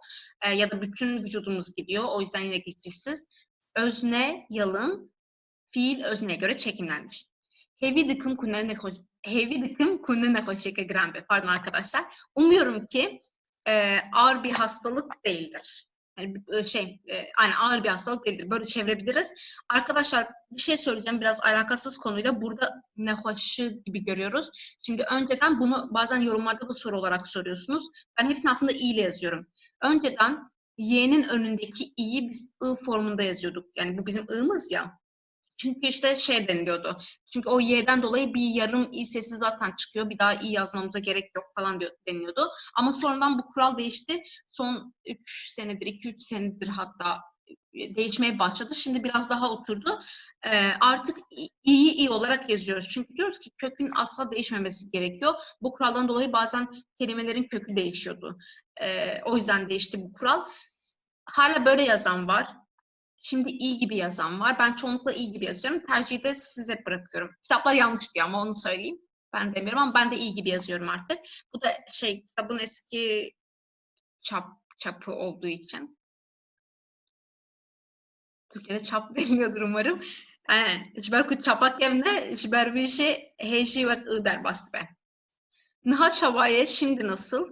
Naha baştıra şimdi daha iyi. Bakın buradaki her şeyi biz gördük. Baştır daha iyi. Yani eğer eksikleriniz varsa mutlaka birinci kura bakın. Bir de arkadaşlar birinci kurda 29 tane konu verdik biz. Aslında birinci kur konusu o kadar fazla değildi. Ama hem işte o Covid dönemi herkes evdeydi çıkamıyoruz dışarı. Sizin de çok iyi faydalanmanızı istedik. O yüzden aslında ikinci kur konularının çoğunu da orada vermiş olduk. O yüzden güzel konular var. Eğer böyle kafanıza koyduysanız, çalışmak istiyorsanız teker teker başlayarak gidebilirsiniz. Sıralaması güzel. Hepsi birbiriyle alakalı ve hepsi birbirinin üstüne eklenerek devam ediyor. O yüzden mesela bir derste gördüğünüz bir kelimeyi işte 2 ders sonra da görebiliyorsunuz ya da bir kalıbı. O yüzden eksikleriniz varsa öyle işte baştır, daha iyi. Yani bu tür şeyler varsa dönebilirsiniz o derslere. Derbasibe geçmiş olsun. Spastım ve doçıkır. Teşekkür ederim. Sen dün ne yaptın? Burada ne görüyoruz? Sen ne yaptın? Şimdi bu bir diğer dersimizin konusu ama yapmak fiili, neyi yapmak, kim yapmak geçişti. Böyle söyleyip kapatmış olalım şimdilik bu konuyu. Tu beştar civini bu. Sen toplantıya katıldın mı? Beştar bun katılmak, bununla oluşan bir birleşik fiil. O yüzden ne yaptım? Öznemi yalın halde kullandım ve fiilimi de özneye göre çekimledim. Beli, evet. Çava derbas bu. Nasıl geçti? Yine derbas bun geçmek fiili. Bununla oluşan fiiller hepsi geçişsiz. Çava derbas bu direkt kullanıyorum. Eğer ben burada şey deseydim, yani toplantı nasıl geçti deseydim, civin çava derbas. Yani civini yalın halde bırakacaktım değil mi? Artık bütün halini kullanmayacaktım. Bu kuraldan dolayı yani olmak fiiliyle oluşan her şey geçişsiz. Geçişsiz de özne yalın kalıyor. Özne yalın kalıyor ve özneye göre çekimleniyor. Geleki baş bu. Çok iyiydi. Yine baş bun iyi olmak. İyiydi diyorum. Bun ile oluştuğu için geçişsiz kabul ediliyor. Yine civin baş bu. Bu şekilde oluyor. Bir de işte geleki baş bu çok iyiydi. Zav baş bu çok iyiydi. Pır baş bu çok iyiydi. Böyle bunların hepsi çok demek oluyor.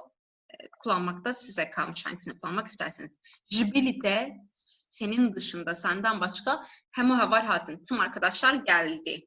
Çoğul olduğu için çoğul olarak çekilmemiş hatın fiili. Jibilite, senin dışında, burada jibili bir daha çek gördüğümüz için hatta jibilite senin dışında böyle bir tamlama da olduğu için bütünlü hali kullanıldı. Bunu da bir şeyde görmüştük, kahanek dersimizde görmüştük, yani bağlaç dersimizde görmüştük bu bağlacı. Bunu da söylemiş olayım. Beli hevanon hajem derbasi hindari ekibibin. Disa vek hergav peşi ez beşim un jinek bifikrin u em hevdure libers ve binerin. Tudona bir çıma bimere hatın neyni şanoye. Diyor ki sen dün değil ondan önceki gün, bu bir işte o 2 gün öncesi anlamını veriyor. Yani dün değil ondan önceki günün anlamını veriyor. Bimere bizimle, neden bizimle tiyatroya gelmedin? Emeçi bakın, hatın heye, ın heye, ın çüteni destemede hatma, ez bejim hat, jbotuye mi bilçinin, hati şanuye tiyatroya geldin. Emin neyini bakın, neyini demetçi dıkır, tenime ne de ani peşavi, nahu emeçi hava bilçin, bümere, ne hati şanuye. Karete, kengi, kadim. Dıvırda ne heye ne çu, ev iye ne iye bala xobidin, teni ne çu, kadima. Ez bejim karete kenge, şo bejim agot zekerin ceviye ev, yani du form hene her duşi raste. Kadi ançe kadiya, her duşi raste. Ma bıtara nokta nokta heye, peyvin neyini, heval nomeçi got, ne heye ne çu peyvi mavek kok, eze forma neyini bıkım, ne deyin, ne bin peşavi, ne peyvi. Bo evê ji kartafa kesanê tuneye, nexwazê rast tutabilirim. Ne peyvi. Arkadaşlar işte bu istisna olan fiillerden birini görüyoruz. Peyvin konuşmak. Ne var sonunda ne gitti? Peyvi kaldı elimde. Olumsuz yapacağım. Ne peyvi oldu? Üçüncü kişiye göre çekilmeyeceğim. Dedim ki üçüncü kişi ki yok geçmiş zaman için. Bir şey getirmiyorum. Ne peyvi. Ev bıtere ne peyvi. O seninle neden konuşmadı dedik. Ama burada konuşmak fiilini görüyoruz. Aslında konuşmak geçişli bir fiil. Çünkü neyi konuşmak, kimi konuşmak, bunların cevabı var. Ama inle bittiği için geçişsiz kabul ediliyor arkadaşlar. O yüzden öznemiz yalın halde, sade halde kullanılıyor burada. Ez li semsure ji dayık bun. Lekera ji dayık bun. Lekera ke heve dudan yem dibinin. Dede bun heyeç, bu iş bersivame hesane bun hebe neger göz. İşte kırda harumaye, ligori kırda verek çandın. Ligori ezeji ne heye min ne abi. Ez li semsure ji dayık bun. Ji dayık bun doğmak arkadaşlar. Doğmak. Bun var, o yüzden geçişsiz. Ez'e göre çekimleyeceğim, yani özleme göre çekimleyeceğim. İşte özlem sade, yalın halde kalıyor. Ne yapıyorum? Ne var fiilinde neyi atıyorum. O yüzden ez'e göre de çekimlersem me getiriyorum. Ez için olan kişi şeklini. İşte dayık bun. Ben Semsur'da, Adıyaman'da doğdum. Oldu. Parna perar. Yine bir per görüyoruz burada. Bu da arkadaşlar parna perar bir kalıp, geçen sene değil ondan önceki sene. Yani yine o bir önceki anlamını verdi. Emdi batlani de biz tatilde, batlani tatil demek. Lekera çune heye ezigori emi bikşinim. Naho em çun vane, biz tatilde Van'a gittik.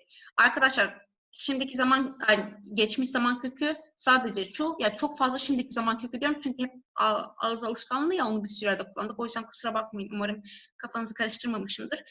Geçmiş zaman kökü sadece şu, ne var, ne attık. M'e göre çekimledik. M için olan kişi ekini getirdim, neyi getirdim. M için gittik oldu.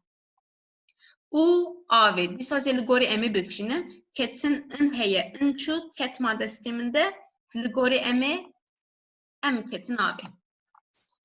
Ez irozu jikar derketin, ez çi derketin bersirtine, anca hamula aşemi derkeve, jiber veji neger göheze, jiber veji gori ezi verek şandın, in heye in çu, cevideci li gori ezi kartafa kesane hat, derketin. Ev saat dışı şande, gaçtın hef beyvine. Gıhaştın, ez çi gaçtın tüneye, anja hamulaci min digije, hamulaci min digije, jiber veji neger göheze, li gori evi verek çandın, heke yek çimar be, yek çimar, pırıcımar be, pırıcımar, ez çabejim, inçu kokma destemede, ev gıhaştın. Vak mı got, diyare ku pırıcımare. Beli hevalin heja, duaneme bidavi bu, haftadan vak mı got eme ediş bole kerin, gergühez eme demaborya sade, anci li demaborya dedeyi binerin. Her du form çirasın demaborya sade, demaborya dedeyi, hemen mücadele ko em iro himbun. Hevi dikim bu hoje suda var bu. Ya brastit tişteki onu haş ver bakın tune vak ne vak mugot yani ne vakle deman ha dema freh dema behe yani sene ın hebe ın diçe ne hebe ne diçe işte kırda harudum yine gori kırda tek çandım. Sene ev rege senet burada. Lütfen bilirim. Arkadaşlar dersimizin sonuna geldik. Güzel bir dersti. Çok önemli bir konuydu. Ben de bu materyali hazırlarken böyle sizin işinizi kolaylaştırmaya çalıştım o kurallarla. Umarım anlayabilmişsinizdir. Faydalı olmuştur sizin için. Unutmuyoruz. Ne var arkadaşlar? Sade geçmiş zamanda yani görülen geçmiş zamanda sanırım böyle çevriliyor. ın varsa ın gidiyor, ne varsa ne gidiyor kökünde. Bunu öğrendik. Öznemiz yalın halde kullanılıyor. Özneye göre çekimleniyor. Bunu öğrendik. Bir de üçüncü tekil kişi için herhangi bir ek olmadığını öğrendik. Yani kişi ekinin kullanılmadığını öğrendik. Bu kadardı bugünkü dersimizin konusu. Diğer derste geçişli fiiller için geçmiş zamanda görüşmek üzere arkadaşlar. Dikkat edin kendinize.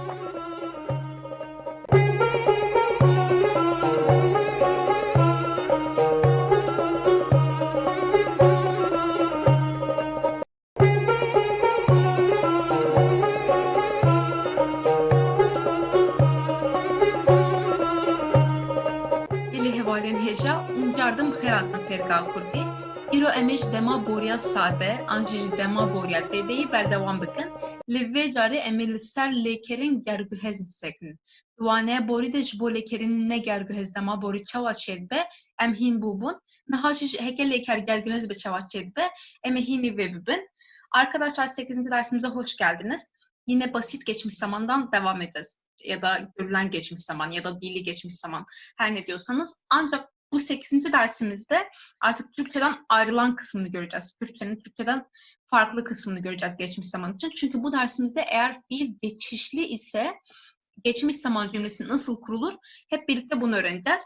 Diğer derste ne dedik? İşte geçişli değil ise yani nesne almıyorsa ne oluyordu? Özne hep yalın halde kullanılıyordu ve biz fiili özneye göre çekmiyorduk. Fiil kökünü bulmak çok kolaydı. Bunların hepsini öğrenmiştik. Şimdi bu dersin ayrıntılarına geçelim.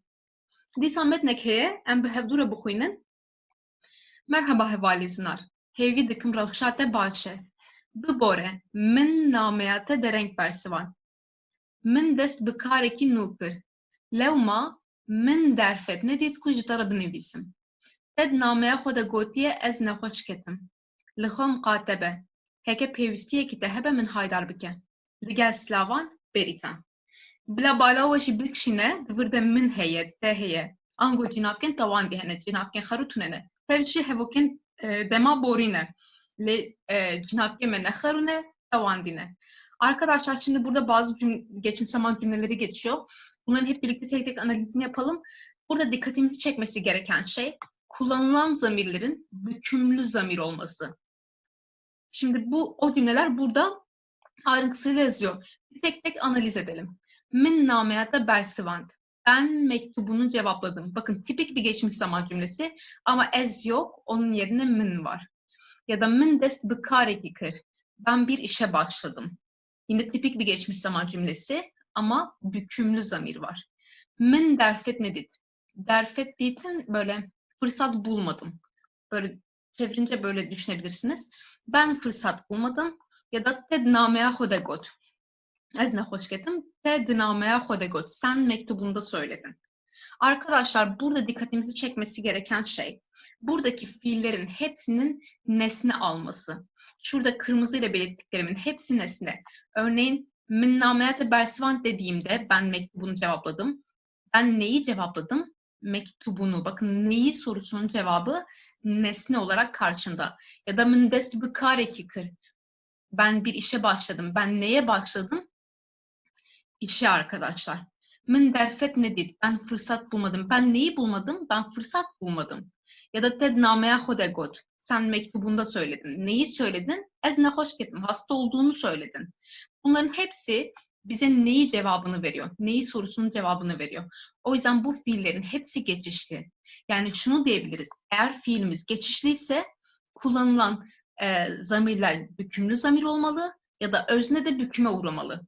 Şu cümleye bakalım. Ez ne hoş geldin. Ez ne hoş geldin. Ben hasta düştüm. Tam karşılığı bu.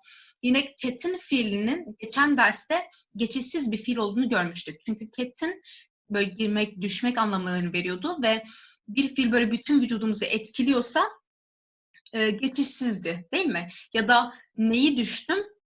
Cevabı yok. Bu yüzden geçişsiz. Eğer geçişsiz ise tıpkı buradaki gibi özne yalın halde, eğer geçişli ise tıpkı buradakiler gibi özne bükümlü halde olur arkadaşlar. Dediğim gibi Türkçe'de tek bir karşılığı var. Ben yaptım, ben ettim, ben geldim, ben gittim. Ama Türkçe'de durum bu yönden değişiyor. Burada bazı cümleler var. Şimdi bu cümlelere de tek tek bakalım. Hevalamıcı Ahmet Ehad. Arkadaşım Ahmet'ten geldi. Arkadaşlar neyi geldi? Cevap yok. Kimi geldi? Cevap yok. O yüzden öznenin bükümlü halde olması gerekiyor. Eğer ben burada isim kullansaydım mesela ev Ahmet Ehad diyecektim. Yani ev sade halde, yalın halde olacaktı. Min ev peçvazikir. Ben onu karşıladım. Ben neyi karşıladım, kimi karşıladım? Cevap var. Onu karşıladım. O yüzden bükümlü halde. Em cimali derk ettim. Biz evden çıktık. Biz neyi çıktık, kimi çıktık? Cevap yok. Ya da bütün vücudumuz çıkıyor. O yüzden geçişsiz. O yüzden yalın halde. Em tun Taksim'e. Biz Taksim'e gittik. Yine hem bütün vücudumuz Taksim'e gidiyor, etkileniyor. Hem de neyi gittik sorusunun cevabı yok. O yüzden özne yalın halde. Em hatta Karaköy'e meşyan. Biz Karaköy'e kadar yürüdük. Hem bütün vücudumuz yürüyor. Hem neyi yürüdük cevabı yok. Hem de demiştik ki inle biten fiillerin çoğu zaten geçişsiz kabul ediliyor. Tüm bu sebeplerden dolayı yine yalın halde öznemiz. Melhur masihar.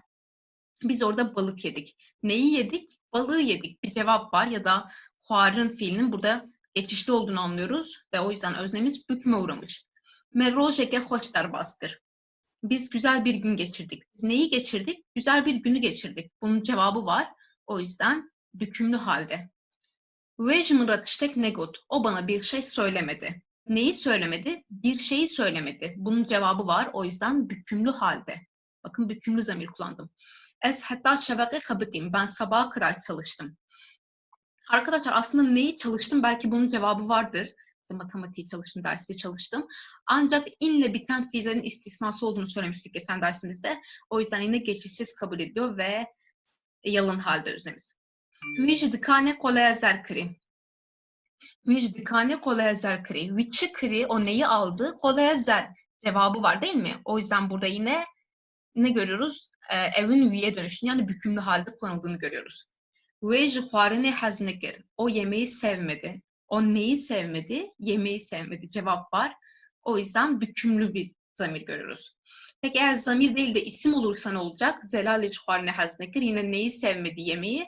Cevabımız bize gösteriyor ki bu bir bu bir geçişli fiil. O yüzden eğer isim kullanacaksam da bükümlü halini kullanacağım. Zelal kadın olduğu için kadın büküm ekiyle bu ismi büküme uğrattım. Sterkli Batmani mazın bu. Mazın bun büyümek. Sterk Batman'da büyüdü. Ne demiştik? bununla olan tüm fiiller geçişsiz kabul ediliyor. O yüzden stay burada yalın halde. Eğer bu geçişli bir fiil olsaydı stay diyecektik örneğin. Min name ekşen, ben bir mektup gönderdim. Neyi gönderdim? Bir mektup gönderdim. Bunun cevabı var. O yüzden hükümlü halde. Yani mantık bu. Eğer geçişsiz ise yalın halde öznem, eğer geçişli ise hükümlü halde. Zaten bükümü nasıl yapıyorduk? İşte büküm zamirlerimiz vardı, ismi bükümlü hale getirebiliyorduk. Hep aynı mantık devam ediyor burada. Bir de arkadaşlar şimdi biz geçen dersimizde bir fiilin nasıl geçişsiz olduğunu bazı kurallarla öğrendik değil mi? İşte o bütün vücudumuzu etkiliyorsa ya da inle bitiyorsa ya da içinde bum varsa ya da neyi kimi soruların cevabı yoksa o zaman hep geçişsiz oluyordu. Şimdi bununla ilgili bazı ipuçlarını bu sefer geçişli fiiller için verelim ki işimiz kolaylaşsın. Öncelikle bir bakalım gel gözü tespit kırna lekeran. Fiilleri biz nasıl tespit edeceğiz? Buna bakacağız. Bresel heye, ango bersvatçiye heye. Nesne vardır yani ne sorusunun cevabı vardır. Türkçe'de de hani öğrenirken öyle öğreniyorduk ya neyi kimi soruların cevabı varsa geçişlidir. Örneğin min xwar, min çi xwar, sev nan xwarin û her vekidin bersifeye. Ben yedim. Ben neyi yedim aslında? İşte elma yedim, ekmek yedim, yemek yedim. Yani cevap var. O yüzden eğer cevap varsa, eğer nesne olmasa bile ben fiilim geçişli olduğu için özneyi büküme uğratmak zorundayım. Lekerin kubgrine çedibin gergöhezin. Kırın yani yapmak, etmek fiiliyle oluşan birleşik fiiller geçişli kabul ediyor. Peki aklınıza getirin. Geçişsiz olması için ne olması gerekiyordu? Bunun yerine ne demiştik geçen dersimizde? Eğer bir fiil yani olmak fiiliyle oluşuyorsa geçişsiz, onun buradaki karşılığı eğer yapmak, etmek fiiliyle oluşuyorsa geçişli kabul edilir. Yani kırın ile ilgili bütün birleşik fiiller, içinde kırın geçen bütün fiiller geçişlidir arkadaşlar. Ve mazınkır, o büyüttü. Aslında o neyi büyüttü? Örneğin o kızını büyüttü, o bir köpek büyüttü, o olayı büyüttü, bir sürü şey olabilir. Yani cevap var. Bir şeyi yapmak, bir şeyi etmek. O yüzden kırınla olduğu için bu geçişli, o yüzden öznemiz büküme uğramış. Tegermkir, sen ısıttın. Sen neyi ısıttın? Yemeği ısıttın, suyu ısıttın, çorbayı ısıttın. Yine cevap var. Bakın burada özellikle nesne yazmama gerek yok. Av germkir dememe gerek yok örneğin. Nesne olmasa bile neyi ve kimi sorana cevap verebildiğim için bu bir geçişli fiildir. O yüzden de öznem büküme uğramış. Lekerin kurbandori perçek ile açediken gergöhesin. Sersedi notraste. Şimdi biz geçen dersimizde demiştik ki eğer bir fiil bütün vücudumuza etki ediyorsa tabii ki bu %100 olan bir kural değil. Bazı istisnalar var ama bütün vücudumuza etki ediyorsa geçişsizdir. Örneğin mirin ölmek fiili bütün vücudumuz ölüyor. Geçişsiz. O yüzden işte ezmirim diyoruz. Ama eğer bir fiil ya da bir olay sadece bizim vücudumuzun bir parçasıyla oluşuyorsa geçişlidir arkadaşlar. Örneklere bakalım. Huar'ın yemek fiili sadece ağızla oluyor. Ya da neyi yedim cevap oluyor. Got'un söylemek sadece ağızla oluyor. Ya da neyi söyledim bunun cevabı var. Bihistin duymak sadece kulakla oluyor. Ya da neyi duydum cevabı var. Avet'in atmak elle ya da ayakla oluyor. Ya da neyi attım cevabı var. Dit'in görmek sadece gözle oluyor. Ya da neyi gördüm bunun cevabı var. Yani vücudumuzun bir parçasını kullandığımız fiillerde eğer yani o fiil vücudumuzun bir parçasına etki ediyorsa o zaman o geçişlidir. Bu da güzel bir ipucu ama dediğim gibi %90 yani tabii ki istisnalar olabilir. Devam edelim. Franya lekerin kubu andın edi kadın gergühezin. Andın ile biten fiillerin çoğu geçişlidir arkadaşlar. Bunun peki diğer dersteki karşılığı neydi? Eğer bir fiil in ile bitiyorsa geçişsizdi. Eğer andınla bitiyorsa da geçişlidir. Bu biz inle biten fiiller, andınla biten fiiller bu birinci kurda sanırım şimdiki zamandaydı. Bu fiiller üzerine bir ders yapmıştık. Orada aslında biraz ipucusunu vermiştik. Hani birinde inle bitiyorsa kendi kendine olma anlamı var. Andınla bitiyorsa yaptırmak anlamı var. O yüzden nesne oluşuyor demiştik. Geçişli oluyor demiştik. Bakalım örneklere. Gerandın gezdirmek. Bakın gerandın birini gezdirmek. Gerin gezmek de demek kendi kendine gezersin ama gerandın gezdirmek, birini gezdirmek, bir şeyi gezdirmek. Zaten o biri bir şey dediğim şey benim nesnem oluyor. Yani zaten fiil geçişli oluyor. Frandın uçurmak, şandın göndermek, Bezandın koşturmak. Örneğin bezim koşmaktı. O yüzden ez bezim ya da ez beziyam diyorduk inle bittiği için. Ama artık bezandın koşturmak oluyor. Min bezant demem gerekiyor. Min hesfaho bezant. Örneğin. Kelin kaynamaktı. Av keli ya da av keliya. Bakın hiçbir büküm yok. Çünkü inle bitiyor. Ama kelandın kaynatmak oluyor artık. Min av keland. Artık orada min demem gerekiyor. Kalandın kızartmak. Kalin kızarmak. Kalandın kızartmak. Yine bir şey kızartırsınız değil mi? Bir yemeği, her eti. O yüzden cevap oluyor ya da andınla bitiyor diğer karşılığı. O yüzden fiilimiz geçişli arkadaşlar. Şimdi yine bu listeyi bence yazın bir yere. Tıpkı diğer dersin negergöhezi kısmında olduğu gibi kendiniz o karşılaştırmayı yapabilirsiniz. Yani orada negergöhez olması için tüm şartlar aslında burada gergöhez olması için de var. Peki eğer fiilimiz gergöhez yani geçişliyse biz hangi sıralamayı takip edeceğiz? Heke leker gergöhez geçişli transitif ve leker breseri digre. Minak min ev got. Diyor ki eğer bir fiil geçişli ise fiil nesne alır. Dediğim gibi nesne cümlede yer almıyorsa bile gizli nesne olarak var. Örneğin min got dersem ben söyledim ama aslında bunun karşılığı ne? Ben onu söyledim örneğin. Ya da ben bir şeyi söyledim. Ama bir şey var orada değil mi? Özellikle belirtmeme gerek yok. Anlıyoruz ki nesne alıyor, nesne alabiliyorsa geçişlidir. Arkadaşlar bu sıralamayı takip ederseniz hiçbir yanlış yapmayacaksınız. Sonra tespit ettik geçişli. Yapacağımız diğer bir şey özneyi büküme uğratmak. Eğer zamir ise bükümlü zamirleri kullanacağız. Min, de, we, we, me, ve, one gibi. Eğer isim ise özneyi büküme uğratacağız. Örneğin Zozan bir isim, peki bunun bükümlü hali nasıl oluyor? Zozani. Mırat, mıradi. Zarok, eğer çoğul yapacaksam, çoğul halde büküme uğratacaksam zarokan. Diğer yapacağımız şey, şimdi anladık. Özneyi büküme uğratıyoruz. Diğer yapacağımız şey ise arkadaşlar nesneyi sade bırakmak. Yani büküm eklerini kullanmamak. Jiberku breser harudimine ve min sefar. Ben elmayı yedim. Arkadaşlar şimdi bizim çok yaptığımız bir yanlış. Min sevan har diyoruz örneğin. Ben elmaları yedim. Ama bu yanlış. İki tane bükümü yan yana getiremeyiz. Eğer ben bunu min yapıyorsam ki harın fiili, yemek yemek fiili geçişli bir fiil yapmak zorundayım. O zaman benim nesnemi yani sev kelimesini yalın halde bırakmam gerekiyor. Şimdi devam edelim. Çok önemli bir kural. Leker ligori breseri tek çandın. Ango kartafen kesane ligori kırdeyi naim bıkaranim. Diyor ki fiilimiz nesneye göre çekimlenir. Özneye göre değil arkadaşlar. Yani kişi ekleri, özneye göre olan kişi ekleri kullanılmaz. Bu çok çok önemli bir kural. Çünkü işte tam da bu noktada Türkçeden ayrılıyor. Bunu nasıl çevirebiliriz Türkçe'ye? Örneğin şöyle diyebiliriz. Ben seni gördüm. Aslında orada bene göre çekimliyoruz değil mi? Özneye göre çekimliyoruz. Ama görmek geçişli olduğu için bunun Kürtçe karşılığı biraz saçma gelecek ama ben seni gördün. Yani sene göre çekimliyorum orada. Yani nesneye göre çekimliyorum arkadaşlar. Bu kural çok önemli. Şimdi örneklerimize bakalım. Min sev huar. Benim buradan anlayacağım şey birincisi huarın yemek yemek fiili. Geçişli bir fiil çünkü neyi yedim cevap var. Ya da vücudumun bir parçasıyla yani ağzımla yapıyorum. O yüzden geçişli ve direkt ezmina dönüştü.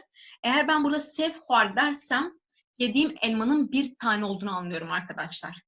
Peki bunu eğer birden fazla elma yediysem, iki elma yediysem min du sev artık çoğul eki getirmem lazım. Huarın demem lazım. Min du sev huarın. Bakın min du sevan huarın yanlış. Çünkü ben buraya büküm eki getiremem. Çünkü nesne sade kalır. Sadece özne büküme uğrar. Orada nesnenin çoğul olduğunu ben nereden anlıyorum? Fiilimdeki ekten anlıyorum arkadaşlar. Şimdi biraz daha ayrıntılı inceleyelim. Peşiri lekere binere gergözan ne gergöze. Arkadaşlar geçmiş zaman cümlesi kuracaksak yapacağımız ilk şey fiile bakmak olmalı. Fiil geçişli mi, geçişsiz mi? Şimdi şurada geçen dersin küçük bir özeti var. Eğer fiil geçişsiz ise hekende gergöhizbe kırda harudimine ve estu evsa berdevam dike öznemiz yalın kalıyor. Leker ligorik kırdeye tek şandın. Fiilimiz de özneye göre çekimleniyor. Ama eğer fiil geçişli ise, arkadaşlar bu sıralama çok önemli. Gerçekten kendi öğrencilerimizde de görüyoruz. Böyle bu sıralamayla gidince yanlış minimuma iniyor. Bir, yapmanız gereken özne büküme uğrar, gırdadı tavı. İki, yapmanız gereken bireysel harudumine, nesne yalın halde kalır, ek almaz, büküm eklerini asla almaz. Ya seyemci leker ligori bireyseli tek şandın, fiil nesneye göre çekimlenir. Zvirminakake kam hevrabinirin ez, kevok, ditin. Ben, güvercin görmek. Şimdi biz bundan geçmiş zaman cümlesi yapacağız arkadaşlar. Önce bir bakalım. Ditin, görmek. Geçişli mi, geçişsiz mi? Neyi gördüm? Güvercini zaten nesnem önümde duruyor. Bir şeyi görürüm. Ya da ditin görmek gözle yapılıyor. Vücudun bir parçasıyla yapılıyor. O yüzden bir, ne diyorum arkadaşlar? Fiilim geçişli. Ditin gergöze. Peki, ditin gergöhez. Fiilim geçişliyse yapmam gerekenler neler? Kırdedı tave. O yüzden ez neye dönüşecek arkadaşlar? Bunu artık büküme uğratacağım. Ez min olur arkadaşlar. Artık min kullanmam gerekiyor yerine. Bireysel harudumine kevok yani güvercin sade halde kalacak. Hiçbir yer gelmeyecek. Bireysel kevok yani bireysel amca şuhaye. Leker ligori bireysel tekşandı. Şimdi de fiilimi nesneye göre çekimlemek kaldı. Ben burada tekillik çoğulluk belirtmedim. Eğer ben desem ki min kevok dit ben güvercini gördüm. Eğer ben desem ki min kevok ditin ben güvercinleri gördüm olacak. Yani tamamen ben burada fiile gelen ekten anlıyorum nesnemin tekil ya da çoğul olduğunu. Asla özneye göre değil, nesneye göre çekimliyorum arkadaşlar. Şuradaki, şu ditin'daki ından da anlıyorum ki kevok orada pırıcım var yani çoğul. Min kevok dit ben güvercini gördüm tekil. Min kevok ditin ben güvercinleri gördüm çoğul. Şimdi arkadaşlar dedik ki geçişli fiiller her zaman nesneye göre çekimleniyor. O yüzden burada öznemizin hangi kişi olması önemli değil. Her zaman zaten biz nesneye göre çekimliyoruz. Yani tamam kırdedı tave özne büküme uğruyor. Örneğin min kullanabiliriz, tek kullanabiliriz, ve kullanabiliriz. Ya da eğer isim kullanacaksak zilan diyeceksek zilane demeliyiz. We diyebiliriz ya da barani eğer isim kullanacaksak. Me diyebiliriz, ve diyebiliriz, one diyebiliriz. Yine üçüncü çoğul kişi için isim kullanacaksak, örneğin misafir edeceksek meyvannan deriz. Bunlara bağlı olmaksızın nesneye göre çekimleniyor arkadaşlar. Burada nesnemiz sevek, bir elma ya da du sev ya da sadece sev de diyebilirsiniz. O da fark etmiyor yani. Bil huarın gergühezi zaten yemek geçişli. Çekimleyelim huarını seve göre. Eğer bunların hepsi ve sevekse huar, tekil. Zaten olumsuzun neyle olduğunu söylemiştik bütün geçmiş zamanda. Münte, ve, vi, me, ve, van, sevek, huar, an için ne huar? Yedik ya da yemedik. Yine aynı zamirler heke du sevve, huarın, an için ne huarın. Evci, dravşa, pırjmaride tep karanin. Yani arkadaşlar tekrar söylediğimiz gibi bunlardan bağımsız olarak nesneye göre çekimliyoruz. Nesne çoğulsa çoğul, tekilse tekil geliyor bu kadar. Şimdi o örneklere bir daha bakalım. Dersin başındaki örnekler burada. Burada nesneyi tespit etmeye çalışalım arkadaşlar. Bir de nesne yönünden bakalım. Bir de az önce bir sürü kural verdik ya işte vücudun bir parçası falan. Hani hangi durumda geçişli oluyor. Hevalam camedeha tatin artık bunda duracak bir şey yok. Geçişsiz. Minev peçvazikir. Arkadaşlar peçvazikir'in yani karşılamak fiili kırın ile oluşan bir birleşik fiil. O yüzden yine büküme uğraması gerekiyor. Ya da neyi karşıladın cevabı var. Ama ne dedik az önce? Kırın ile oluyorsa geçişlidir arkadaşlar. Heke kırın içe belekerek evleyker gergöheze. Em cumali derketinin em tüm taksimi burada artık bir daha aynı şeyleri söylemeye gerek yok. Ya da meşinin işte geçişsiz olduğunu söylemiştik. Ama melgur masik var. Biz orada balık yedik. Ya da balığı yedik. Aslında böyle çevirirsek daha doğru olur. Yemek arkadaşlar hem neyi sorusuna cevap veriyor tamam ama hem de ne dedik? Vücudun tek bir parçasıyla oluşuyorsa o şey. Örneğin huarın ağızla oluştuğu için yine geçişli arkadaşlar ve neyi sorusunun cevabı zaten masi balık olarak önümde duruyor. O yüzden büküme uğradı. Me rojeke hoş derbas kir. Yine bakın derbas kırın. Bu bir geçirmek. Güzel bir gün geçirdik. Yine kırın ile oluşan bileşik fiil. O yüzden büküme uğradı. Ya da neyi geçirdik? Zaten nesnem önümde duruyor. Güzel bir gün. Bir de arkadaşlar bakın burada me çoğul olmasına rağmen me rojeke hoş derbas kırın demiyorum asla. Çünkü rojeke hoş güzel bir gün.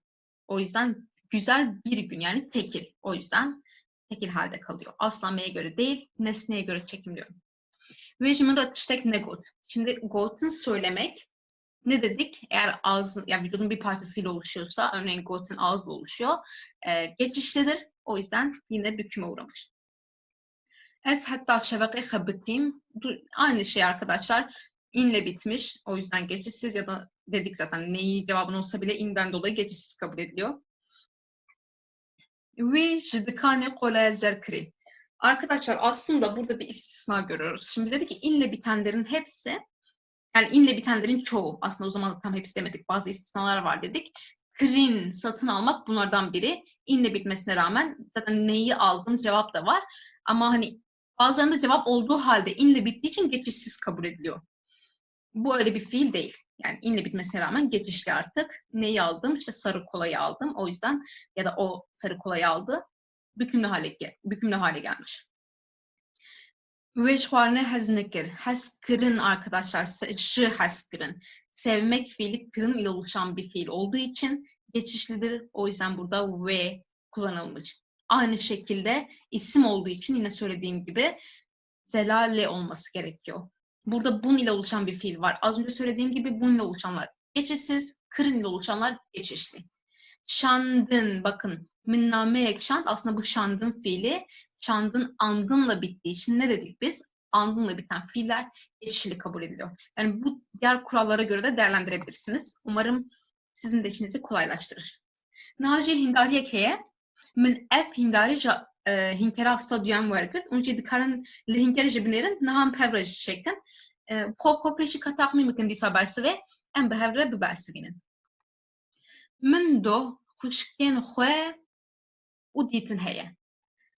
Dîtin gerguheze. Em bi çav dibînin, yani parçekî açığa dibînin û ez çi dibînin bersifeye. Ji ber wî jî kirdet tewya ye. Dê hevano bala xwe bidin bireserê xuşkên xwe. Bireser çê divirde? Pircimare. Me got em li gorî bireserê bikişînin ji ber ku bireser jî pircimare. Ez ê qayeta xwe pircimariyê lê zêde bikim. Ez ê bêjim dîtin. Arkadaşlar ben dün kız kardeşlerimi gördüm. Şimdi görmek geçişli. Çünkü hem vücudumuzun bir parçasıyla görüyoruz hem de neyi görmek, kimi görmek cevap var. O yüzden özlem büküme uğramış. Ama kız kardeşlerimi, burada benim nesnem çoğul arkadaşlar. Çoğul olduğu için de ben fiil köküm dit, burada ını attık. Bunları geçen derste yaptık zaten. Hani ın varsa ın gidiyordu, ne varsa ne gidiyordu. Attık, dit kaldı kök. Ama çoğul olduğu için artık çoğulluk ekine getirmem gerekiyor. Ditin. Ditin arkadaşlar. Min dokuşken fa ditin cevabı. Ez bi mizginere kabınerin meşin gergöze ne gergöze. Bi iğne kadiyaye. Anji hemul açemedi meşe. Anji çi meşin bersif tuneye. Ciber veci kırdı harumaye. Ez çi becim ez gori kırdeyi bikşinimedi. Bi mizginere du form hebu. Meşim anji meşiyam. Her duçi rast. Meşim anji meşiyam. Arkadaşlar inle biten bir fiil ya da bütün vücudumuz yürüyor. Ben dün mizginle yürüdüm diyeceğiz. Bütün vücudumuz yürüyor. Ya da neyi yürüdüm cevap yok. O yüzden geçişsiz. Geçişsizse özne yalındı ve özne göre çekimliyorduk. Yani kişi ekini kullanıyorduk. Kişi ekini kullandım. Ez meşiyam. Vaneame saat bi pencan de hadin heye. Hadin lekereke neger göze hevano. Şiberku bir iğne bıdavi buye. Arkadaşlar dersimiz 5'te bitti diyeceğim. Ama kadın fiili inle bittiği için geçişsiz. O yüzden vaneame artık özneye göre çekimlenecek. Özne burada vaneame dersimiz. Ders bir tane olduğu için kadi ya da kadiya. Yani herhangi bir çoğulluk eki gelmeyecek artık.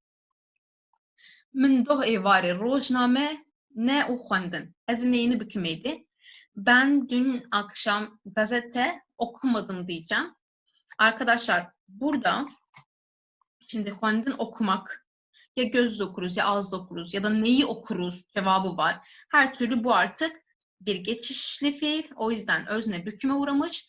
Ben eğer yalnız şöyle bir şey var burada. Eğer benim kastettiğim tek bir tane gazete ise tekil olarak kullanacağım. Eğer kastettiğim birden fazla gazete ise çoğul ekini kullanacağım. Fiile ekleyeceğim. Fiilden anlıyorum artık arkadaşlar onun nesnenin tekil ya da çoğul olduğunu. Asla buraya rojnameyan demiyorum örneğin. O çoğul büküm ekini getirmiyorum. Yani dediğim gibi her ikisi doğru. Eğer ne Juan de diyebilirsiniz, ne Juan'den de diyebilirsiniz. Eğer nesnemiz tekil ya da çoğulsa arkadaşlar. Zolzanê dohcilên xwe û şûştin. Min çi şûşt bersiv heye ne ji xwe bersiv diyar e ber çavê min e cilên xwe. Ji ber wê jî gerguheze. Ji ber wê jî kirdê dibe bita we. Kirdeta wiya ye bûye zolzanê. Heke bireser pırjimar be. Pırjimar, yekşimar be yekşimar. Kar bireserê binirin. Cilên xwe. Elbiselerini, kıyafetlerini yıkadı. Buradan nesneye göre çekimliyorum. Geçişli olduğu için zaten şuradaki bükümden de anlıyoruz artık. Geçişli bir fiil. Nesneye göre çekimleyeceğim. Nesnem elbiselerine olduğu için, yani çoğul olduğu için şuştun. Mesela dinahan de şif bu xwarin heye. Hevana xwarin gergöze eden vid zanen. Em bir devê xwe dixwin, yani perçek ilaşê xwe dixwin. Anjî işte ez çi dixwin bersif heye. Ji ber wî gergöze, ji ber wî kirdeta wiya ye. Ez ê li gorî bireserê bikişînime dî. Bireser şîve ne dusê şîvin. Tenê şîveke ji ber wî ez ê bêjim xwar. Kabinên bala xwe bidin. Ez li gorî meyê nakişînim. Ez li gorî bireserê dikişînim. Ev der pırjimar bêje ji ber ku biresera min yekşimar e yekşimarma. Te name nivîsîn. Hevalno nivîsîn belê bi îne dixede lê ji ber ku ez çi nivîsim işte name ji xwe dîsa bersiv jî diyar e li ber çavê min e biresera min li ber çavê min e ji ber wî jî gerguheze ez ê li gorî bireserê bikişînim. Koka wî çi ye tenê ne heye ne çû nivîsîma ji ber ku yekşimar e te name nivîsî. Te name nivîsî ez wisa dipirsim. Arkadaşlar burada yazı yazmayı görüyoruz. İnle bitmesine rağmen aslında sen mektup yazdın mı diye soruyorum. Zaten neyi yazdın mı mektup cevabım karşımda. O yüzden nesnem var. Dediğim gibi bu inle bitenlerin işte bu da inle bitmesine rağmen yine de geçişli. Çünkü cevabı çok belli. Bir de arkadaşlar aslında bu yazı yazmak bunun içinde bazı tartışmalar var. Çünkü birçok kişi de gibi kullanıyor. Dename nevisan. Onu andın ile geçişli yapmaya çalışıyor. Dename nevisan. Bu formu da çok duyarsınız. Ama işte dediğim gibi zaten cevabım karşımda olduğu için, nesnem olduğu için bu bir geçişli fiil olarak ben kabul ediyorum. Size bırakıyorum. Her iki kullanımda kullanabilirsiniz. Delale, rohat ve xwendin. Ve xwendin arkadaşlar davet etmek. Davet etmek. Xwendinle oluşan bir türemiş fiil bu. Arkadaşlar davet etmek, birini davet etmek değil mi? O yüzden geçişli fiildir, cevabı var. Neyi davet etmek? İşte birini. Neyi ve kim sorunun cevabı var. O yüzden öznem büküme uğramış, nesnem yalın halde kalmış ve nesneye göre çekimliyorum. Behvent. Yani sadece tekil olarak kullanıyorum. Mecbo taşte hekerun çekirin. Biz kahvaltı için yumurta yaptık. Kırın ile oluştuğu için arkadaşlar geçişli bir fiildir. Yapmak, etmek varsa, kırın varsa bir fiilin içinde o fiil geçişli fiildir. Öznem büküme uğramış. Şurada öznem büküme uğramış. Şimdi eğer kastettiğim tek bir yumurtaysa çekir. Eğer birden fazla yumurtaysa çekirin. Yani size kalmış. Hangisini kastetmek istediğinize kalmış. Ya dehemin ev hilkişin serdari. Hilkişin, onlar ağaca tırmandı diyeceğiz. Hem inle bitiyor, hem bütün vücut tırmanıyor. Bu yüzden geçişsiz kabul ediliyor. O yüzden öznem yalın halde burada. Eğer ben burada özneye göre çekimleyeceğim, eğer kastettiğim kişi tekil ise hilkişi, eğer kastettiğim kişi onlar demek istiyorsam hilkişin diyeceğim artık. Tamamen yani öznenin tekil ya da çoğul olmasına göre. Ez doh çun dibistane. Hediyem zan çun neger göze. Kırda harumaye. Jigor ez el gori ez bikşinim o neyniye. Ez ne çun dibistane. Em 10 sal beri hatin İstanbul'e. Ez içi bejim. Hatin neger göze şod vanaya boride em li seri zal sekinin. Nexwaz el gori kırdeyi bikşinim kırda haruye. Li gori emirci em hatin. Zelal ji ser darê û ketin. Şo ketin me got bû di dersa borî de neger göze ji ber wê kirde xerumaye ji ber wê zêgorî kirdeyê bikişînim nexwazê çawa bêçim ji ber ku yekçîmare ew ket. Me çi gotu? Me gotu bû qartafek kesasiyem tune ye. Ji bo evê heke yekçîmar be qartafek tune ye. Min ji zelalê hez kirin. Me çi got? Heke lêkerek bi kirinê çêbû be ew lêker gerguheze kirde tewiyaye bi reser divê xerû be min ji ber wê mînakî da lê ji ber ku pişta çeke tewiyaye lê yekçîmare zêgorî yekçîmariyê bikişînim kir. Arkadaşlar burada bu örneği bilerek verdim. Ben Zelal'i sevdim. Bunu diyeceğiz. Şimdi sevmek kirin yani şu keseki has kirin. Kirin ile oluşan bir fiil olduğu için ya da birini sevmek cevap olduğu için bu bir geçişli fiil. O yüzden öznem büküme uğradı. Ancak arkadaşlar dedik ki özne büküme uğrar, nesne yalın halde kalır ve nesneye göre çekimlenir. Burada bakın zelale, nesnemi bükümlü halde görüyorum. Peki bunun sebebi ne? Bunun sebebi arkadaşlar j'dan sonra gelmesi.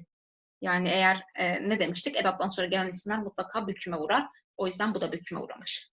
Yani bundan dolayı yoksa kural bozulmuyor şu anda. Gelê hevalên hêja em hatin dawiya waneya xwe ev waneyekî gelekî giring e ev waneya borî û waneya bê ev her sê bi hevdû re girêdayîne ji ber wê jî bişopînin li ser hevdû bişopînin em ê heftiya din jî aslında em ê derbasî micareke nû bibin micarekî gelek balkêşe lê bi vê micarê re jî tekildar e em ê bi hevdû re binêrin. Arkadaşlar dersimizin sonuna geldik. Şimdi az önce söylediklerimi bir daha tekrarlayayım. Geçen haftaki dersimiz, bu dersimiz ve haftaya işleyeceğimiz dersimiz birbiriyle çok alakalı. Üçü de birbirini takip ediyor. O yüzden bunları sırasıyla izlemeniz çok önemli. Eğer iyi öğrenmek istiyorsanız. Gelecek haftaki dersimizde sadece Kürtçe'ye özgü olan bir kuralı işleyeceğiz bunlarla alakalı. Hani böyle dedik ya nesneye göre çekimleniyor, özne yalın halde kalıyor. Şimdiye kadar hep nesne işte tekil mi çoğul mu bunun üstüne durduk ama nesne bir şeyse, bir zamirse nasıl yapacağız? O ben seni gördüğümdeki o seniyi nasıl söyleyeceğiz? Hep birlikte bunu öğreneceğiz. Bu kısım da özellikle bizim yani Kürtçe konuşanların, böyle ailesinden öğrenerek konuşanların biraz yanlış yaptığı bir konu. Hani genelde sonradan doğrusu öğreniliyor. Hep birlikte bunların üstüne duracağız. Siz de biraz araştırabilirsiniz dersten önce. Haftaya görüşmek üzere arkadaşlar. Bu hafta var.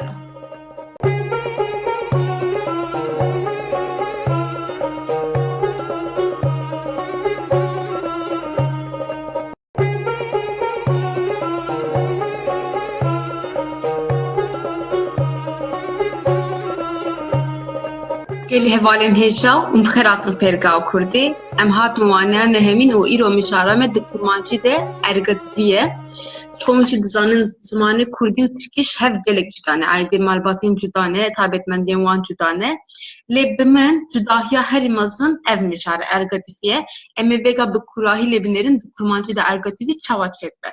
Arkadaşlar 9. dersimize hoş geldiniz. Bu dersimizde Kürtçe'de ergatiflik kavramını işleyeceğiz. Şimdi ergatifliği şöyle açıklayabiliriz. Aslında birazcık görmüş olduk biz bu konuyu geçen dersimizde. Arkadaşlar ergatiflik fiilin özneye göre değil de nesneye göre çekimlendiği, nesnenin etkisi altında kaldığı durumdur. Yani bunu şöyle düşünebilirsiniz. Eğer Türkçe ergatif bir dil olsaydı ben seni görüyorumu biz bene göre çekimliyoruz ya. Ben seni görüyorsun olacaktı örneğin. Sene göre çekimlenecekti. Yani bu şekilde oluyor. Nesneye göre çekimlendiği durum. Gelelim bunun Kürtçedeki yerine. Arkadaşlar biraz bilgi sahibi olalım konuştuğumuz dil hakkında. Kürtçe yarı ergatif bir dil. Yani sadece geçmiş zamanlarda ergatif var ve geçmiş zamanda fiilin geçişte olduğu durumda var. Şimdi tam bir önceki dersimizde geçişli fiiller için geçmiş zamanı öğrendik. Ve orada fiilin nesneye göre çekimlendiğini öğrendik. Örneğin ben elma yiyorum ben elma yedim dediğimde orada elma tekliyse işte tekil yapıyorduk, çoğulsa çoğul yapıyorduk. Şimdi elma yerine başka nesneler olursa nasıl olacak? Biraz ayrıntısını ineceğiz bu dersin. Belempêşil li ser mînakan binêrin ka ergatîvî ji me re çi dibêje? Mînaka yekem min sêv xwar. Ez çi fehm dikim di vir de? Min sêv xwar. Ben elma yedim. Sadece tek bir elma var. Peki ben bunun tek bir elma olduğunu nereden anlıyorum arkadaşlar? Çünkü bakın geçen dersimizde dedik ki işte xwarın geçişli bir fiil. Çünkü hem neyi yedim bunun cevabı var hem de vücudumuzun tek bir parçasıyla yapıyorduk. Bu da diğer ipucumuzdu. O yüzden geçişli ise özne büküm uğruyordu. Nesneye göre çekiliyorduk. Nesne tek ise herhangi bir ek yok. Burada ne anlıyorum? Elmanın tek bir elma olduğunu anlıyorum. Em dîsa werin min sêv xwarin. Ez ji vir çi fehm dikim hevalno? Dîsa bi heman şeklî lêker gerguheze, li gorî birêserê tê kişandin, kirde ditewe. Ez ji vî qartefa pirjimariyê fehm dikim ku min ji sêveke zaftir sêv xwarin, ango hecmara sêvan pirjimare. Ji sêveke zaftirin. Arkadaşlar aynı şekilde min sêv xwarin dediğimde yine elmaya göre çekimliyorum ama artık burada elmanın çoğul olduğunu anlıyorum. Şuradaki çoğulluk ekinde. Bir de arkadaşlar dikkatinizi çeksin. Min sêvan xwar değil. Çünkü iki tane bükümü yan yana kullanamayız. Birazdan ayrıntılı bu kuralları işleyeceğiz teker teker. Em werin ya dawî min du sêv xwarin.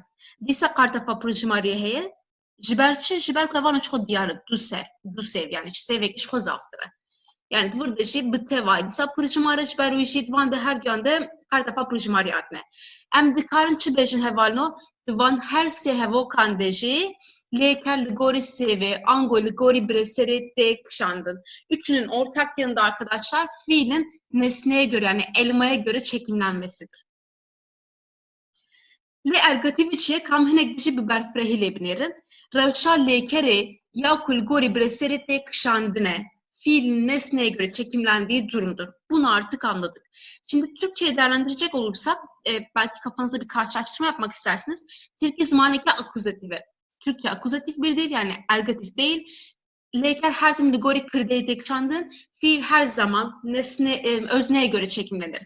Ben seni görüyorum derken burada bene göre ya da ben seni göreceğim gelecek zamanda yine bene göre ya da geçmiş zamanda ben seni gördüm yine bene göre. Her zaman özneye göre çekimlenir. İşte kişi ekleri alır. Lêker her zaman ligori kırdeye ango ben tekşandın. Kurmancı da tiş çavat be hevano. Kurmancı zamaneki niv ergative. Kürtçe yarı ergatif bir dil. Yarı ergatif. Tene de demin bori de lêker dibin bandora breser dedim yine. Led ve lêkerame gergühezbe. Sadece geçmiş zamanlarda fiil nesnenin etkisi altında kalır. Ama fiilin geçişli olması durumunda arkadaşlar. Çünkü örneğin es çum dediğimizde İşte gitmek geçişsizdi o yüzden özne yalın halde. Ez çum, ben gittim. Burada herhangi bir ergatiflik durum yok. Zaten nesne yok. Hani geçişsiz fiil ne demek? Nesnenin olmadığı fiil demek. Eğer nesne varsa yani fiilimiz geçişliyse o fiil nesnenin etkisi altında kalır. Şimdi örneklere bakalım. Ez seveki duhum. Ben bir elmayı yiyorum. Tu sevan duhi. Sen elmaları yiyorsun. Evet seve buhe. O elmayı yiyecek. Ligori kırdeyi. Her tim ligori kırdeye hatek şandan. Yani diğer işte şimdiki zamanda, gelecek zamanda, geniş zamanda bu durumlarda hep özneye göre çekimleniyor ve o yüzden kişi ekleri alıyor gördüğünüz gibi. Ama geçmiş zamanda baktığımızda min sefhar, min du sefharın. Ben elma yedim, ben iki elma yedim. İkisinde de nesneye göre çekimlenmiş. Burada artık özneye göre çekimlenmemiş. Arkadaşlar bundan daha önce bahsetmiştim. Bu cümleyi daha önce kurmuştum. Hatta bu cümlenin geçmiş zamanlarda çok işe yarayacağımızı da söylemiştim. Fiil her zaman yalın olana göre çekimlenir. Her zaman yalın olana göre çekimlenir. Burada ez yalın eze göre, tu yalın tuya göre, ev yalın eve göre, sev elma yalın. Bakın bir bükme kalmamış sev'e göre ya da du sev yine yalın olan elma o yüzden du sev'e göre çekimlenmiş. Her zaman yalın olana göre çekimliyoruz. Bükümlü olana göre değil. Heke breser cinav ve ev minakên herî xweşin em her tim ji xwendekarin xwe jî dipirsin ka pêşî û min bêjin. Ev em nekê tiştekî cuda bikin niha ben seni gördüm. Em ê di kurmancî de çawa bêjin. Şimdi arkadaşlar ben seni gördüm bunu Kürtçe'ye çevireceğiz. Görmek fiili geçişli bir fiil. Zaten nesne var. Neyi gördün? Seni gördüm. Bunun cevabı var. Arkadaşlar şimdi biz ne yaptık geçişliyken?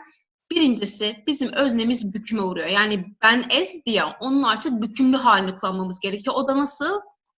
Min. Peki seni, sen neydi?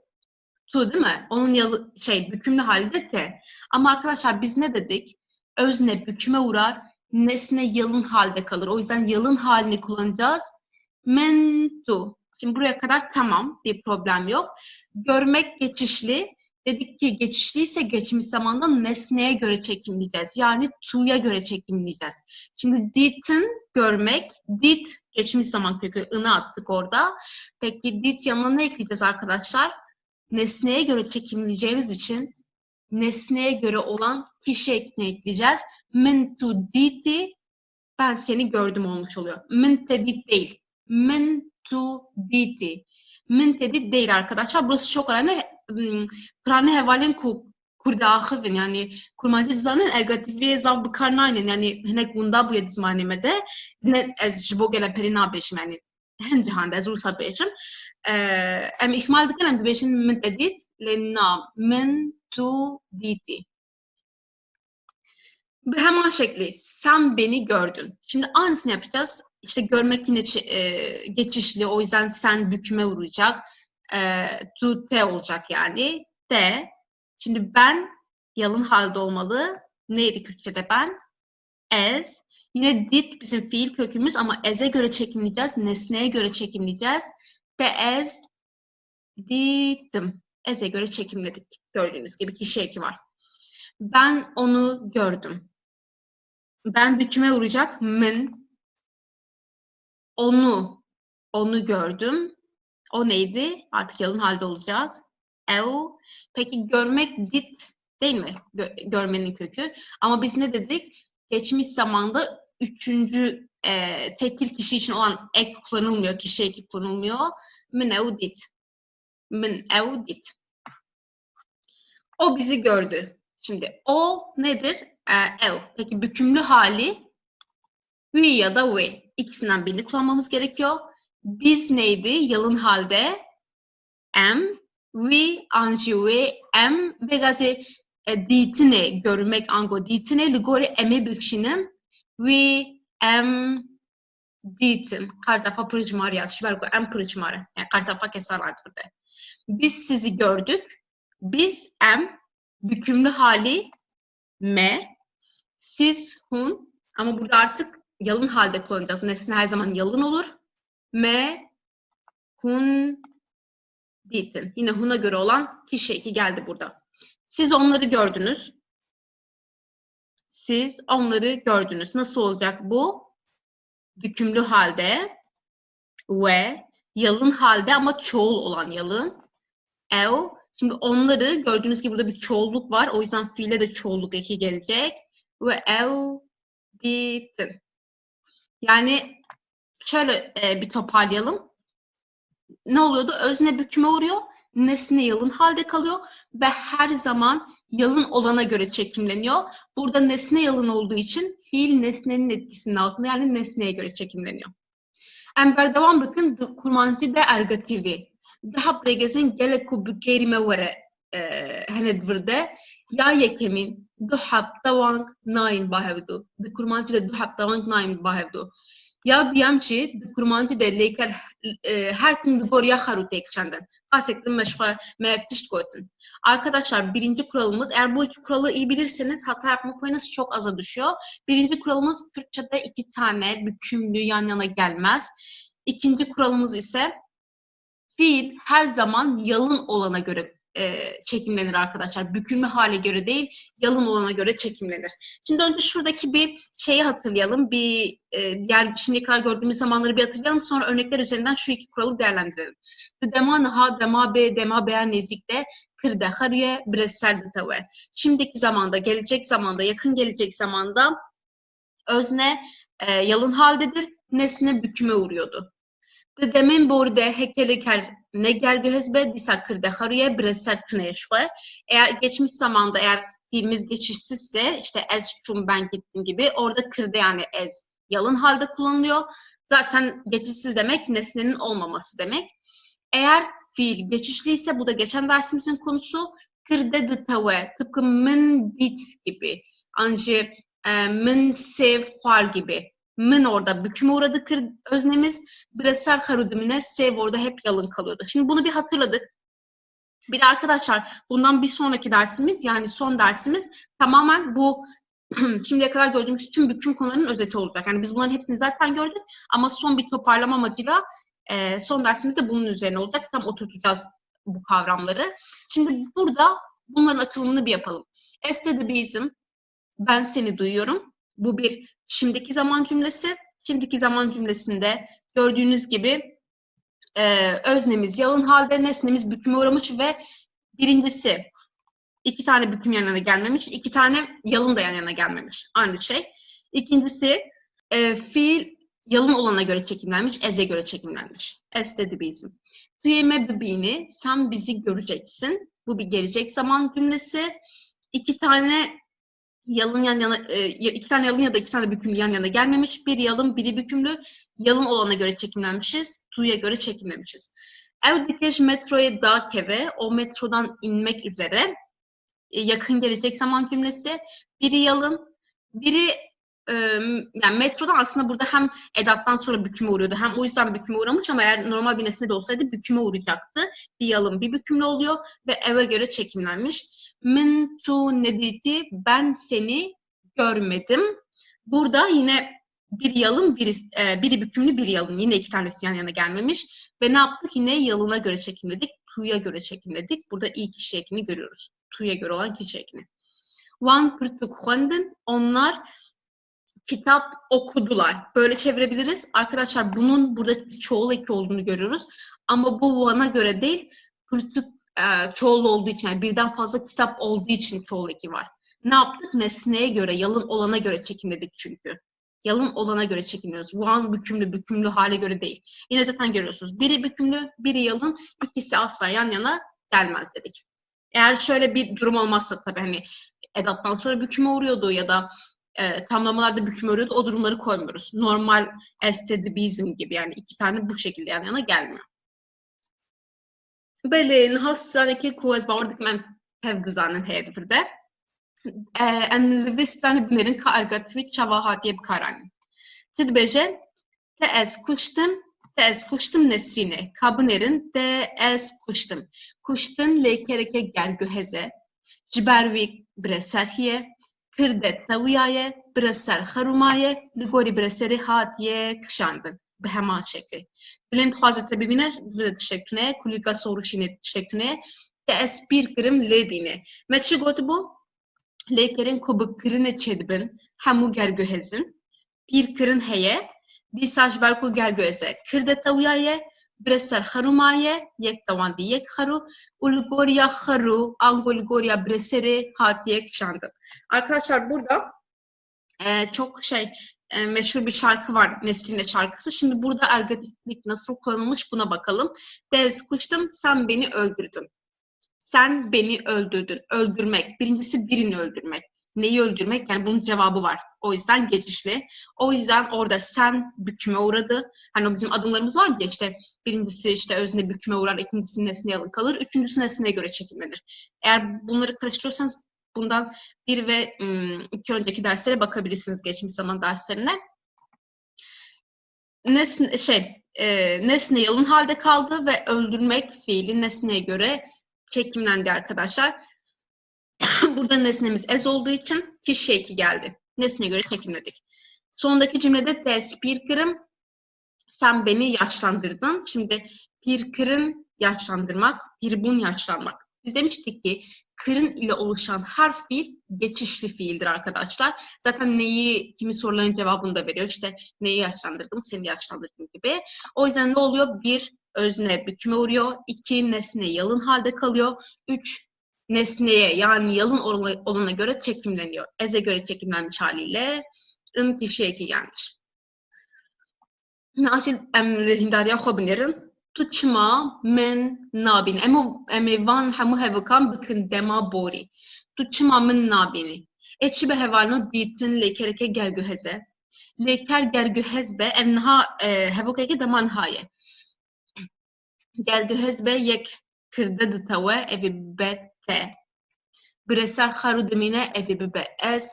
Ligori ezeji dev lekelame verekşandın. Arkadaşlar sen beni neden görmüyorsun? Bu şimdiki zaman cümlesi, bunu geçmiş zaman yapacağız. Hepsini geçmiş zaman yapacağız.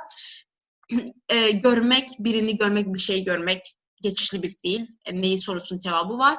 Ya da sadece gözlerle oluyor, vücudun bir parçasıyla oluyor. O yüzden geçişli. O yüzden bir öznemiz büküme uğrayacak. To t'ye dönüşecek. 2 nesnemiz yalın halde olacak arkadaşlar. Min ez'e dönüşecek. 3 fiilimiz nesneye göre çekimlenecek. Yani teçma ez, bir de olumsuz yapacağız tabii ki. Geçmiş zaman olumsuzu ne ile oluyordu? Teçma ez ne dedim. Ne yaptım? Büküme uğrattım. Yalın bıraktım. Yalın olana göre çekimledim. Şimdiki zaman cümlesini geçmiş zaman cümlesine çevirdim. Bir de arkadaşlar bunları artık çözdük, açtık diye düşünüyorum. Şimdiki zaman cümlesinde şimdiki zaman kökü kullanılır. Geçmiş zaman cümlesinde geçmiş zaman kökü kullanılır. Çok ayrıntılı durmuştuk zaten bunların üstünde. Ev pürtükan duhuyne. Şimdi buna dikkat edin. O kitapları okuyor. O yalın, kitapları bükümlü, duhuyne okuyor, eve göre çekimlenmiş. Kişi ekini görüyoruz. Bunu geçmiş zamana çevireceğiz. Okumak bir geçişli fiil. O yüzden bunu bükümlü hale getireceğiz. Bunu yalın hale getireceğiz. Yalına göre çekimleyeceğiz. Kadın ya da erkek olabilir. Kürtçe'de bunlar ayrılıyor. We, anji ve, dve ev edi harube, dve dahaptavan naim bahevdu. We, ve, kartafa tavan bavicin, pırtuk, huendin. O kitap okudu. Daha sonra yine kitapları okudu ama burada artık pırtukan diyemem. Çünkü 2 tane büküm yan yana gelmiyor. Ben şuradaki ından zaten çoğul olduğunu anlıyorum. Birden fazla kitap okuduğunu anlıyorum. Zozan helbestan naxuyne. Kabinerin yek xaruye, yek davan diye. Tam hevokeke daman hayan dema fre. Emi vinaka vergerinin dema bori xwendin dîsa wek vî. Xwendin gerguheze divê ev bitawe. Çawa bitawe? Ev meye, zozan meye. Em çi bêjin? Zozanê helbest nexwendin. Arkadaşlar aynı cümle.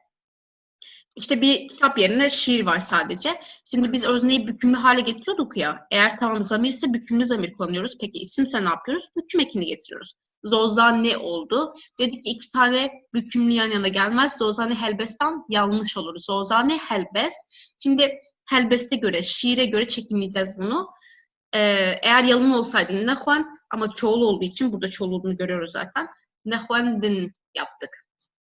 Ez van da'acbinim. Dîsa hevokeke deman haye. Ez van da'acbinim. Ez vineka bakın dema bori. Acibandın be andine dikade. Be andine bikade gergüheze, gergühezbe. Kırdadıtava bireser xarudimine. Ligori bireseri tekşandı. Ez dibe min. Van dibe ev.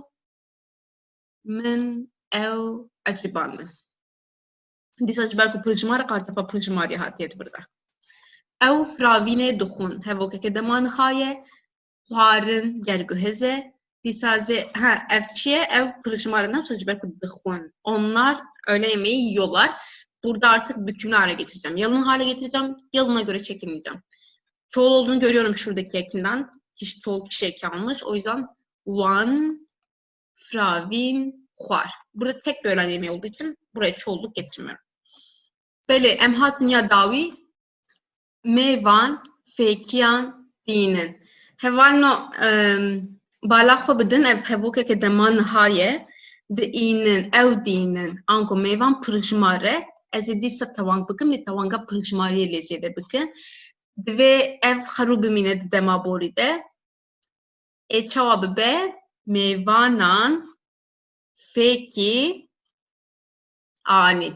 Mêvanan fêkî anîn. Arkadaşlar misafirler meyve getiriyorlar, meyveleri getiriyorlar. Bunu geçmiş zaman yapacağım. Birincisi getirmek, neyi getirmek cevabı var. O yüzden geçişli bir fiil. Meyvanı bükümlü hale getirmem gerekiyor. Çoğul büküm eki neydi? Çoğul büküm eki meyvana. Artık işte demiştik ya şimdiki zamanda nesne bükümlü halde kullanılır ama geçmiş zamanda yalın halde olmalı. Yalın hale getirdik, büküm ekini attık. F2. Bunu F2'ye göre, meyveye göre çekimliyoruz. Birden fazla meyve getirdikleri için çoğul ekini ekledim. Şuradaki çoğul eki meyvandan dolayı değil, F2'den dolayı arkadaşlar. Yani yalın olana göre, nesneye göre çekimledim. Evet arkadaşlar, dersin sonuna geldik. Umarım siz de faydalanmışsınızdır bu dersten. Bundan bir sonraki hafta tavan büküm kavramını bir özetleyeceğiz. Hep birlikte tek tek öğreneceğiz. Zaten şimdiye kadar bütün dersleri topladığımızda aslında her şeyi öğrendik bükümle ilgili ama bir özet geçelim, daha iyi oturtalım istiyorum. Bir dahaki dersimizde görüşünceye kadar umarım anlamışsınızdır bu konuyu da. Dikkat edin kendinize. بخاطر وهوالين هجا حتى وانا به لخوا مخاطبن لخوا باش بنيرن.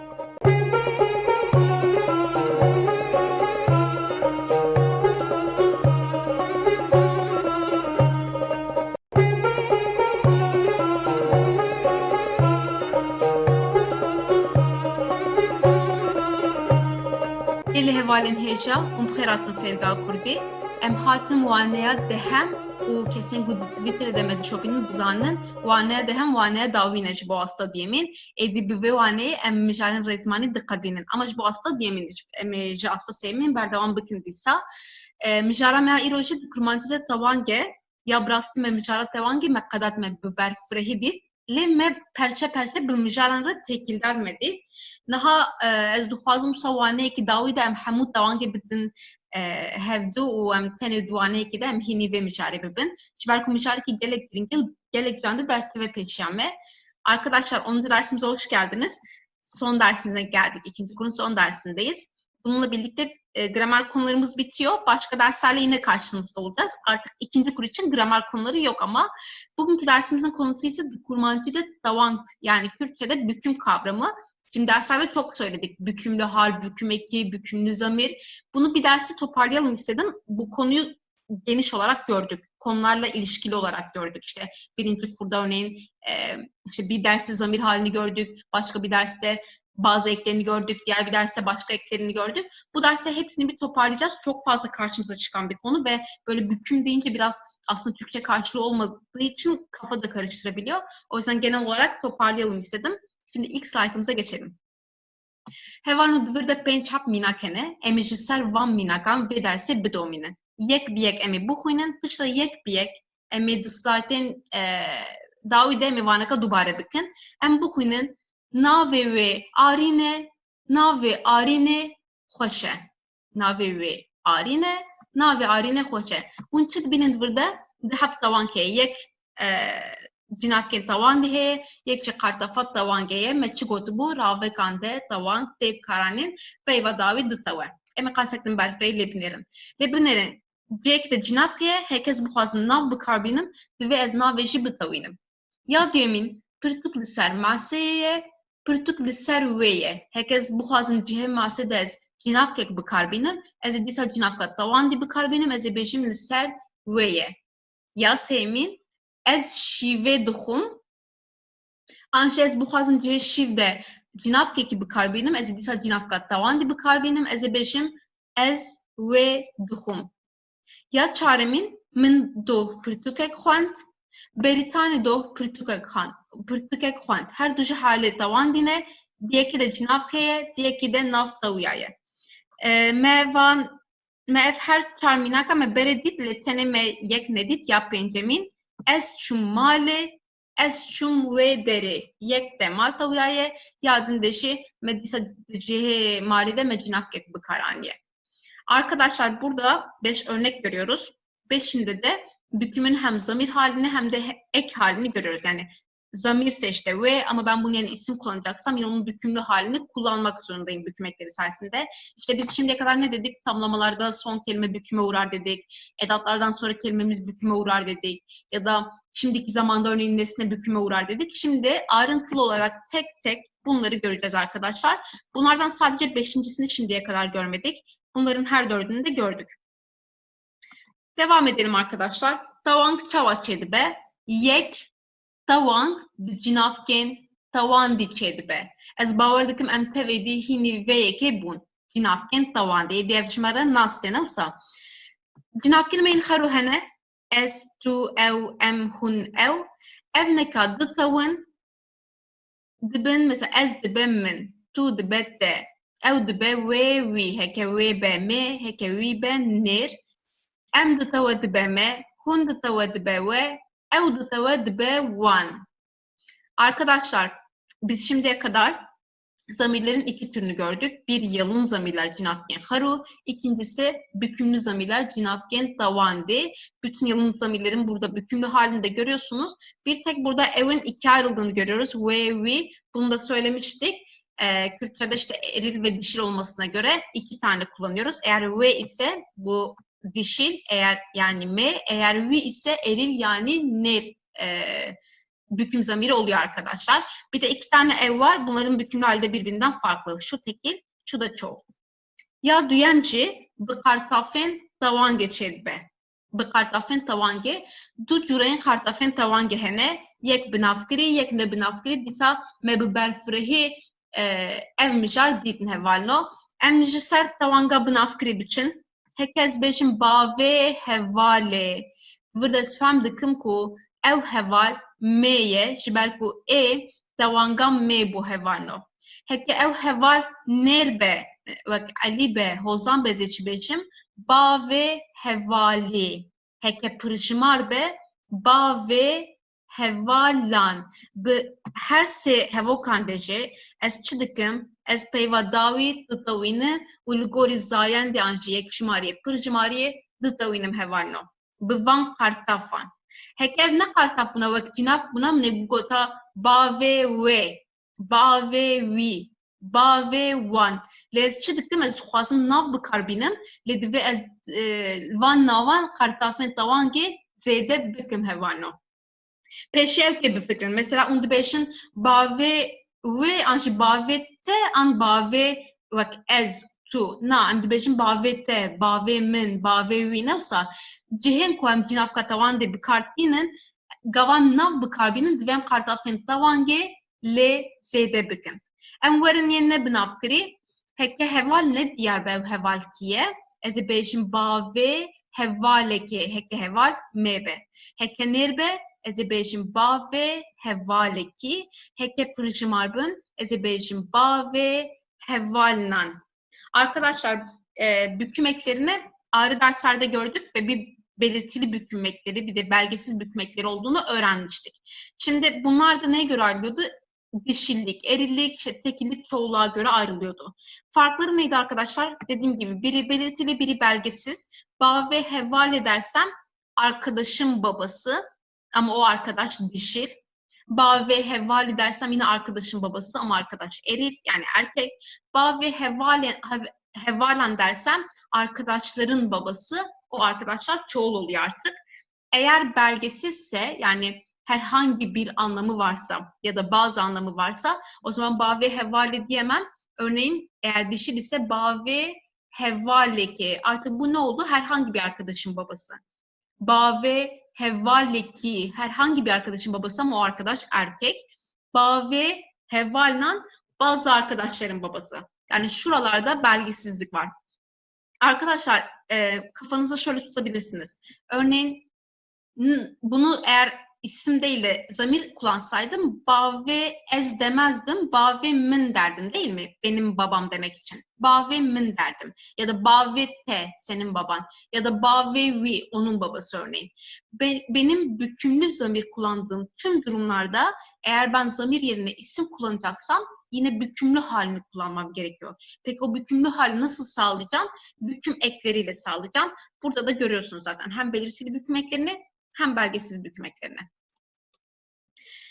Beli hevalno disa me eftişi hatta namen ne dedi bu? Gelek pırşı hatınca serve u gelek derkeve peşameci vereme gotu bu.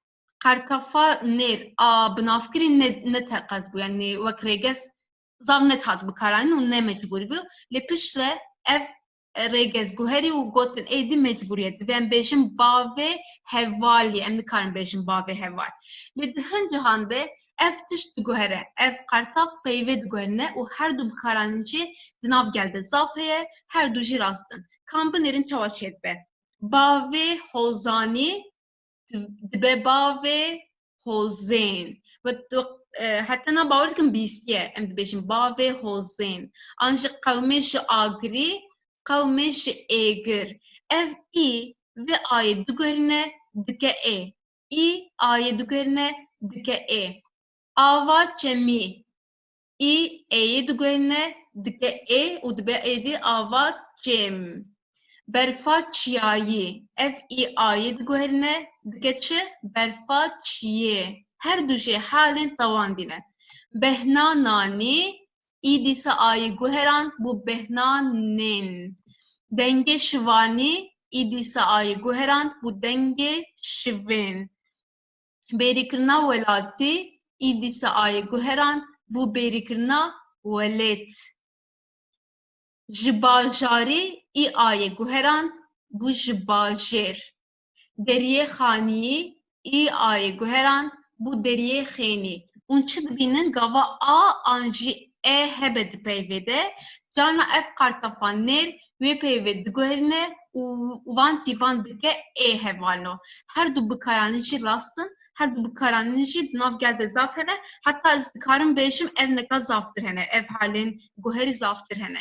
Arkadaşlar şimdi daha önce iyi büküm ekinin mecburi olmadığını ama artık mecburi olduğunu söyledik. Hatta dedik ki bir sürü metinde görmeyebilirsiniz de bu hali. Ama eskiden mecbur değildi. Güncel metinlerde artık görürsünüz.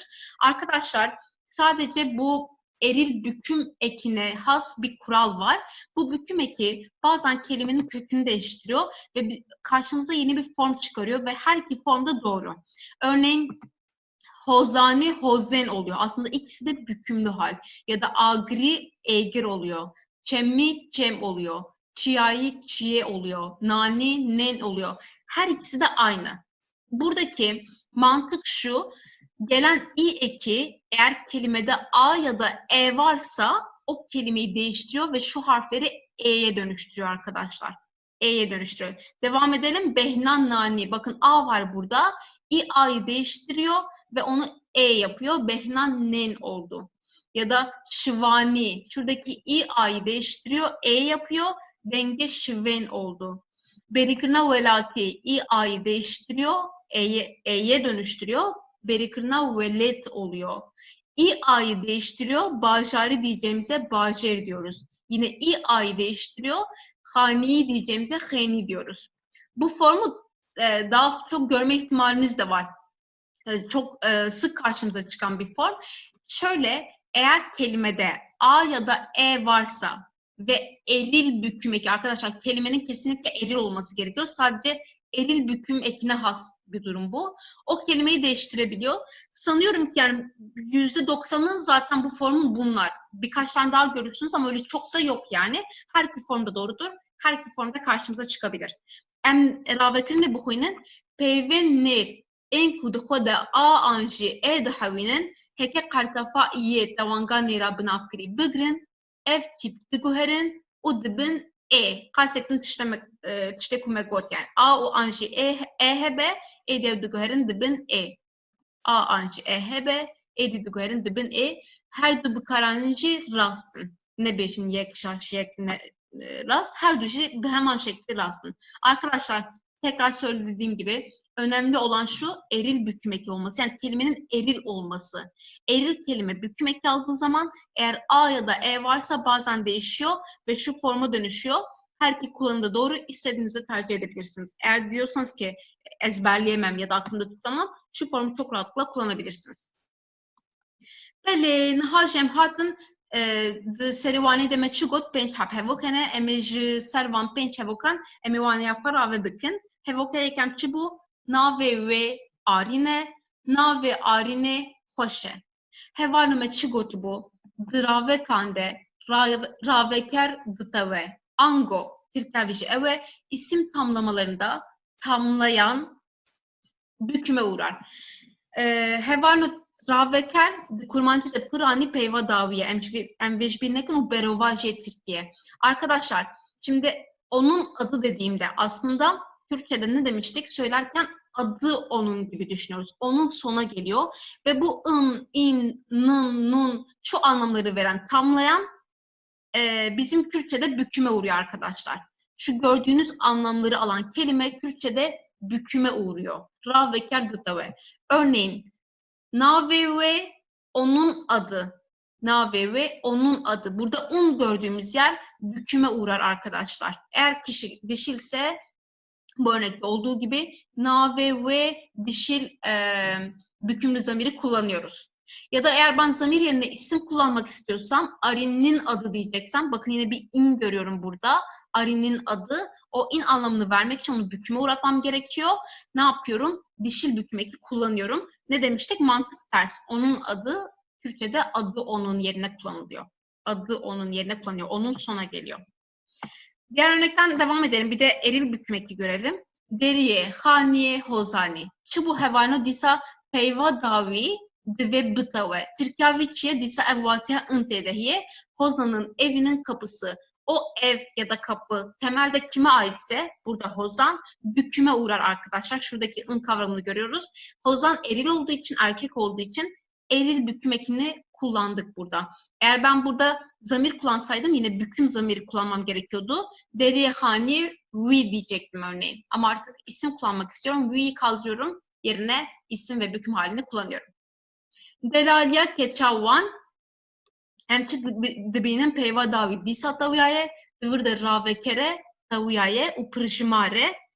Onların kızının güzelliği. Yine burada bir ın görüyoruz. O kız ya da güzellik kime ait? Onların kızının güzelliği. Tamlayan aslında hep onların. O yüzden ne yapıyoruz? Büküme uğratıyoruz. Yine ın anlamını görüyoruz. In anlamını alan kelime büküme uğramış ve burada çoğul büküm zamiri kullanılmış. Örneğin burada zamir değil de misafir olsaydı, meyvan olsaydı yine bükümlü halini kullanmamız gerekiyordu. Ne diyecektik o zaman? Meyvanan diyecektik. Az önce gördüğümüz büküm ekini kullanacaktık. Rengi kulilkan. Kulil tavuyaye, raveker tavuyaye, ucibel kasta pırjmariye dikim, tavanga pırjmariye standiye. Çiçeklerin rengi. Ne yaptık? Kürtçe'de tersi oluyordu pozisyon olarak. Yine in anlamını veren büküme uğruyordu. Burada çiçeklerin diyorum. O yüzden bükümlü hale getireceğim. Ve isim kullandığım için büküm ekiyle kelimeyi büküme uğratacağım arkadaşlar. Birincisi bu şekildeydi. İsim tamlamalarında tamlayan büküme uğrar. Dravekande, raveker, dıtave. Ya diyem çubu, pırtuk liser, maseye, herkes bu xwazim ki maseye de cinaf bikarbînim, pırtuk liser weye. Ravekina vê çêvanê çi gotibû, navderên ku pişt daçekan tên ditewin. Peyvên ku pişt daçekan tên ditewin hevalo. Wek ez ji Batmanê me, ew Batman jî tawan gene wisa. Pişt daçek be ditewe. Edatlardan sonra gelen isimler büküme uğrar arkadaşlar. Bizim çokça söylediğimiz bir kural bu. Bazı anlamlar veriyor. Örneğin masanın üstünde burada. Yine o aslında o in, o nun anlamını yine veriyoruz. Ama bunun yanı sıra birliktelik, bulunma, ayrılma, yönelme gibi anlamları verir arkadaşlar. Edatların tipik özelliği bu. Edatlardan sonra kelimemiz büküme uğrar. Ya büküm ekini kullanacağız ya da bükümlü zamir kullanacağız. Örneğin liser maseye masanın üstünde, burada liser üstünde edatından sonra gelmiş ve masa kelimesi dişil olduğu için mor rengi görüyoruz. Yine dişil büküm eki var. Eğer ben burada zamir kullanmak isteseydim yine bükümlü zamir kullanacaktım. Liser veye diyecektim. Ya da bıtere, seninle ne demiştik? Bıre kişiler için birliktelik anlamını veriyordu. Edatlardan sonra büküme uğradığı için kelimemiz bükümlü zamir kullandık. Bükümlü zamir kullandık. Eğer ben burada yine Ayşe'yle demek isteseydim ben Ayşe'ye re demem gerekiyordu. Orada yine büküm ekini eklemem gerekiyordu. Ligel zozane disa pişta çeken dibinin ku zıttavuyaye herkes bu fazın cevide disa cinaf bıkarbiri meze bejim ligel ve zozanın yanında yine burada bir ın görüyoruz şuradaki gibi. Ne dedik? Bu anlamları veren kelime büküme uğrar. Zozan dişil olduğu için dişil büküm eki kullanılmış arkadaşlar. Navbera one de buradan prijmariye dibinin ez çi dikim cinakê tawandî bikarbînim. Heke navbem dikaribû ez bêjim di navbera hevalan de kartefa projimariye dikarim êdî bikarbînim. Yine onların arasında burada yine ın halini görüyoruz. Yine ın olan kelime büküme uğruyor arkadaşlar. Edatı da görüyoruz burada. Di navbera wan de. Onların arasında. Edattan sonra büküme uğramış. Eğer isim kullansaydık arkadaşların arasında deseydik yine o ın halini görecektik. O zaman arkadaşlar büküme uğrayacak. Hevalan olacak. Şuradaki an gibi. Hani diyorduk ya oradaki an sona gidiyor kelimenin. Ez ji batmanê me em dizanim pişta çek. Ditawe ez ji batman me şaşe. Ez ji Amet me şaşe. Ez ji batmanê me. Dîsa ji ber ku me gotibû bajar me ne bi qartafata wanga me tawiyaye. Bunun arkadaşlar dedik ki aslında motomot çevirisi üstünde durmuştuk bunun. Ben Batman'danım. Tıpkı İngilizce'deki gibi I am from var ya oradaki dan'dan anlamı bizdeki j ile sağlanıyor. Ama anlam olarak çevirince ben Batmanlıyım. Burada o Batman'dan anlamını veren o from'un yerine biz j kullanıyorduk. Dan'dan anlamını veren ve ondan sonra da büküme uğruyordu. Ne demiştik? Bütün şehirler dişil kabul ediliyor. O yüzden dişil büküm ekini görüyoruz. Bunun yerine şey de diyebilirdik. Ez jüve derime örneğin. Zamir de kullanabilirdik. Ya seyem ez şive duhum. Anca şive de buhazım ku cinab keki bikar benim. Ez beşim ez ve duhum. Çimaz burada tavinim hevalno. Me çıgotu bu. Didem uraveyn. Ko kademan hatep karaninin de. Vakteman ha demabeya nezik ravaya fermani ravaya hostiku her vakitin bir eser dıtave. Arkadaşlar ne dedik? Şimdiki zaman kökünün kullanıldığı zaman ve kiplerde nesne büküme uğrar. Sanırım ikinci kurun ilk konusu da buydu zaten. Zamanlarda nesne durumuydu. Ne yapıyorduk? İşte gelecek zamanda nesneyi büküme uğratıyorduk. Şimdiki zamanda nesneyi büküme uğratıyorduk. Peki ne zaman nesne büküme uğrar arkadaşlar? Şimdiki zaman kökünün kullanıldığı tüm zaman ve kiplerde. Bu emir kipi de olabilir. Bu istek kipi de olabilir. Her şey olabilir. Bizim için ipucu şimdiki zaman kökünün kullanılması. Zaten geçmiş zaman kökünde bundan önceki derslerimizde görmüştük. Emlüminakin hobilerin es şive duhum.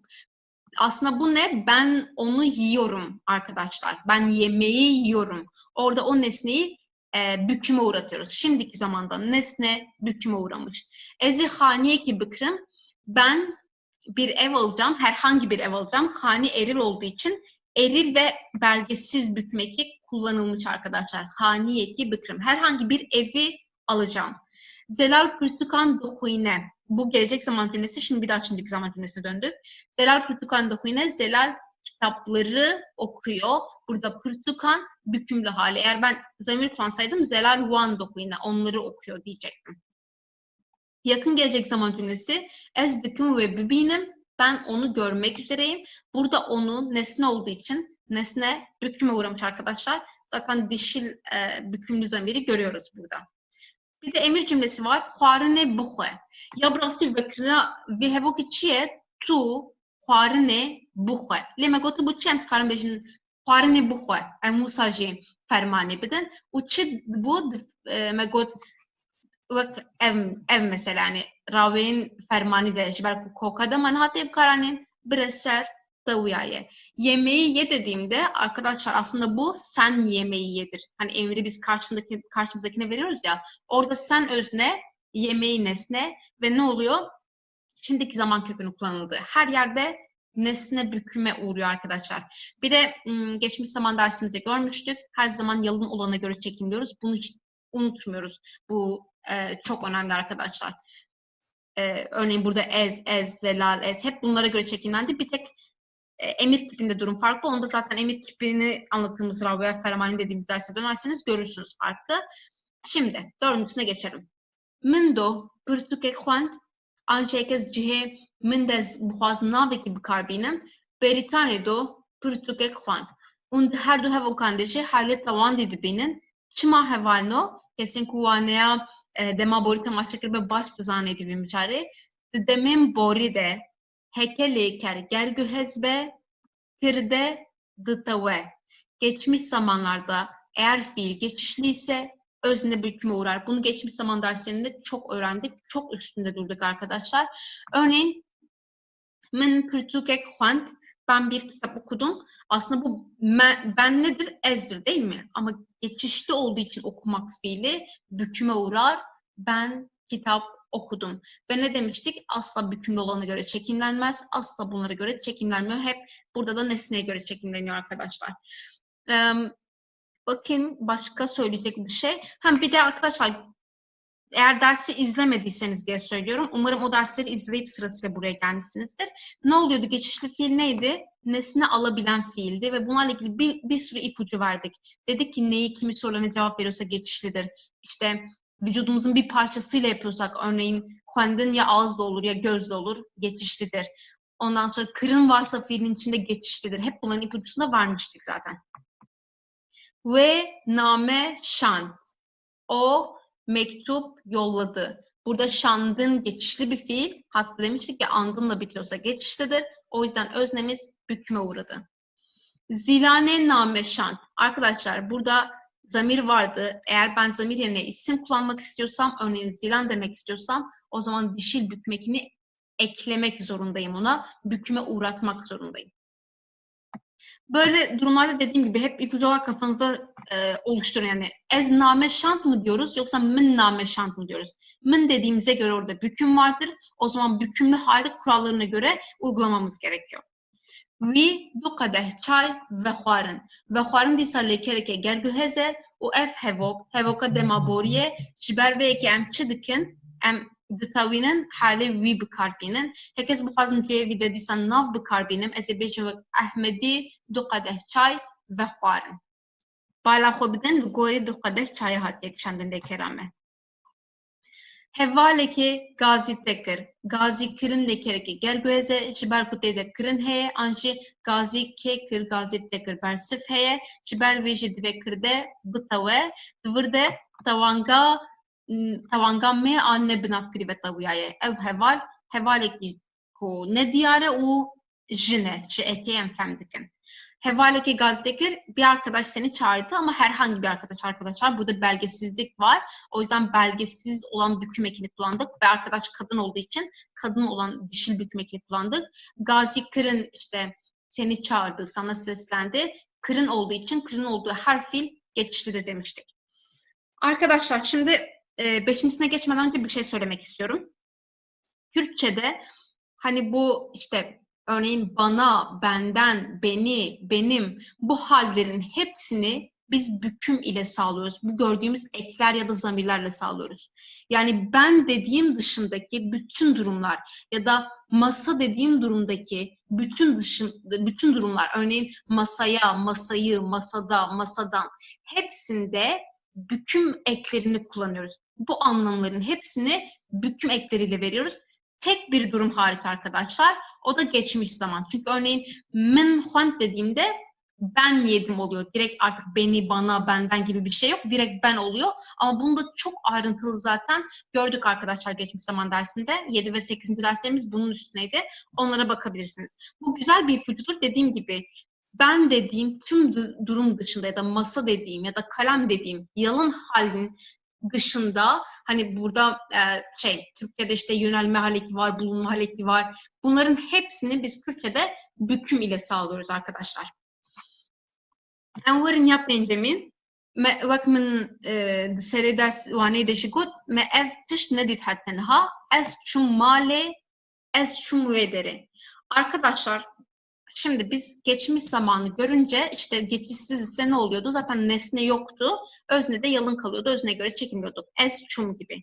Ama burada es çum mali bir tane büküm hali görüyoruz. Peki neden burada büküm var? Arkadaşlar bu Kürtçe özgü bir kural. Dehemu demande hokerin cih gıtavın. Burada ev dediğim şey hokerin cih yani böyle yer zarfı gibi düşünebilirsiniz. Bu şekilde adlandırılıyor ve büküme uğruyor arkadaşlar. Geçişli ya da geçişsiz olması fark etmeksizin hokerin cih dediğimiz bu yer zarfı büküme uğruyor arkadaşlar. Ve bütün zamanlarda yani geçmiş zaman, gelecek zaman, geçişli alakasız her durumda büküme uğruyor. Bir de arkadaşlar bunu daha önce söyledim mi bilmiyorum. Aslında Kürtçe ile ilgili güzel bir özellik. Şimdi bazı fiiller vardır ki bu fiillerde biz pozisyon değiştiriyoruz. Örneğin gitmek, çun, örneğin gelmek, hatin. Örneğin ketin, düşmek, fırın, uçmak. Böyle pozisyon değiştirdiğimiz fiillerde arkadaşlar bu yer zarfı hep cümlenin sonuna gidiyor. Aslında Kürtçe'de normalde cümle yapısı nasıl oluyor? İşte özne oluyor, nesne oluyor, yüklem oluyor. Sadece böyle pozisyon değiştirdiğimiz fiillerde fiil nesneden önce geliyor arkadaşlar. O artık nesne mi diyorsunuz, yer zarfı neyse o hep en sona gidiyor arkadaşlar. Bu da Kürtçe ile ilgili bir özellik. Örneğin es şive dokun dersem orada özne nesne yüklem ama es çummal dersem burada fiil ortaya geliyor. Sebebi de bu yani. Hareket bildiriyorsa o diğerini sona itiyor arkadaşlar. Ne dedik? Fiilin geçişli geçişsiz olması fark etmeksizin tüm zamanlarda yer zarfı büküme uğrar. Şimdi bu güzel bir örnek, bu çün gitmek örneği. Ez çimale, ben eve gidiyorum, büküme uğradı. Bakın bu nesne değil artık. Türkçe'de dolaylı tümleç diye geçiyor, Kürtçe'de yer zarfı diye. Eve gidiyorum. Ez biçimale eve gideceğim. Ez dikin biçimale eve gitmek üzereyim. Biçemale eve git. Ez çummale eve gittim. Hepsinde de o eve anlamını vermek için, örneğin burada geçmiş zaman cümlesi ama fark etmeksizin geçişli olması, o mal kelimesi büküme uğruyor. Evhat İstanbul'u, o İstanbul'a geldi. Yine büküme uğradı. Zaruk bazdan Dibistani, çocuklar okula koştular. Yine o okula dediğim şey büküme uğradı. Seyinik ketin erdi. Tabaklar yere düştüler. Yine bakın yere dediğim şey büküme uğradı arkadaşlar. Beli em nihacı hatin hindariye ki divande emme bijardiya rast emme hil bijerin nave çiye. Nave mamoste çiye. Nave mamoste çiye. Anji nave mamoste çiye. Bersiva rast ki jane hevalno divirde rave ke mego rave kerdi tawe ango bersif halet tavan diki jaye nave mamoste. Burada ne isim tamlaması var? Büküme uğruyordu sondaki kelimemiz. Öğretmeninin onun anlamını veren. O yüzden büküm eki olan bir tek bu var arkadaşlar. Buradan da o mamostenin erkek olduğunu anlıyorum zaten.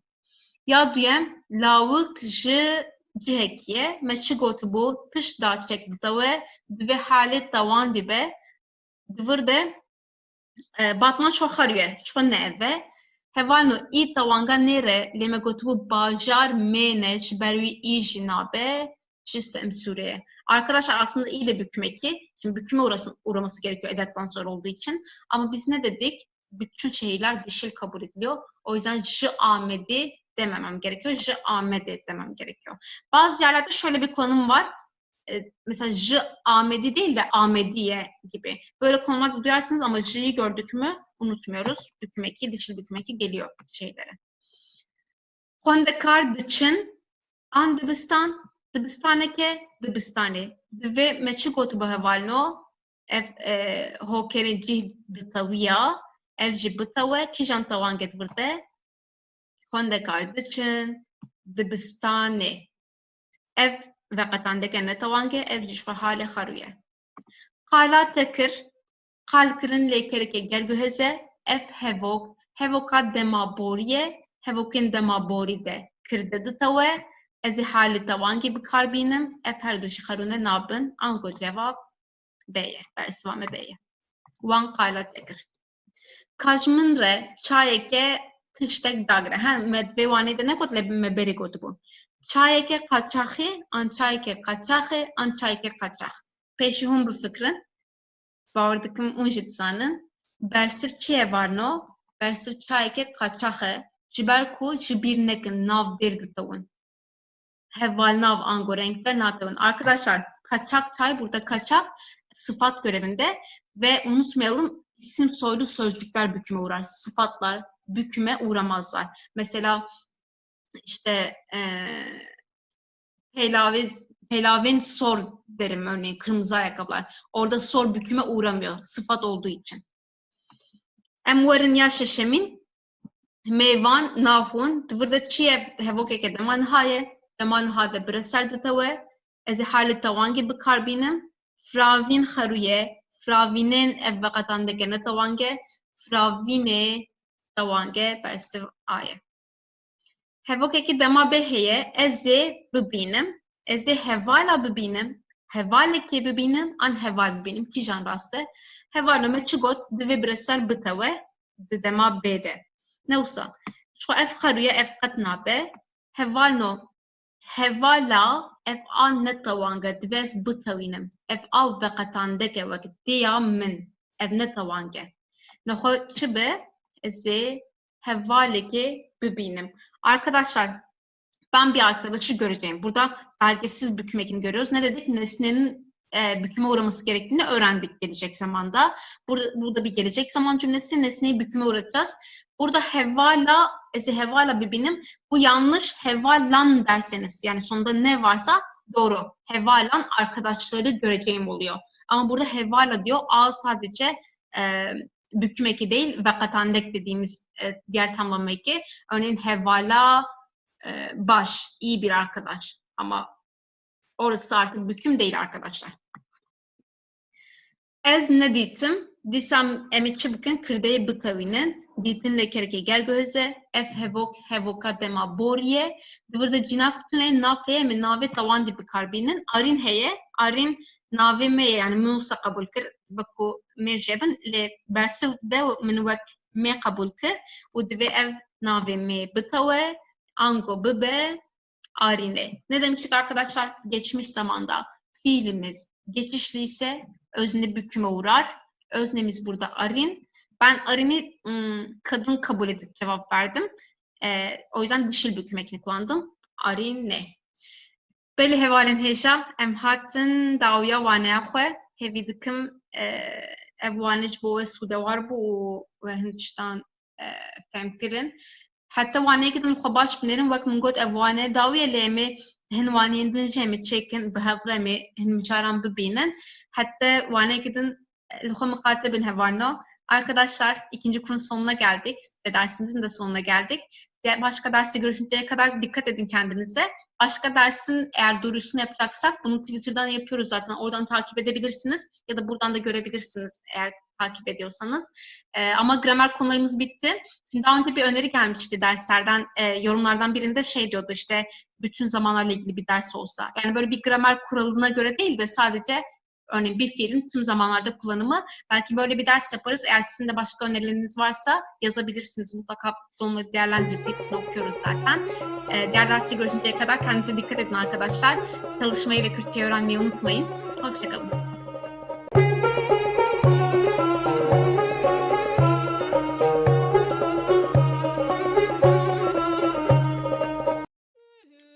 But yes, finally we بدأت مخرج يا كده خكي سوي درجة أسني بيش قمة بدر خوش نقول يا بس إيش بيش تشتكي وده عليك yes, thank you for watching. It was the كان بس شو بكم يا تقدر إز بدر تسابيش ما مس شو بكم I mean it's a good wish لا شنو جاردن بدر جاردن Mrovenjis pardon arkadaşlar okuyamadım. Mrovenjis Ez vedere disam okuyayım. Kendimin harcı berkum men botte vedere sem Türkçe bu. Tamam vedere şey acaba bu gönlüm benim çıbatma disam var. Tamam. O flüt çalmayı biliyor. Şimdi diyeceğiz ki evvela dengemi çal. Ay. Şimdi di sabecim ha. Ez vedere sabecim. Ah. Bu bu. Hevdi çoğusum farklı diyeceğim go taktırım hiç nekim ama. Nave hoş kekem. Hoş ya. Slav. Navemin alane. Ez biz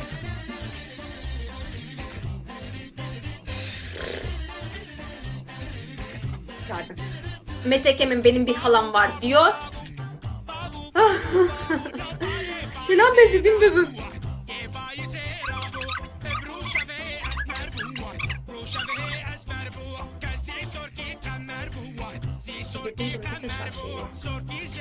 Endam ekimeyi dinci heye. Ben seninle çok eğleniyorum. Kalıp bu.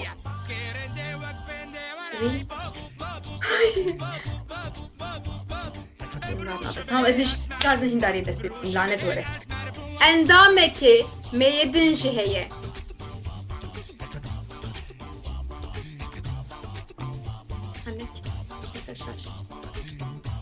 Endameke meyi zedin bebim. Endameke meyadın şeheye. Endameke meyadın şeheye. Onu çok mutluyuz.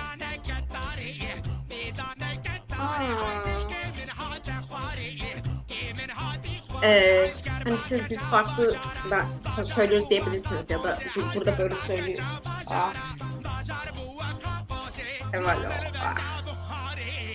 Bakın şiir çalış. Ay ezberledim. Sattım ya. Aslında bu ne? Kırın fiili değil mi? Kırın kaçene bu disa. Bastian. Emme verin. Biz geleceğiz. Evanı bu börük. Ümmedeniz büyüktür. Abi hiç büyüktür. Evanı müthiş kırık birinci büyüktür ya. Sen önce bir kendiniz bulmaya çalışın. Sonra benimkinden kontrol edersiniz. Evanı böyle saçıyor. Gelê hevalên hêja bername me dawîn bû em jê cejna ve carekê din pîroz bikin bi xatirê we. Hey axafna kirtînê ne bû ya. Ya hem ses carekê din bikin. Gelê hevalên hêja li xwe baş binirin, li xwe miqate bin, bi hêviya hevdîtin. Evanı anaya girdin. Allah Allah.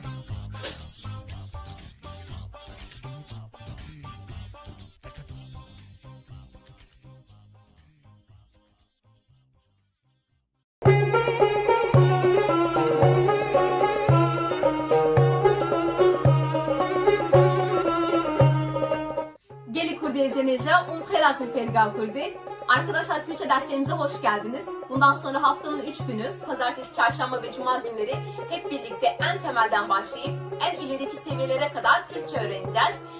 Öncelikle ben kimim? Benim ismim Gülistan. Halihazırda Enstitüya Kürtçe İstanbul'da yani İstanbul Kürt Enstitüsü'nde Kürtçe dersleri veriyorum. Şimdi gelin biraz konuştuğumuz dili tanıyalım.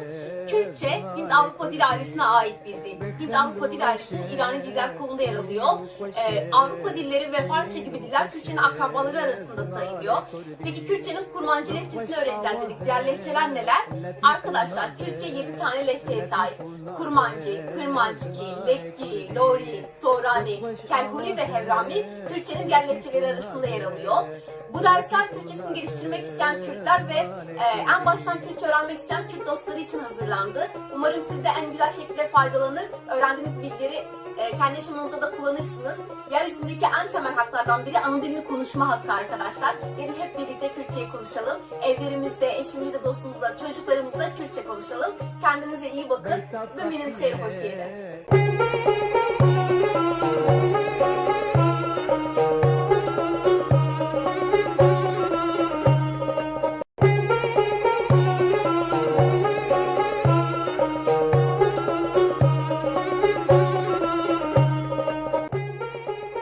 Gelê hevalên hêja û xêrat ve ferga Kurdî îro em dest bi asteke nû dikin, em dest bi asta duyem dikin. Ev wanê jî waneya yekem a asta duyem e. Em ê divê waneyê de di dema niha û dema bê de analiza bi rêserê binêrin û her wiha em ê hînî mijareke nû bibin. Tewanga nebin avkirî. Ji xwe asta yekem de me dema niha û dema bê bi berfirehî me dîtibûn, niha em ê li ser bi rêserê bisekinin. Yani object, nesneyi bisekinin. Arkadaşlar ikinci kurun ilk dersine hoş geldiniz. Bu dersimizde ilk kurda ayrıntılı işlediğimiz şimdiki zaman ve gelecek zamanı bir tekrar edeceğiz. Ve biz bu zamanları görünce daha çok fiil çekimine ve özneye bakmıştık. Şimdi bu dersimizde ise nesnenin durumuna bakacağız. Şöyle açıklayabiliriz. Ben elma yiyorum ya da ben elmayı yiyeceğim diyoruz Türkçe'de. Ama bunu Kürtçe yazarsak ya da Kürtçe söylersek ben elmayı yiyorum ya da ben elmayı yiyeceğim demek zorundayız. Bu elmayı kavramını göreceğiz yani. Zaten artık yavaş yavaş mantığının oturması gerekiyor değil mi? Elma dediğimiz yani yalın olan her durum dışında elmayı, elmada, elmadan derken hep bükümlü halini kullanıyoruz. Peki ben herhangi bir elmayı yiyorum ya da ben bazı elmaları yiyorum. Yani o belirsizliği nasıl vereceğiz? O belirsizliği de Davanga ne binafkiri konusuyla vereceğiz. Davanga ne binafkiri. Şimdi ilk dersimize geçelim. Yalnız dersimize geçmeden önce şöyle bir bilgi de verelim. Artık ikinci kur olduğu için Türkçe ağırlıklı olacak. Özet olarak ya da önemli yerleri yine Türkçe açıklayacağız. Nihalci em derbasi dubaraya deman habibin. Hevano vek me got şo me berfrehi me dit deman ha. Leker çava çed bu em peşi serminak ekip için. Ez diçim. Burada dı yekeye kartefa deman ha. Çe heye koka deman ha. Uj bo eze im heye kartefa kesane. Ef her sittin ba hevdu. Edi leker epektiğinin dı deman hade. Anji ez naçım edi dibeneyin yavi. Mesê cureyên lêkeran dîtibûn, xerû, pêkhatî û hevedûdanî em ê niha yek bi yek mînakê wan binêrin. Lêkereke xerû xwarin, em zav bikartînin, koka wî tenê xwe ye, em çawa dibêjin di dema niha de, ez dixwim an jî ez naxwim. Sê cureyên lêkerên pêkhatî hene, yek bi înê dixedin, yek bi andinê dixedin û her wiha lêkerên ku bi pêşgirê çêdibin. Hevano ye îne dikadin zaf hêsan em tenê îne davêjin û kok dimîne destê me de. Wek mînak kelîn lêkera me ye, gava em îne bavêjin destê me de tenê kel dimîne, koka wî. Gava ez bêjim av dikele, êdî ez wateya av niha dikeleyê didim. An jî av nakele neyîniya wê. Wek gerîn, wek firîn, wek bezîn, ev te mînakê vê cureyî ne. Lêkerên ku bi andinê dixedin dîsa hêsanî reya we em çi dikin andinê davêjin cihê de întînin. Êdî koka kelandinê dibe kelîn, ew dikelîne bu hevokekê dema niha. Em hevdû nexin kelîn koka kelandinê ye, kel koka kelînê ye. Lêkerên ku bi pêşgirê çêdibin hinek diguherin, hevano me asta yekem de me gelek car me binê wî xêz kir. Me got kurmancı de her tim ya giring lêkera me ya bingehîne. Ji ber vê yekê em qartafên kesane, qartafên demê an jî qartafên neyniye her tim tînin pêş ya an jî paş ya koka lêkera me ya bingehîn. Wek mînak. Vekirin ji kirinê bûye vekirin. Aslında kirin lêkereke dine, êdî ve hatiye pêşiya wê bûye vekirin. Ez çi dikim koka kirinê tenê kê ye ji ber wî jî ez diye yani kartefa dema niha ez dixim vê derê nî ve û kê ye yani pêşkir û kê ye. Çawa çêbe tu ve dikî, ez ve dikim, em ve dikin, her tim dikeve navberê. Her wiha kartefa neyînî jî tu ve nakî, ez ve nakim, dîsa dikeve navberê. Lêkerên hevedûdanî çawa bûn? Yek lêker hebû, yek jî cînav, da çekan peyveke nû hebû. Dihatin ba hevdû, lêkereke nû çêdkirin, me ji van re jî digot lêkerên hevedûdanî. Wek mînak amade kirin, vala xwe bidin dîsa ji kirinê bûye. Ço gava me ev mijar dît, me got kirin an jî bûn ji van gelek lêker çêdibin. Yek jî ev e amade kirin êdî lêkereke nû ye, ez dîsa kirinê dikişînim. Koka kirinê çi ye? Tenê kê ye. Gava ez bêjim em amade dikin. An jî ez amade dikim, tu amade dikî, an jî ez amade nakim. Hevalno me ev sê cureyên lêkeran. Me di asta yekem de cuda cuda, di dersên cuda cuda de me dît hûn jî dikarin li van bi berfirehê binêrin û temasîn we hebe û dikarin çareser bikin. Arkadaşlar şimdiki zamanın kısa bir özetini geçelim. Şimdiki zamanda zaten 3 ders ayırıp çok ayrıntılı bir şekilde görmüştük birinci kurda. Eğer eksiğiniz varsa önce o dersleri izlemeniz daha faydalı olacaktır. Fiilimiz nasıl çekimleniyordu? Leyker yani fiilimiz. Dı vardı şimdiki zaman eki. Kolka demanha vardı. Kolka demanha'yı da şöyle söylemiştik. Türkçe'de 2 tür kök var. Bir şimdiki zaman kökü, tıpkı burada olduğu gibi. Bir de geçmiş zaman kökü. Geçmiş zaman kökünü tüm geçmiş zamanlarda kullanıyoruz. Şimdiki zaman kökünü şimdiki zamanda, gelecek zamanda ya da birçok tipte kullanıyorduk. Ondan sonra da kişi eklerini getiriyoruz arkadaşlar fiilin sonuna. Burada 3 tür fiil görüyoruz. Bunların her üçünde birinci kurda ayrı ayrı çok geniş bir şekilde işlemiştik. Haru yani sade fiil örnek olarak Harun yemek yemek fiilini verebiliriz. Bunun şimdiki zaman kökü sadece hue. Bakın önce zamirimizi kullanıyoruz. Ben için es. Şimdiki zamanda da geniş zaman aynı şekilde oluşuyordu. D getiriyorum. Kökü getiriyorum. Hue. Ve ez için olan kişi ekine ezdihum ben yiyorum oldu. Türemiş fiillerde işimiz biraz daha kolaydı. PKT yani türemiş fiillerde. Çünkü bunlarda kök bulmak daha kolaydı. Örneğin kelin yani. Bu ne? İnle biten bir fiil grubuna giriyor değil mi?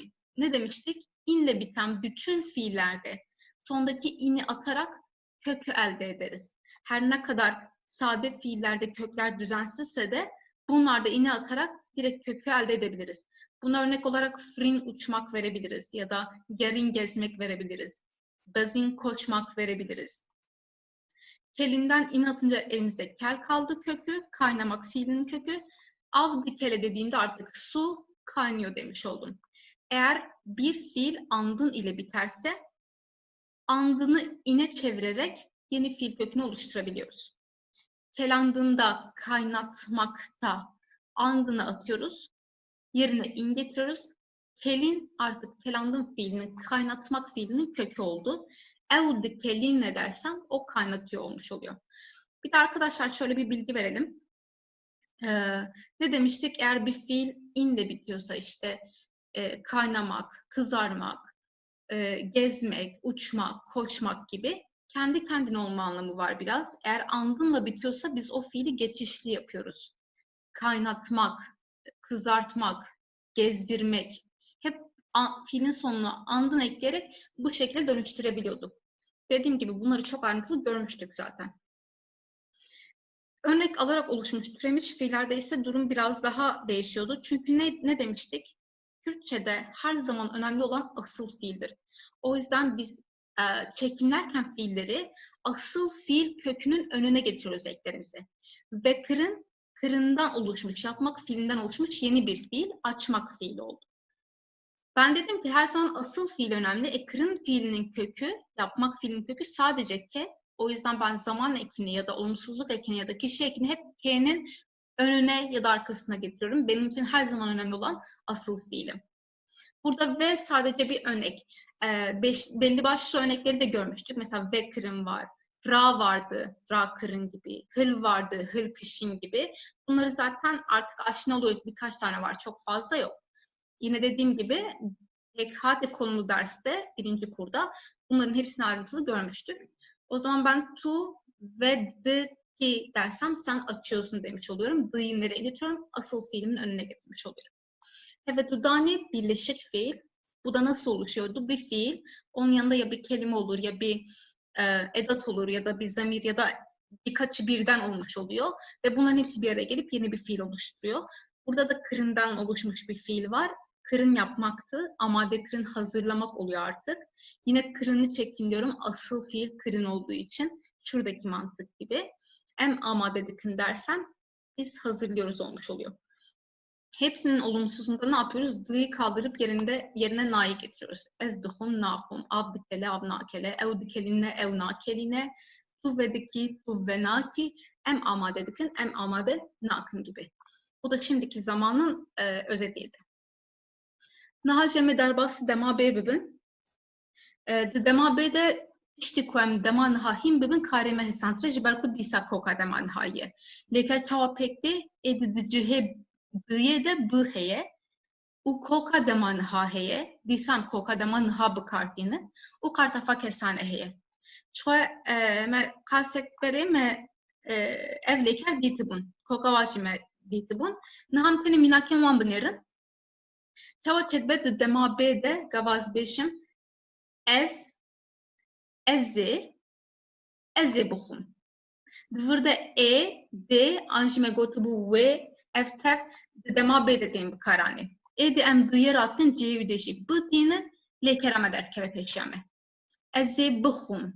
Anji neyinyaveçi bu, eze nehum. Av de bükele. av de nekele. Ewe bikeline, ewe nekeline. Tuye beki, tuye beneki. Hevanı dvır da jihne kırıştı göre, ev neka bu hemen şekli çedbin le gava le kerek bi peşkireki çebe em kartafa buye bikar nayne. Ya bıraksi gelek kes devoka xoda bikartine em ne bejin evci şaşın le di standart de em musa kabul dik. Yani kartafa buye em bikar nayne. Wek tuye veki, ezi çekim, evi raze, vi şekli. Hevacudan işte sab hemen şekli emi amade dikin. Wek min got yani pişti kam koka deman hahim bibin ediyedin hesanın. Zaptışık naguhere em disaj birnekin neynya ve gneye çetbe. Hemut işten kubu bıye çedbin meçi dikir bıye davet cevide nedani. Wek teni necbo demabe. Gava ferman edecim. Gavaz bejim ve xwarne bixwe ez karim dîsa bêjim nexwe neyniyavi. Yani ez bûyê her tim davêjim cêwide nedînim. Evet arkadaşlar gelecek zamanı da biraz özet geçelim. Burada eğer şimdiki zamanı iyi anlarsak işimiz çok kolay çünkü aynı kökü kullanıyoruz. Kokademanaha yani şimdiki zaman kökünü kullanıyoruz. Bir iki farklılık var. Tabii ki gelecek zaman olduğunu belirtmek için ne yapıyoruz? G'yı atıyoruz, yerine b getiriyoruz. Şimdiki zaman kökümüzü kullanıyoruz ve bir de kişi ekimizi kullanıyoruz. Bunların az önce köklerini tek tek ele almıştık. Bir de arkadaşlar gelecek zamanda bizim bazı edatlarımız var, zaman edatları. Gelecek zaman için e, d ya da burada yazmıyor ama v bunlardan bazıları hepsini kullanabilirsiniz. E en yaygın olandır. Eze, bakın burada d'yı attım artık b getirdim. Eze buhum dersek ben yiyeceğim oldu. Av de bükele. Ne yapıyorum? D'yı atıyorum. Yerine b getiriyorum. Ya da eve bükelinle o kaynatacak. Tuye veki sen açacaksın. Arkadaşlar burada gördüğünüz gibi herhangi bir b eki yok. Bunun sebebi ise yine birinci kurda ayrıntılı gördüğümüz bir nokta. Eğer bir fiil örnek alarak oluşmuşsa b'yı atıyorduk. B'yı atıyorduk. Olumsuzda yine kullanıyoruz. Tuye venekki olumsuz hali. Burada olumsuzluğu belirtmek zorundayız. Ama b'yı kullanmıyoruz.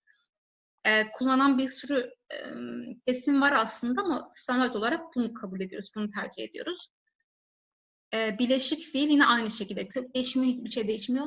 Eme amade bakın dersem biz hazırlayacağız demiş oluyorum. Peki. Disa me ev mücacı biber frehidit bu. Tavangan bnafkiri. Em hinek jijyana xamina kabidin.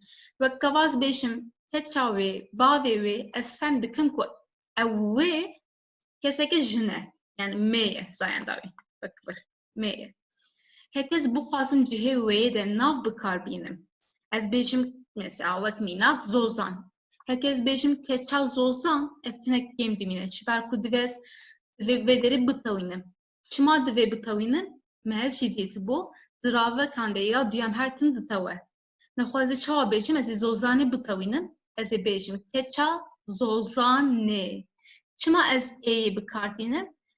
Ji wêyê êdî bu keça zozanê bi heman şekli hekev kes dîsa jin be yani me be bavê sultan na bavê sultanê. Hekez bêjim keça wî an ji bavê wî ez wî wîyê fem dikim ku ew kes mêre. Zayandavî nêr em wisa bêjin. Herkes bu xwazim cînavkina nav bikarbînim. Yani ez nav bidim, ez nebêjim wî. Ez diyar bikim ku ew kes ki ye. Ez çawa bêjim? Keça adar na, keça adarî. Dîsa ji wîyê îdê û te peyvan nêr ditewîne. Bi heman şeklê bavê hogir neraste bavê hogirî de em bitewînin. Hevano me gotibu pêşî qartefa yani tawangan nêr ne mecbûrî ye. Pêşî ne mecbûrî bû. Lê êdî mecbûrî ye. Êdî em baldar bibin û em bikarbînin. Ji bo pirjimariyê dîsa mînakên xwe binêrin keça wan an jî bavê wan Ez fem dikim ciwanê fem dikim ku ew kes pirjimar e. Ez qala du sê kesa dikim ez bêjim keça wan. An jî qala bavê dîsa du sê kesan dikim dibêjim bavê wan. Hekes bixwazin ciyê wanê de nav bikarbînim. Wek ez bêjim mêvan. Keça mêvan na ne rast e divê ez bitewînim û bêjim keça mêvanan. Bavê zarok ne rast e divê ez bêjim bavê zarokan. Ev an ji Kurtê dîsa ji wanê an tê. Em di vir de jî dibînin xwe.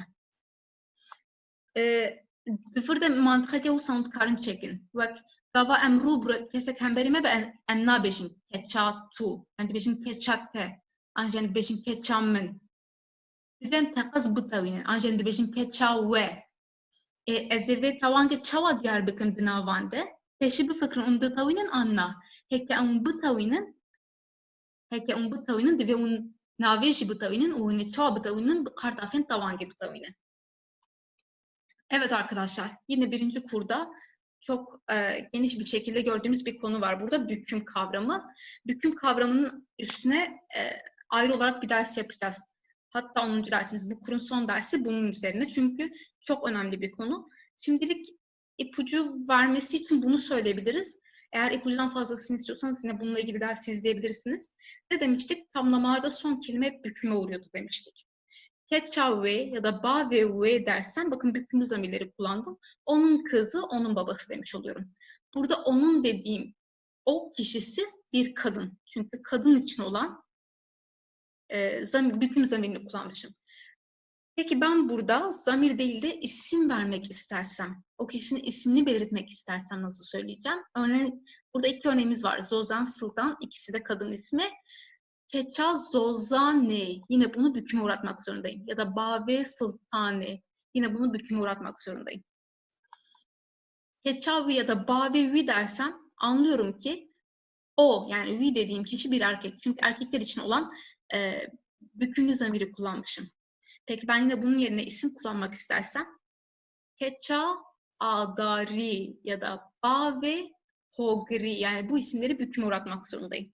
Bir de şöyle bir şey demiştik. Önceden bu eril büküm eki zorunlu değildi. Yani biraz inisiyatife bağlıydı, opsiyoneldi. Ancak artık o kural değişti ve bunları mecburi tutuyoruz. O yüzden bir sürü kişi, yani kullanmayan bir sürü kişi görebilirsiniz çevrenizde. Ama dediğimiz gibi yani artık kullanılıyor. Eğer kastettiğimiz kişiler, yani onların dediğimiz çoğul, yani onlar diyorsak çoğulsa nasıl söyleyeceğiz? Keçawan onların kızı, Bavewan onların babası. Benim yine isimlerde bu çoğulluğu vermem gerekiyor ve yine bükmem gerekiyor ikinci konumda olduğu için. Keça Mevanan dersem misafirlerin kızı, Bave Zarokan dersem çocukların babası. Arkadaşlar az önce o elma örneğinde verdiğimiz gibi hani dedik ya elmanın, elmada, elmadan, bunları söylerken hep büküm halini kullanıyoruz dedik. Bakın buraya Zolzan'ın, Adar'ın, misafirlerin diyoruz. O un halini kullanıyoruz. Bu yüzden büküm halini kullanmak zorundayız. Evet. Şimdi nesne durumuna geçeceğiz. Bunları bir tekrar ettik. Çünkü artık göreceğimiz şeyler bu üç konuyla ilgiliydi. Em binerin çi dibêje, di dema niha û dema bê de bire ser ditewe. Hevano di dema niha û dema bê de. An jî gava ez, tu, ew, em, hûn, ew. Gava ez van bikarbînim, yani ez vaneka xer û bihêlim, divê biresira min, ango nesneya min, objeya min, her tim bitewe. Du heb xer û nayên ba hevdû, du heb tewang nayên ba hevdû. Em dîsa astektin me hin mînakan dabû, em dîsa li ser wan bisekinin, êdî me koka wan tevî fêm kir ez bawer dikim. Herkes bêjim ez dixwim, tamam ez dixwim êdî, em hîn bûne çawa çekbe. Lê herkes tiştê ku dixwim bixwazim diyar bikim. Sêv wek mînak. Divê ez bêjim ez sêvê dixwim. Divê ez bi serê bitewînim. Min bi çi tewandiye? Bi qartafa tewangê tewandiye. Ez sêvê dixwim. An jî dema bê de ez ê sêvê bixwim. Divê em êdî bi vî şeklî bêjin. Em neka xerûne دهبخرو نایم باهدو ve yek davan dibe deman ha dema bedişi breserdi tava kelandın heke tuduk elini tamam mevdid dıvırda puskayt ne lehekez beşim av elçişta kudukele av be divez beşim tu ave dikelini tu av dikelini hem demine henek şaş demine tu ave dikelini anji tuye bikelini demabeye tuye ave bikelini edev dıvırda breser tavuyaye hevanı bla bala ve bikşine melekera kelin edildi bu ledvırda cihnagre kelin çberko emnin karın bejin ev leker breser nagre ne gergöhese emi berfrehi disa veren serbe müşari disa lekera ve kelini ev vedike tamam mefamkir herkes pace bir karbinin vezbecim ev paceyi vedike hatta da devokamete edf buye vak emdibejin ev pace vedike es pace vedikim bu pace vediki vak pace emu sadbejin ya braseş vırte kok paceye o em be'ye ditavine dema bedeşi tuye paceye veki disa debez bitavine bresera var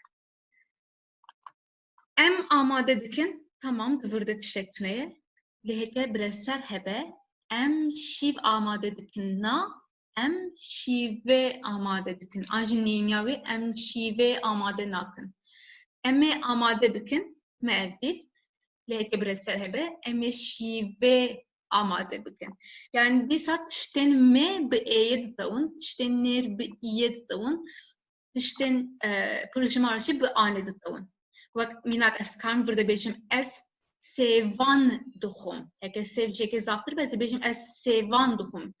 Mesela es du sev duhum es beşim es sevan duhum. Anca es sevan buhum. Ve esertin bu tavını. Arkadaşlar burada çok önemli bir not var. Deman hav dema bede breserdi tave. Yani diyor ki şimdiki zaman ve gelecek zamanda nesne büküme uğrar. Şöyle söyleyelim. Şu anda bu zamanlarda hep işte es, tu, ev, em, hun, ev yani yalın zamirleri kullanıyorduk. Zamir yalın olduğu zaman nesne bükümlü halde olmalı. Yani iki tane yalını yan yana kullanmıyoruz. Aynı şekilde iki tane bükümlü halde yan yana kullanmıyoruz. Bu söylediğim şimdilik biraz havada kalabilir. Geçmiş zaman konusuna geçince orada daha iyi anlayacaksınız ne demek istediğimi. Örneklerimize bakalım.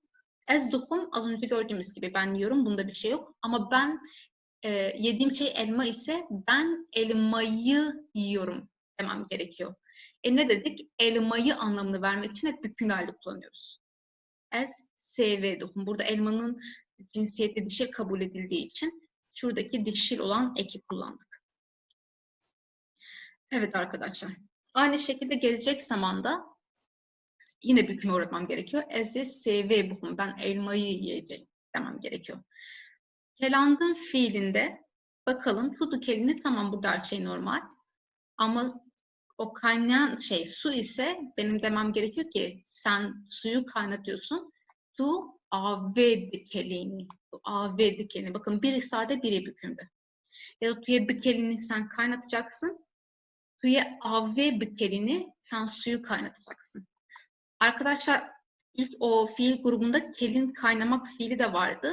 Ama mantığını siz de kurabilirsiniz. Kaynamak geçişli değil. Yani nesne almıyor. O yüzden ben nesneyi büküme uğratamıyorum o tür fiillerde. Şu anda elimde bir nesne yok. Kelin fiili için, kaynamak fiili için söylüyorum. Hani neyi kaynamak, işte kimi kaynamak, bu soruların cevabı olmadığı için onu geçişsiz kabul ediyoruz ve nesne almıyor fiil. Ama kelandın kaynatmak, neyi kaynatmak, suyu kaynatmak, çorbayı kaynatmak bunların cevabı var yani bu geçişli bir fiil. Vekirin açmak fiili evvedike. Yine bunda bir problem yok. O açıyor. Ama nesne kullanacaksam ev paceye vedike. O pencereyi açıyor. Tuye veki sen açacaksın. Tuye paceye veki sen pencereyi açacaksın. Em amadedekin biz hazırlıyoruz. Eğer orada yine nesneyi belirteceksem em şive amadedekin biz akşam yemeğini hazırlıyoruz. Ya da eme amadedekin gelecek zaman cümlesi biz hazırlayacağız ama eme şive amadedekin biz akşam yemeğini hazırlayacağız demiş oluyorum. Arkadaşlar şimdi Ez seve dokum dersek az önce söylediğim şey ben elmayı yiyorum. Burayı anladık artık. Ancak burada elmayı dediğim şey belirli değil mi? Hangi elmayı yediğim belli. Çünkü çok spesifik konuşuyorum. Ben elmayı yiyorum diyorum.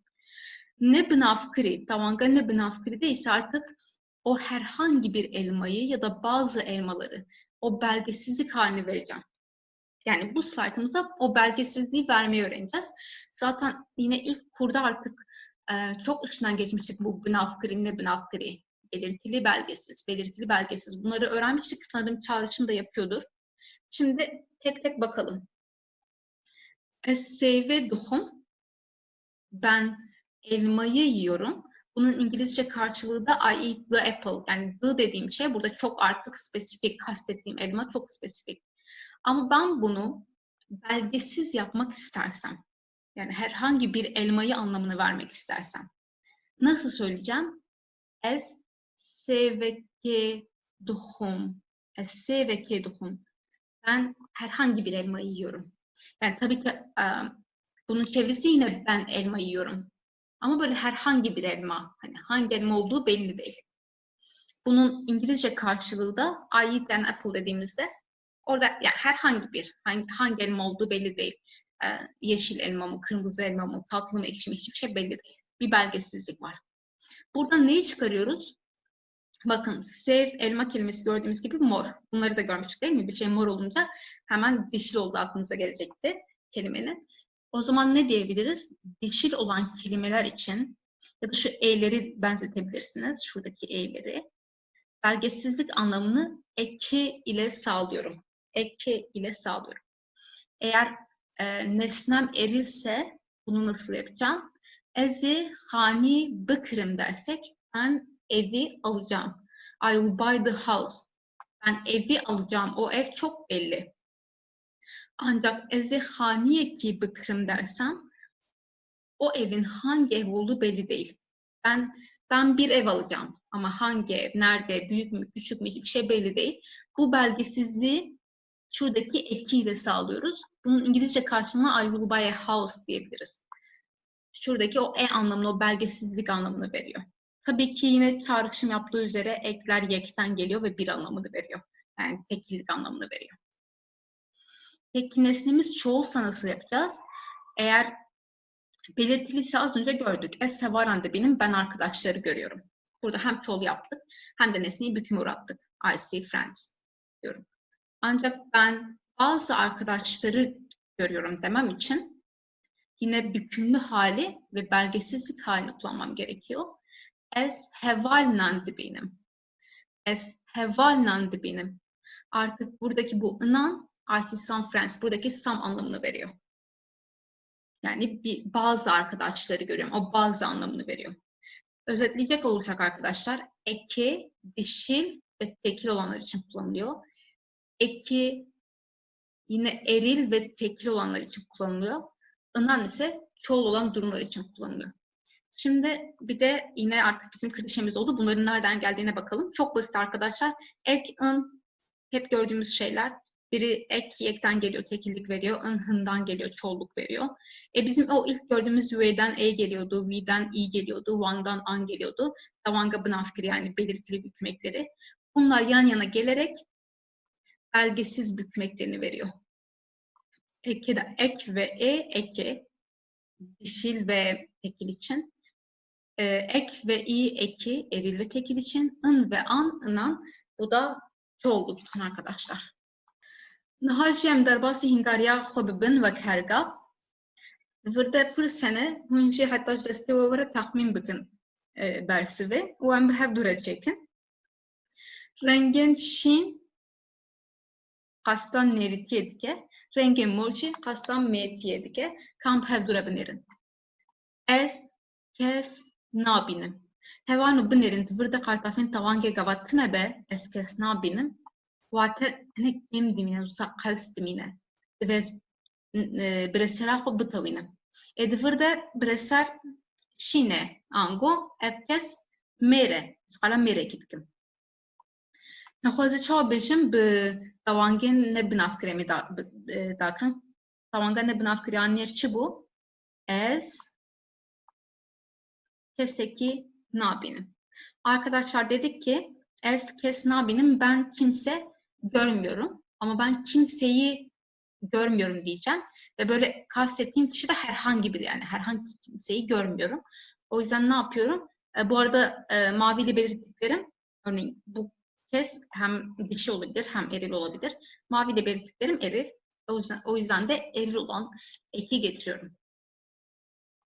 Em derbasiya duyan bibin ev legund ye. Em dvırde em bitawinin em çima bitawinin hevano kabın erilme gotu bu her tim pişta çek ditawe. Pişta çek ditawe. Heke kemasyen ve hebin تقز لأفصاي كان بنيرج خو وأنا قاجنا دريجن وأفتشتين جرينجن هكذا بخازن زماني خو ببيش بخن أو لجوند يه هكذا في درجة نبينن هكذا بيجم أو لجوند إنسان ما الزافت بكارن لهوانو إيدي جوري رزمان نفتيمه تفهم تشتكي نولي زده بكن tam بنيرن بأسفجيه أو لجوندكيه أو لجوندكيه Ez çi didim wataya ve li gundekî ama ew gund kîjan gund e em nizanin. Arkadaşlar burada yine ne demiştik? Edattan sonra mutlaka büküme uğruyordu.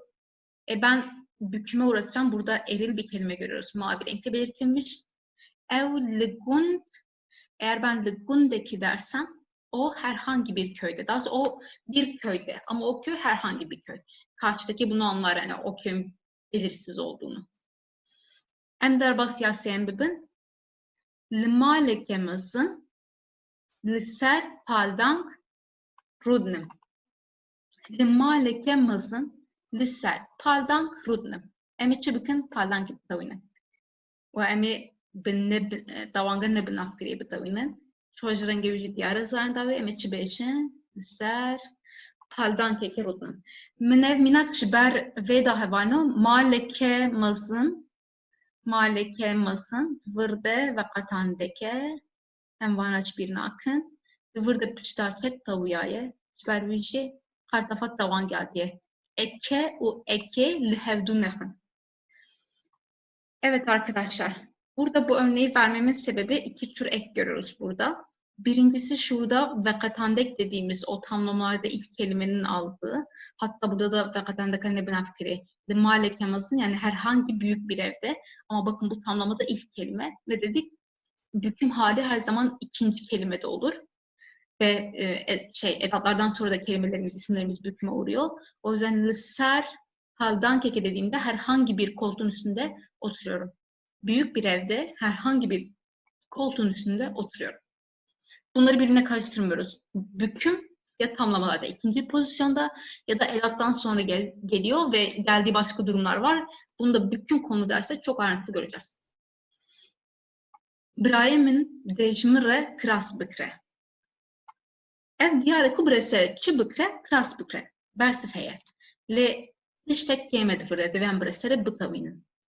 Cibar ku dema beye, dema beyde breser bitavı. Brahim'in dejmin re zayende krasi diyare nexwaz şava bêjim krasekî bikre. Ronahî dike tiştek bixwîne. Dîsa divê bitawe pozisyona breserê de dîsa. Ev jî dema beyan nêzik e. Ronahî dike zayende pirtûkê diyare pirtûkekê bixwîne. Me breserê tamam dîsa. Zilamekî xemgîn ji welat vedigere. Şu em hîn bûn pişta çek ji ditawe, em ê divir di tawanga nebin afkirî bikarbînin. Şu welat ew nêrî bersivê jî dizanin wek van beyanî. Ez ê bêjim çi zilamekî xemgîn ji welatekî vedigere. Min ev mînak ji bo vê da hevano zilamekî welatekî. Em du hep ekî dibînin lê li hevdû nexin. Zilamekî xemgîn divir de veqetandeke ji welatekî divir de tawange. Arkadaşlar burada iki tane eki görüyoruz. Yine bir tanesi o zilamekî xemgîn üzgün bir adam ama burada ilk pozisyonda olduğu için veqetandek almış. Burada ise edattan sonra geldiği için büküm eki almış. Ji welatekî vedigere. Bir ülkeden dönüyor. Üzgün bir adam bir ülkeden dönüyor, herhangi bir ülkeden. Burada yine belgesizlik var. Eğer bunlarla ilgili eksiğiniz varsa bu anlaşılır bir şey. Çünkü birçok kişinin zorlandığı bir konu bu. O yüzden kötü de hissetmeyin. Üstüne gidebilirsiniz, çok ayrıntılı işleyebilirsiniz. Ya da böyle kendi kendinize kodlayabilirsiniz. Benim hep söylediğim gibi işte ilk pozisyondaysa ve katende kalır. İkinci pozisyondaysa da sondaysa tavan hüküm haline alır. Ya da işte edattan sonraysa hüküme uğrar. Bu şekilde söyleyebilirsiniz, öğrenebilirsiniz bunları. Hevalin heca em hatin daviya vaneye xwe hêvî dikin waneyeke bi kêrhatî bûs û dewar bû heta waneyeke din xwe baş binêrin bi hêviya hevditîne.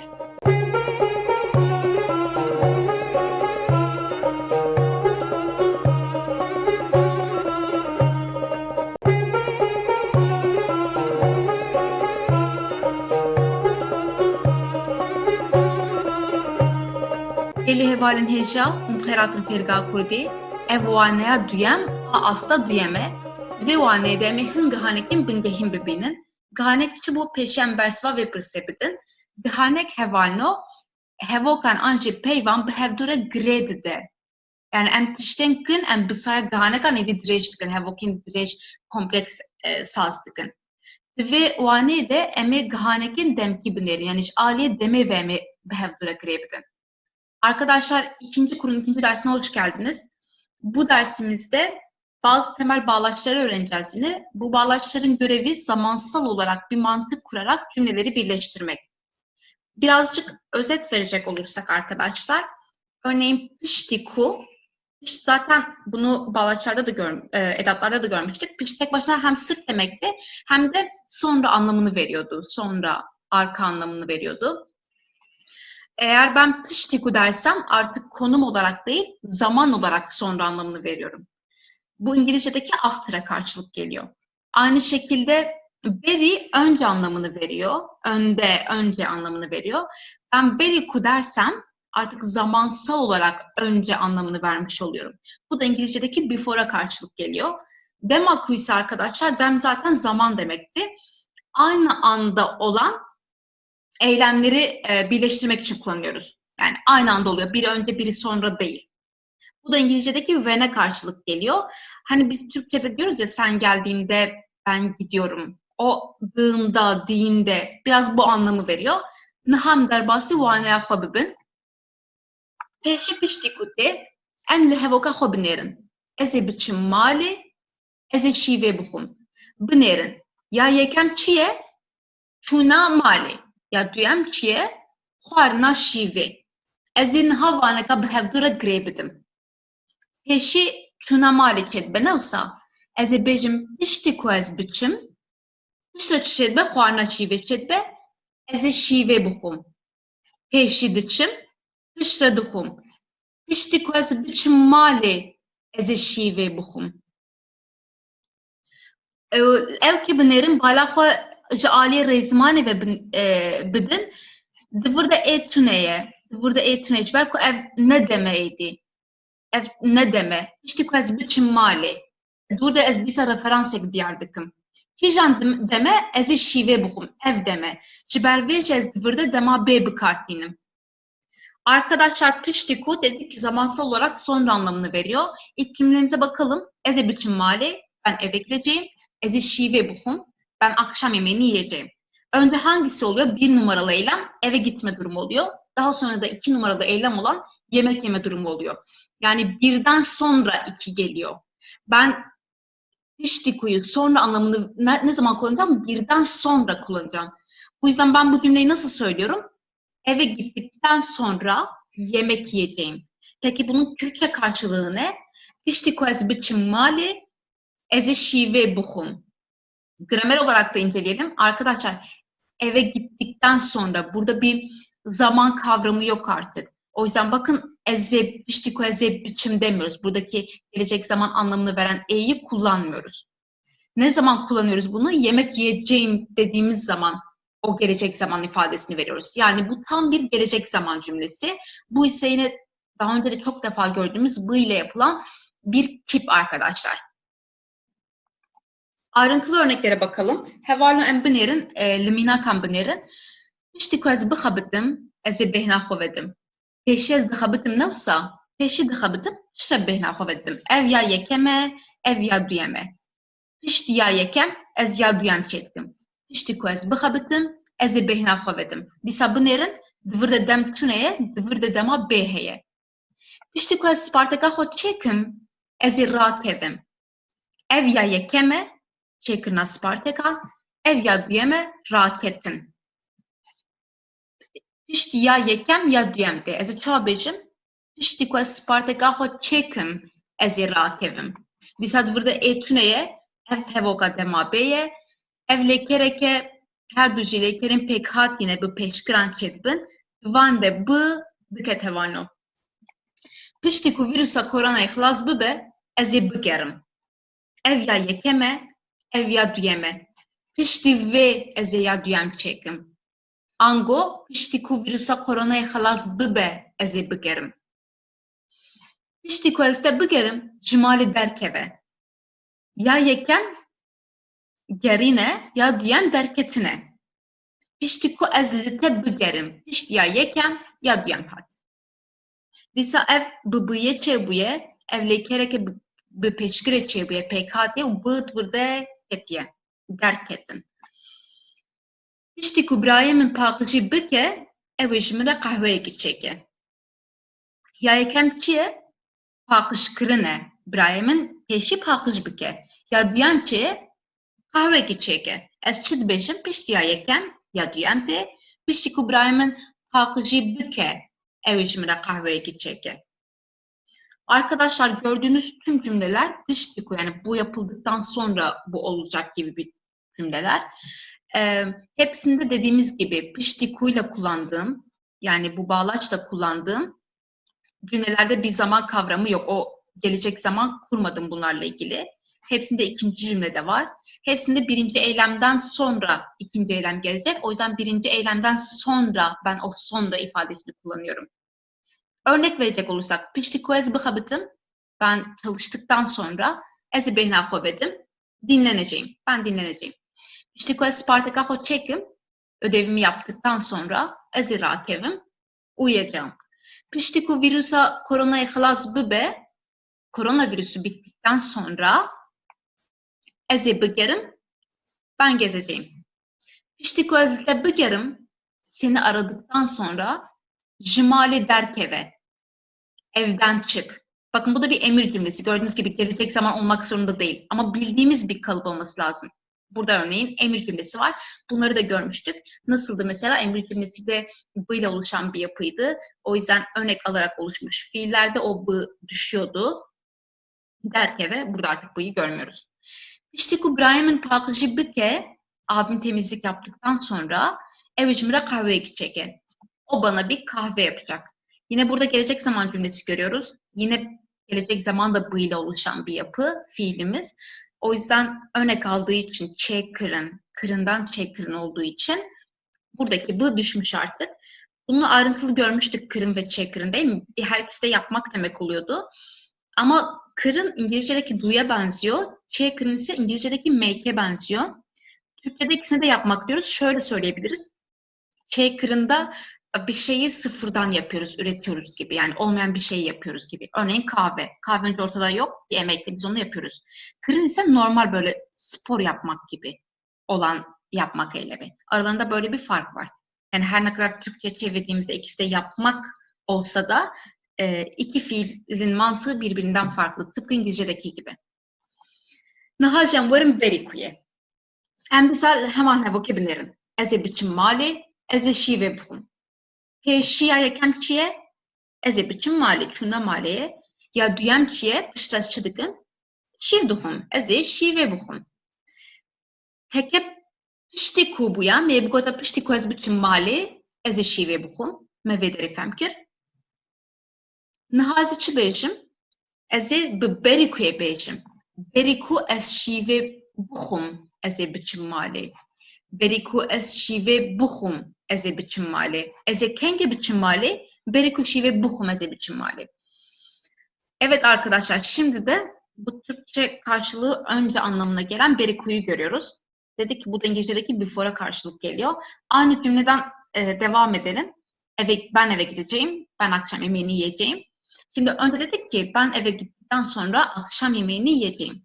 Burada da diyeceğiz ki ben akşam yemeğini yemeden önce eve gideceğim. Tamamen ters mantık birbirine. Önceden ne oluyordu? Birden sonra kullanıyorduk yani sonra anlamını vermek için. Şimdi ise ikiden önce olmasını bastıracağız. İkinci olaydan önce olmasını bastıracağız. Bunu neyle sağlayacağız? Beriku ile sağlayacağız. Beriku ez şive buhum. Akşam yemeğini yemeden önce. Eze biçim mali. Ben eve gideceğim. Yine aynı şekilde görüyorsunuz. Burada zamansal bir kavramdan çok bir kip var. Burada ise gelecek zaman var. Akşam yemeğini yemeden önce eve gideceğim. Ne yaptık? İki tane farklı cümleyi zamansal mantığına göre birbiriyle birleştirdik. Daha uzun, kompleks bir cümle kurduk.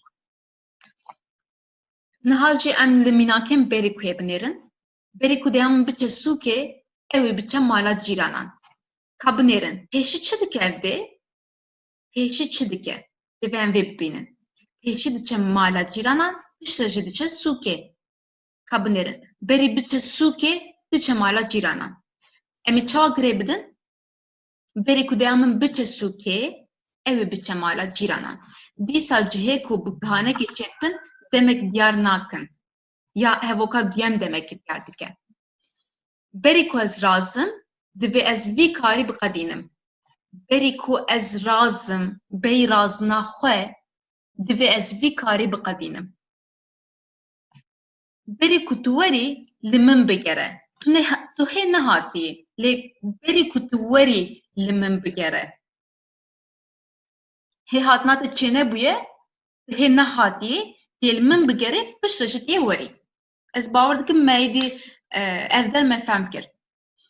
Berî ku zivistan were em ê hin amadehiyan bikin. Pêşî em amadehî dikin piştre zivistan tê ne wisa. Bêyî ku ew zivistan were em ê hin amadehiyan bikin. Dîsa divir de tiştekî demkî tune divir de heye dema bê heye. Hevoka din berî ku ez te bixim bicehme ji wir. Berî ku ez te bixim hê mil te nexistiye. Berî ku ez te bixim bicehme yani here ji wir. Evet arkadaşlar, şimdi de o önce anlamına gelen örneklere devam ediyoruz. İlkinde olduğu gibi, piştikuda olduğu gibi burada da bağlaçla kullandığımız kısım bir zamansal ifade belirtmediği için burada o e'yi kullanmayacağız. Daha doğrusu gelecek zaman ifadesi belirtmiyoruz. Yani gelecek zaman cümlesi kurmayacağız bunlarla birlikte. İkinci cümleyle kuracağız. Örneklere bakalım. Beriku diyamın bitesuke, annem çarşıya gitmeden önce evi biçe mala ciranan, o komşuların evine gidecek. Önce komşulara gidiyor, sonra çarşıya gidiyor. Çarşıya gitmeden önce komşuların evine gidecek. Tam olarak bunu söyledim. İkiden önce olan olayı söyledim ve ikinci olaydan yani çarşıya gitmesinden öncesini vurguladım Beriku ile. Beriku ez razım divez vikari bikadinim. Yatmadan önce bu işi bitirmeliyim. Yatmadan önce bu işi bitirmeliyim. Razan örnek alarak oluşmuş bir türemiş fiil. O yüzden b'yi burada görmüyoruz. Burada ise normal the ile oluşan bir cümle var. Tıpkı az önce emir kipi olan cümle gibi. Berikutu verilmin bigere, gelmeden önce beni ara. Şimdi bir gelmesi var, bir beni araması var. Benim istediğim ne? Öncesinden beni araması. Yani burada bir dediğim olay araması, iki dediğim olay gelmesi. İkiden önce diyeceğim yani gelmeden önce bunu vurguluyorum. Berikutu veri. Gelmeden önce limin bigere beni ara. Beriku zivistan vere emehin amadehiyan bakın. Kış gelmeden önce bazı hazırlıklar yapacağız. Kış gelmeden önce. Önce hazırlıkları yapıyoruz. Daha sonra kış geliyor. Birinci olay hazırlık, ikinci olay kışın gelmesi. Kış gelmeden önce yani ikinci olay gelmeden önce bir olacak. Emehin amadehiyan bakın. Beriku ezde bıkım bücehmecvir. Seni dövmeden önce bücehmecvir biraz idiom böyle yani defol buradan anlamına geliyor. Seni dövmeden önce defol buradan. Bunu söylüyorum. Yine seni dövmem örneğin bu cümlede sonra olacak bir şey. İkinci olay. O yüzden o ikinci olaydan önce def olması. O yüzden ne diyorum? 2'den önce, yani seni dövmeden önce diyorum burada. Em werin demakuye. Me di astaya kem de ev mijar diyeti bu. Me niha cardin le binerin. Li gori mantığa demeye mi binerin? Ez de dibînim. Ez kêfxweş dibim. Hevan û divan her du hevokan de jî em ê niha vaneka girê bidin. Lê di her du hevokan de jî ez naxwazim binê kîjan pêşî çêbûye kîjan piştre çêbûyê xêz bikim. Ez dixwazim çi bêjim her du di heman demê de çêdibin. Dîtina min û kêfxweşiya min. Bi hev re çêdibin. Ji ber wê ez wek kîjan pêşî kîjan piştre wek vê nanêrim yani. Ez wek heman demê de çêdibin lê dinêrim û çawa dibêjim dema ku ez te dibînim ez kêfxweş dibim. Arkadaşlar bu demaku zaman anlamı aynı zamanda oluşma anlamı veriyordu ve birinci kurda bunu görmüştük. Biraz değinmiştik buna. Cümlelerimize bakalım. Ez te dibînim, ben seni görüyorum. Ez kêfxweş dibim, ben mutlu oluyorum. Arkadaşlar bakın, ben seni görüyorum. Ne oluyor burada? Nesne büküme uğruyor. Ne demiştik? Şimdiki zaman cümlesinde ya da geniş zaman cümlesinde ya da gelecek zaman cümlesinde nesne büküme uğrar demiştik. Bükümlü halde kullanılır. Burada da örneğini görüyoruz zaten. Şimdi zamansal olarak bakalım bu iki kavrama. Seni gördüğümde mutlu oluyorum. Tam olarak demek istediğim şey bu. Bunu nasıl birbirine bağlayıp tek cümle yapıyorum? Demaku ile yapıyorum. Demaku ez te dibînim, seni gördüğümde ez kêfxweş dibim, mutlu oluyorum. Bunu gava ile de söyleyebiliriz. Bu da çok yaygın. Gava ez te dibînim, ez kêfxweş dibim.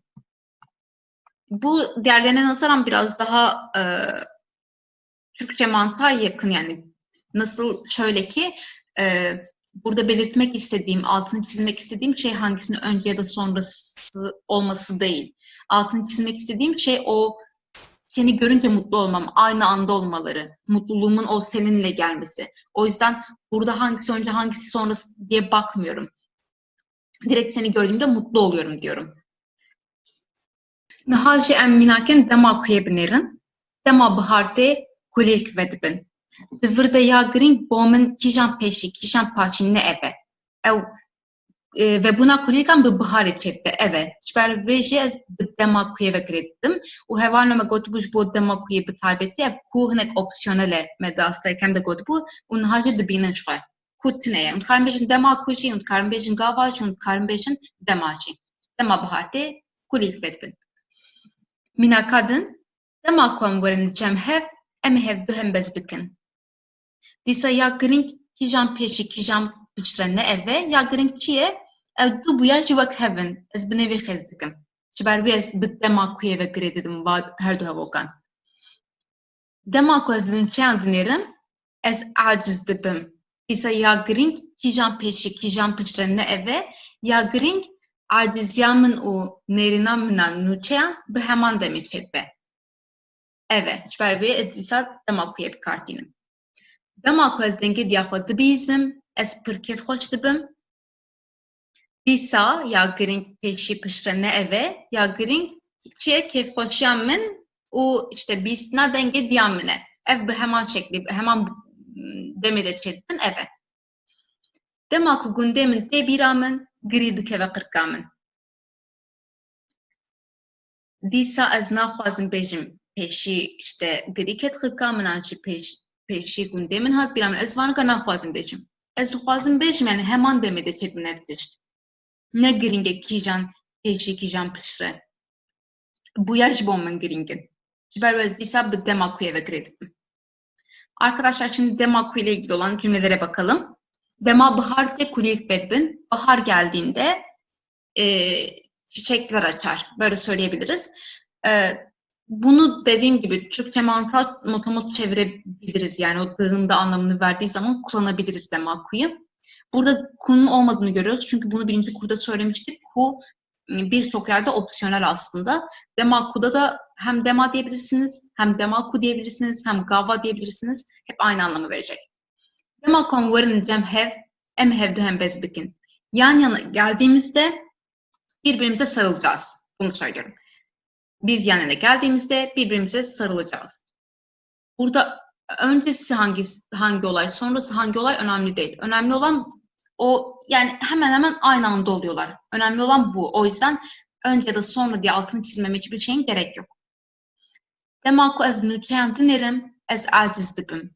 Haberlere baktığımda aciz dibim, nasıl çevirebilir? Sinirleniyorum gibi. Hem sıkılmak anlamı var hem sinirlenme anlamı var. Yine mantık olarak bakarsanız diyebilirsiniz ki ben önce haberlere bakıyorum, sonra işte sinirleniyorum. Ama benim altını çizmek istediğim şey bu değil. Önemli değil. Burada vermek istediğim şey haberlere bakınca sinirli olmam. O yüzden demako ile bağlıyorum. Bunu böyle de çevirebilirsiniz. Demako'nun kendinlerim, yani haberlere baktığımda ya da haberlere baktığım zaman. Bu da direkt motomot çevresi oluyor zaten. Demako ez dengi diyaho dibizim ez pır hoş dibim. Annemin sesini duyduğum zaman ya da annemin sesini duyduğumda çok mutlu oluyorum.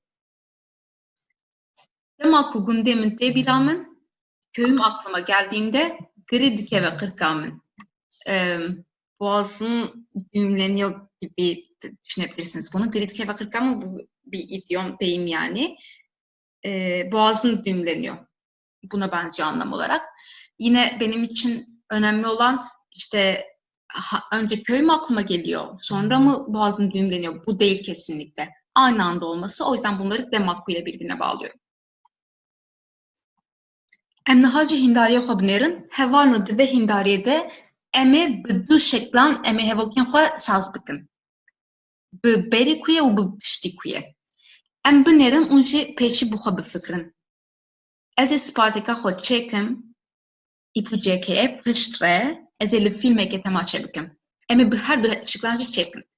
Nihan bir yer bidin, ya yekem eve ne olsa Spartaka çekirina Spartakan ya duyem çiye tema çekirina filmi. Nexwaz karim bêjim piştî yekem duyemtê, an jî berî duyem yekemtê. Em ê bi her du şeklan jî çêkin, em binêrin. Piştî ku ez Spartaka xwe çêkim, ez ê li fîlmekê temaşe bikim. Bereva jî vê hevokê çi hevalino nexwe wek mantık berî ku ez fîlmekî temaşe bikim, ez ê Spartaka xwe çêkim. Ne wisa? Berî ku ez fîlmekî temaşe bikim, ez ê Spartaka xwe çêkim. Niha bi heman şeklê em ê vê jî çêkin. Em ê bexdanûsan biçînin ya yekem û em ê wan bifroşin ya duyem. Piştî yekem duyemtê, berî duyem yekemtê. Nexwe em dikarin çawa bêjin? Piştî ku em bexdanûsan biçînin, em ê wan bifroşin. Piştî yekem duyem hat. Niha jî em ê bêjin berî em wan bifroşin, em ê biçînin. Berî ku em bexdanûsan bifroşin, em ê wan biçînin. Di hevoka din de jî havîn dibe, hewa zaf germ dibe. Ez naxwazim binê evkê xêz bikim pêşî havîn tê an piştrekê, ez naxwazim binê vê xêz bikim. Ez dixwazim çi bêjim? Germbûna hewayê bi havînê çê dibe. Nexwazê çi bikim? Ez ê bi demakuyê ve bi hev duregerê bidim. Dema ku havîn dibe, hewa zaf germ dibe. Ancak ez karim bêjim dema havîn dibe, hewa zaf germ dibe. Ancak gava havîn dibe, hewa zaf germ dibe. Hemen işte. Arkadaşlar, bu cümleleri her iki yolla da birleştirdik örneklerde, bugünkü alıştırmamızda. Bir de Türkçe olarak özet geçelim. Ez ê Spartaka xwe çêkim, ödevlerimi yapacağım, birinci olay. Piştre ez ê filmekî temaşe bikim. Sonra bir film izleyeceğim. Şimdi birincisi ödev yapmak, ikincisi film izlemek. O zaman ben bunu nasıl söyleyebilirim? Ödevlerimi yaptıktan sonra film izleyeceğim ya da film izlemeden önce ödevlerimi yapacağım. Her iki şekilde de yaptık. Her iki şekilde de oluşturduk. Piştî ku ez Spartaka xwe çêkim, ez ê li filmekî temaşe bikim. Ödevimi yaptıktan sonra film izleyeceğim. Berî ku ez li filmekî temaşe bikim, ez ê Spartaka xwe çêkim. Bir film izlemeden önce ödevimi yapacağım. Aynı şekilde oluşturduk. Şimdi aynı şekilde ikinci cümleye bakalım. Em ê bexdanûsan biçînin, maydanozları biçeceğiz, biçmek. O em ê wan bifroşin ve onları satacağız. Şimdi önce maydanozları biçiyoruz. Daha sonra da onları satıyoruz. Birincisi biçmek, ikincisi satmak. Birden sonra iki geliyor. İkiden önce biri geliyor. Şimdi bunu cümleye döküyoruz artık. Piştikten bağlanırsan biçinin maydanozları biçtikten sonra emivan bifroşun onları satacağız. Berikuen bağlanırsan bifroşun maydanozları satmadan önce emivan biçinin onları biçeceğiz demiş oluyoruz.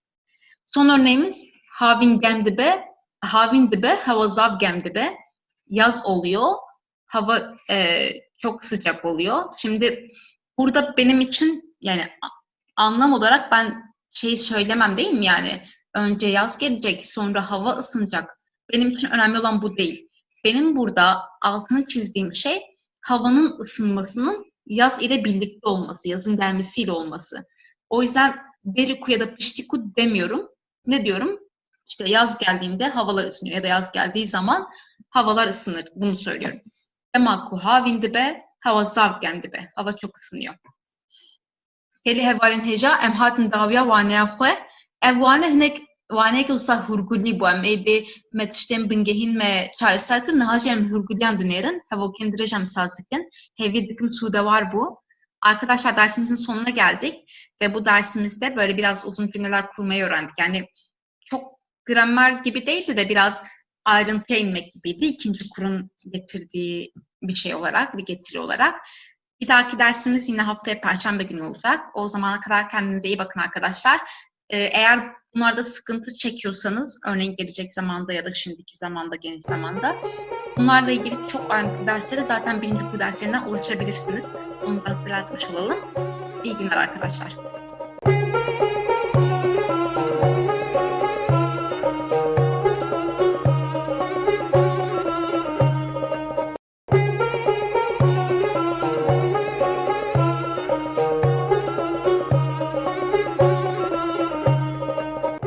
Hevalin heja umxeratın ferga kurdi.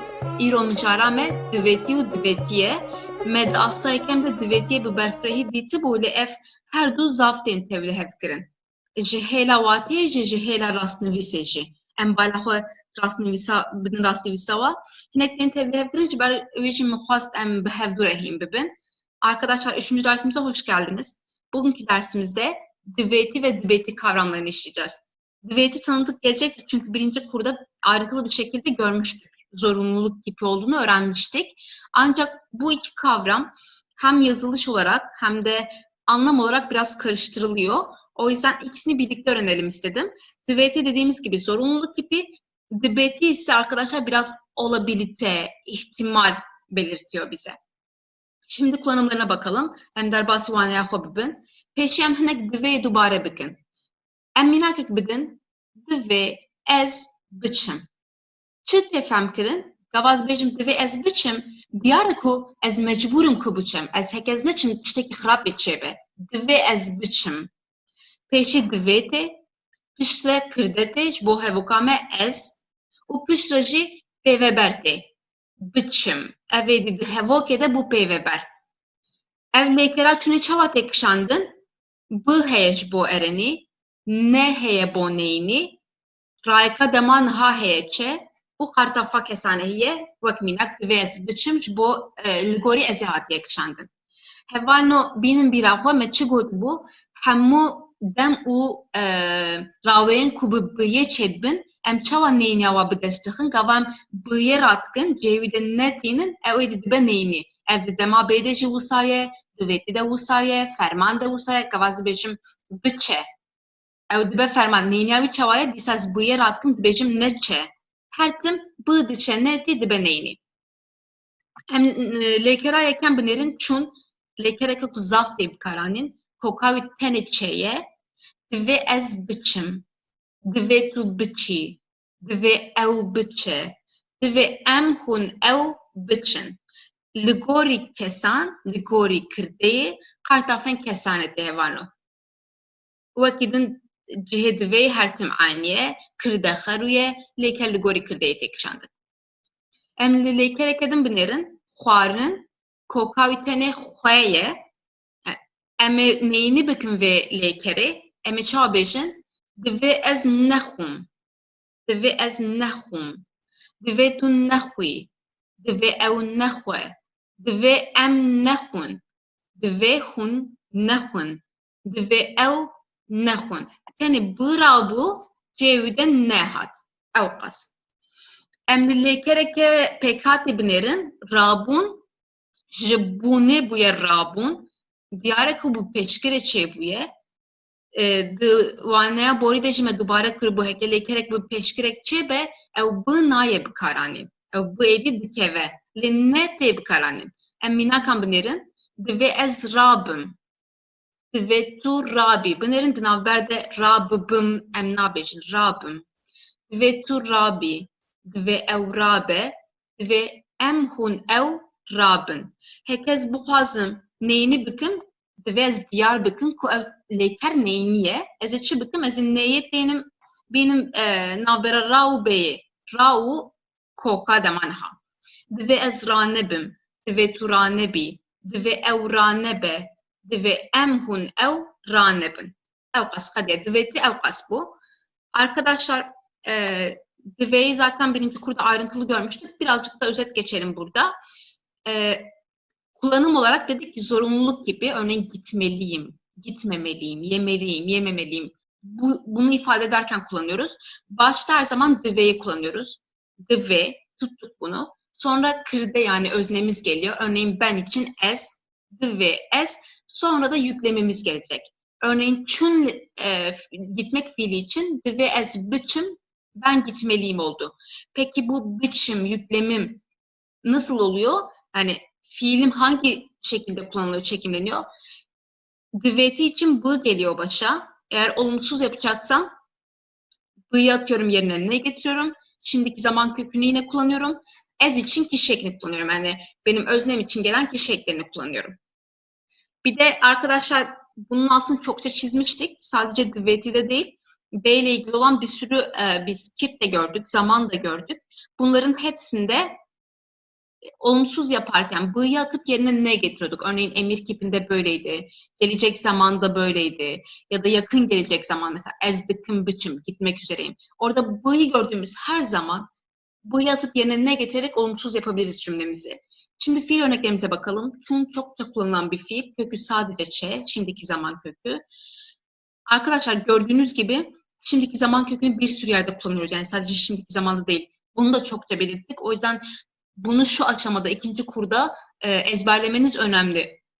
Zaten sıra sıra vermiştik. Çok kullanılanları liste şeklinde verdik. Onları mutlaka ezberleyin. Eğer onlara ulaşmak istiyorsanız da birinci kurun şimdiki zamanla ilgili 3 ayrı dersi vardı. Onlara bakabilirsiniz. Orada liste şeklinde var. Şimdi örneğimize bakalım. Divê ez biçim, ben gitmeliyim. Artık sadece özneye göre çekimleyeceğim fiilimi. Bu ve şimdiki zaman kökü aynı kalıyor. Özneye göre kartafa kesane çeşitli işte kişi eklerini getireceğim. Divê ez biçim, divê tu biçî, divê ew biçe, divê em hûn ew biçin. Başka birçok kullanılan fiil, xwarin yemek yemek fiili. Bunun şimdiki zaman kökü sadece xwe. Şimdi burada olumsuz yapacağız.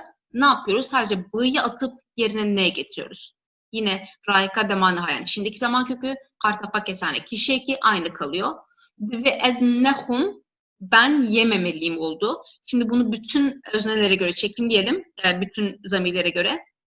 Divê tu nexwî, divê ew nexwe, divê em hûn ew nexwin. Zaten çoğullar için olan kişi ekimiz aynıydı. In'dı sadece. In ve neydi. Şimdi de örnekle oluşmuş bir türemiş fiile bakacağız. Rabun fiili. Bu arkadaşlar bun olmak fiilinin başına ra örnekli gelmiş ve rabun uyanmak fiili olmuş. Örnek alarak oluşmuş fiillerde ne dedik? Bu düşer dedik arkadaşlar. Olumsuzunda değil ama olumlusunda b'yı kullanmıyoruz yani.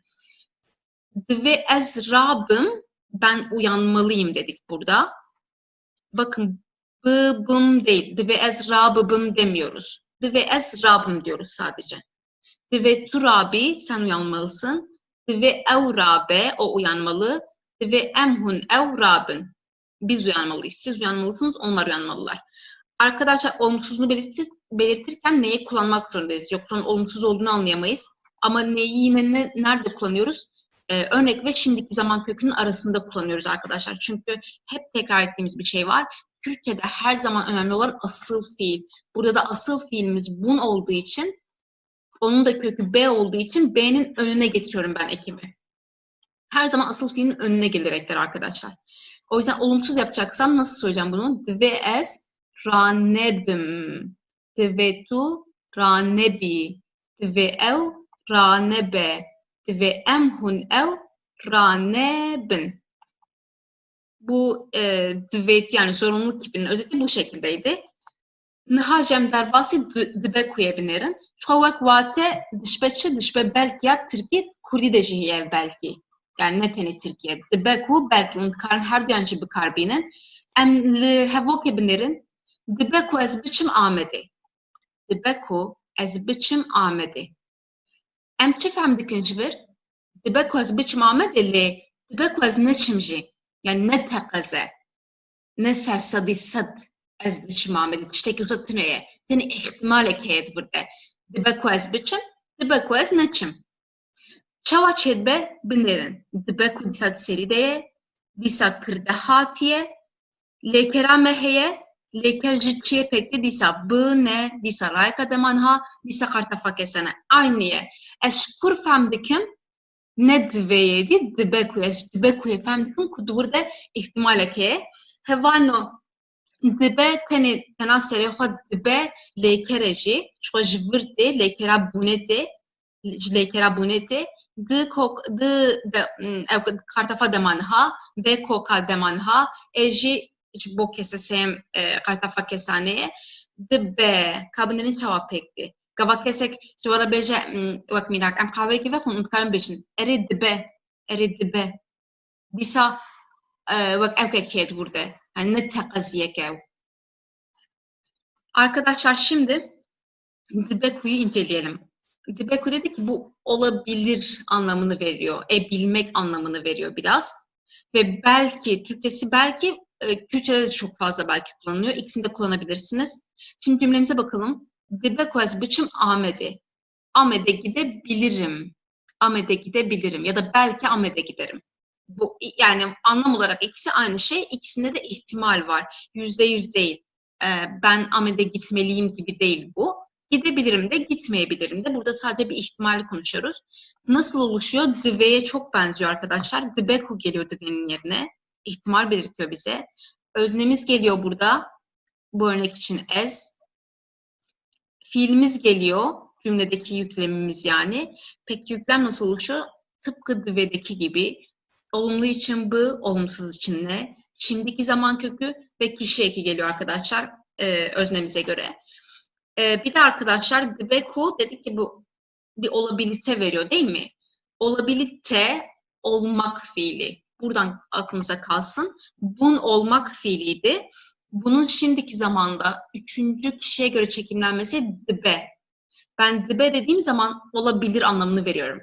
Örneğin biri size bir şey teklif ettiğinde dibe derseniz olabilir. Bu anlama geliyor. Aslında dibeku da biraz buradan geliyor. Yani o olabiliteyi veriyor bize. Bunun şimdiki zaman kökünün B olduğunu söyledik. D şimdiki zaman eki. Ise üçüncü kişiye göre kişi eki. Arkadaşlar bunu belki ile oluşturacak olursak bu cümleyi. Belki ez biçim Ahmet'e. Bunu her durumda ikisi yerine kullanabilirsiniz. Şimdi örneklerimize bakalım. Nahacem miyake xobinerin. İro hava be'avre dibeku baran bibare. Hava edinirim dibecin İro be'avre. Dibeku bibare le dibeku ne bareci. Ne tekaze, ne sadisade. Dibeku azmin hesam bibe. Ama dibeku ne beci. Disa ne sadisade. Tev ihtimale.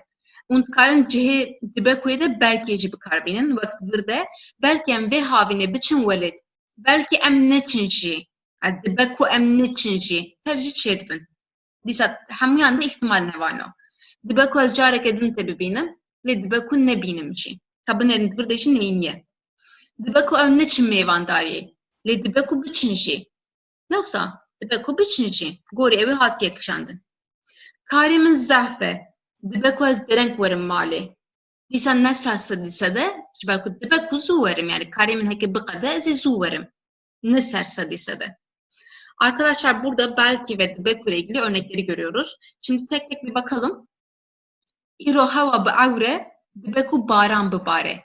Bugün hava bulutlu, yağmur yağabilir. ya da belki yağmur yağar. İkisi de anlam olarak aynı.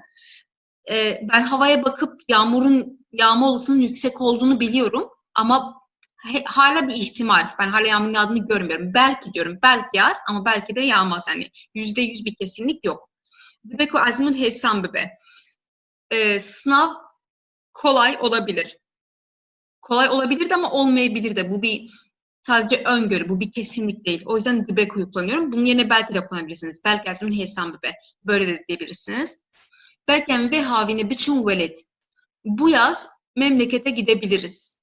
Ama gitmeyebiliriz de. Yine sadece bir ihtimal. Dibeko az careketin de ne binim. Belki seni bir daha görmem. Yine bu sadece bir ihtimal ve burada olumsuz halini görüyoruz. Ditin görmek fiilinin şimdiki zaman kökü bin, arkadaşlar bu bin olacak şapkalı.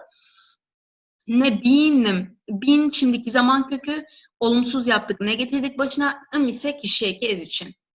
Dibeko ev ne için meyvandariye? Onlar meyvan misafirdi. Meyvandari misafirlik oldu artık. Onlar misafirliğe gitmeyebilir ya da belki onlar misafirliğe gitmezler belki de kullanırsam. Ama gidebilir de yine hep ihtimal var burada. Karemin zahfe, işim çok. Dibeko ezderenk verim mali. Eve geç gelebilirim ya da belki kullanacaksam belki ezderenk verim mali. Belki eve geç gelirim. Yine hepsinde ihtimal var.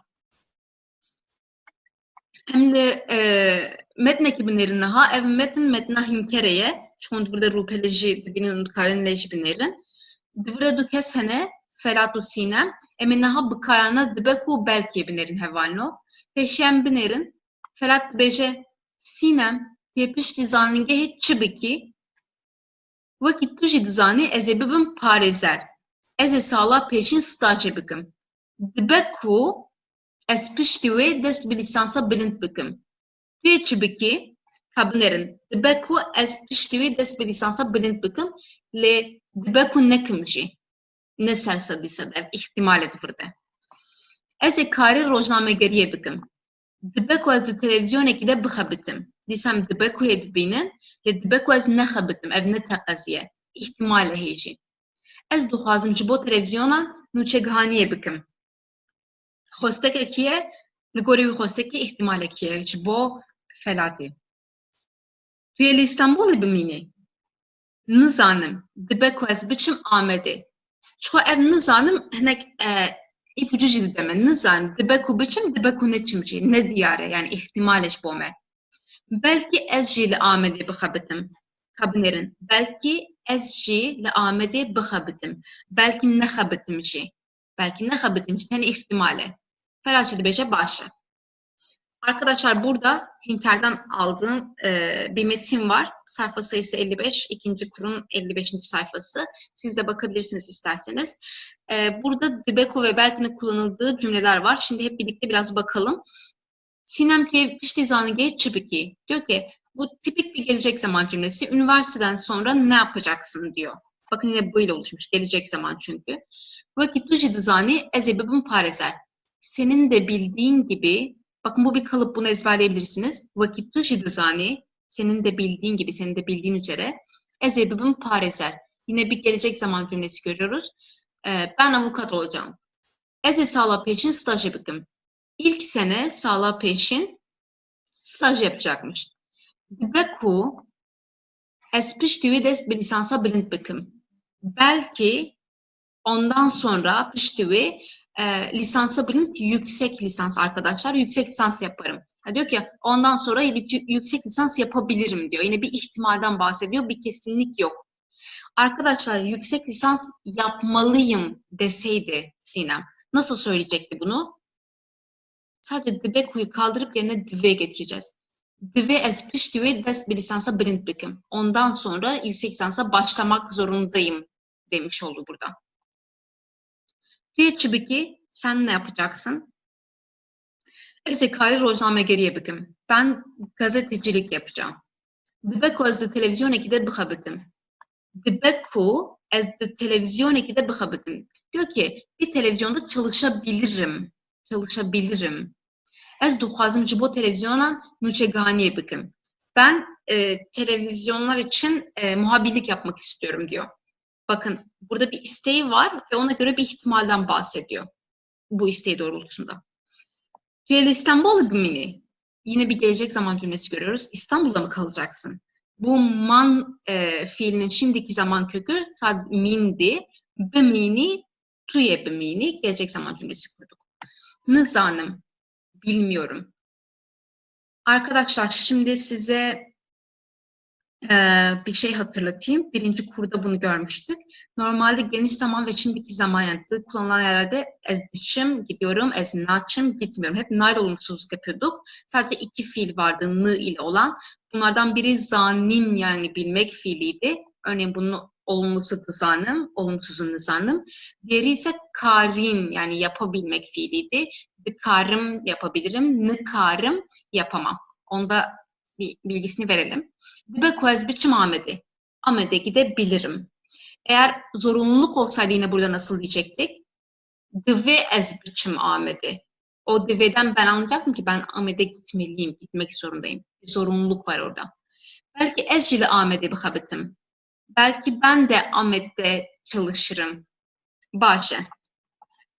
Peki iyi diyor. Dive an dibe kun. Nihayme her can benim bahevdu. Em duhab minaken vek hev binirin. Dibe ez biçim zanın gehe. Dibe ku ez biçim zanın gehe. Li her du minaken binirin. Cuda hiç ye. Dibe ez biçim, dibe ku ez biçim. Dibe ez biçim zanın gehe de selsa disset takaziyek heye. Takazı dibe ez biçim yani ihtimali gidin bo mümküneye. Dibe takaz ez biçim. Dibe ku'ye de ya hevoka biyen de dibe ku ez biçim zanın gehe bir de ihtimal heye. Dibe ku biçim, dibe ku ne çimşi. Ne takazi tüneye divirde. Arkadaşlar şimdi ikisinin yan yana olduğu aynı cümleyi görüyoruz. Biri dive ile oluşturulmuş, biri dibeku ile. Karşılaştıralım. Dive ez biçim zanıngehi, üniversiteye gitmeliyim. Dibeku ez biçim zanıngehi, üniversiteye gidebilirim. Dive ve dibeku bu tek cümlenin anlamını değiştiriyor. İki anlam veriyor bize. Dive ile kullandığım cümlede kesinlik var. Takas kesin demek ya bir kesinlik var. %100 var. Dive ez biçim kesin gitmeliyim. Dibeku ikinci cümlede dibeku ez biçim zanıngehi yani üniversiteye gidebilirim ama gitmeyebilirim de bir ihtimal var. İhtimal ekeydi burada.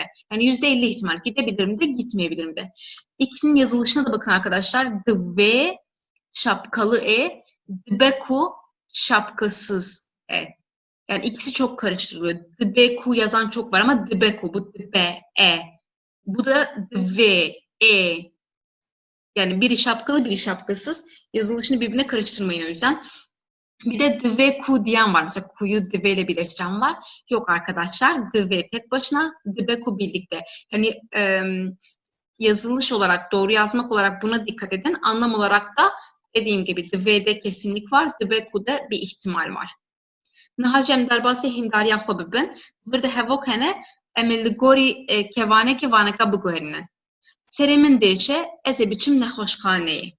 Em ê vê hevokê bi divêtiyê dîsa saz bikin. Serê min diêşe tamam nihazê divê bikarbîne divê dihat serî ve ez biçim nexweşxaneyê. Arkadaşlar Serem'in değişe başım ağrıyor. Diyeceğiz ki işte hastaneye gideceğim diyor. Bunu divet yani zorunluluk kipiyle oluşturacağız. Ne diyeceğiz? Başım ağrıyor. Hastaneye gitmek zorundayım. Serem'in değişe tamam başım ağrıyor. Şimdi hastaneye gitmek zorundayım. Zorunda anlamını vermek için dive başa geliyor. Ben için ezi kullanıyorum. Fiilimi kullanıyorum. Biçim yine bu ile oluşturdum. Şurada gelecek zaman cümlesi ama bu gelecek zaman cümlesi değil. O yüzden kullanmayın burada. Ve ez biçim nexweşxaneyê. Hastaneye gitmek zorundayım. Bir de arkadaşlar kafanızı karıştırmak istemiyorum ama Kürtçe'de bazen nesnenin sona geldiğini görüyorsunuz. Bunun üstüne belki ileride ayrı bir ders yaparız. Bu çok böyle kitaplarda yer almayan bir kural. Şöyle söyleyeyim. Pozisyon olarak yer değiştirdiğimiz fiillerde genelde o dolaylı tümle, Türkçedeki dolaylı tümle karşılık gelen kavram sona gidiyor. Örneğin çün gitmek fiili. Hatin gelmek fiili. Bakın bir yerden bir yere geliyoruz. Pozisyon değiştiriyoruz. Es hatin mali. O yüzden o mali sona gidiyor. Ya da ketin düşmek fiili. Es ketim erdi. Ben yere düştüm. Pozisyon değiştirdiğimiz fiillerde o dolaylı tümle hep sona gidiyor arkadaşlar. Bu da dediğim gibi yani kitaplarda bulmayacağınız bir özellik. aklınızda olsun, eğer hani bazen derseniz niye eze şive buhum, ben yemek yiyeceğim dediğimizde yemek niye sonda değil de eze biçim male dediğimizde male niye sonda. Bu yüzden arkadaşlar, eğer bir fiil hareket belirtiyorsa, pozisyon değiştiriyorsa, bunlarda dolaylı kümeç kavramına gelen o, aslında biz bunlara da nesne diyoruz, en arkaya gidiyor, cümlenin sonuna gidiyor. Ceyran Tüne'ye elektrikler yok. Dibecin hatta var için naye. Akşama kadar işte gelmeyeceğini söylüyorlar. Ama ve hevoki bir dibekuye çekinç. Berko cuvateci diyarı dibecin hatta var için naye ile takaz nizanı tenevulsa dibecin. Burada bir aslında bunun cümleden bunun bir ihtimal olduğunu zaten anlıyoruz. Akşama kadar gelmeyeceğini söylüyorlar ama bu kesinlik değil. Akşama kadar gelmeyecek demiyorlar yani. Yani orada bir ihtimal var sadece. Bunu dibeku ile oluşturacağız.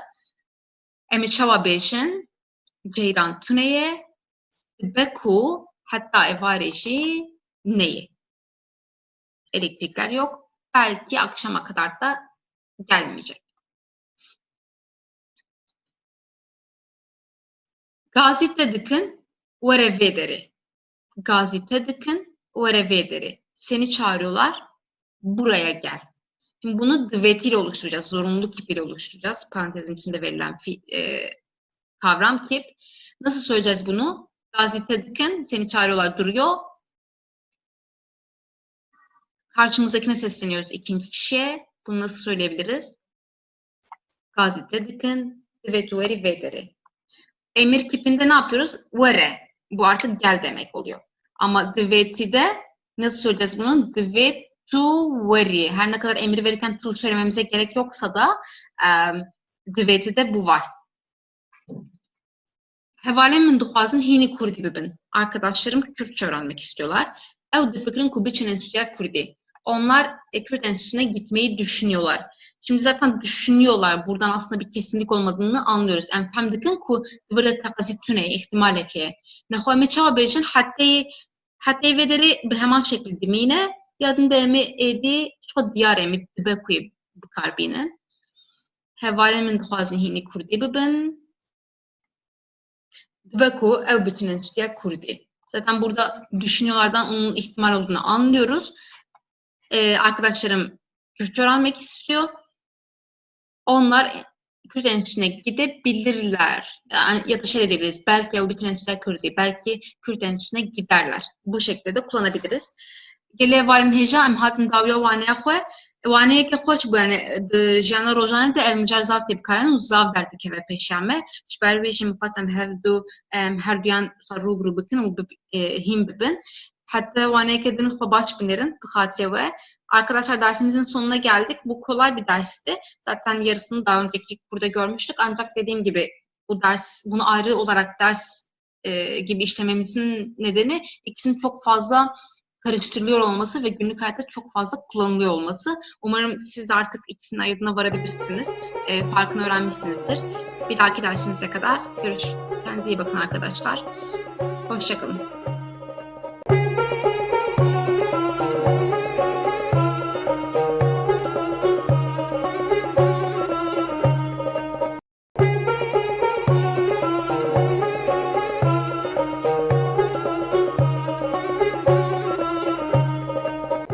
Havalen heyecan, bu keratin peyda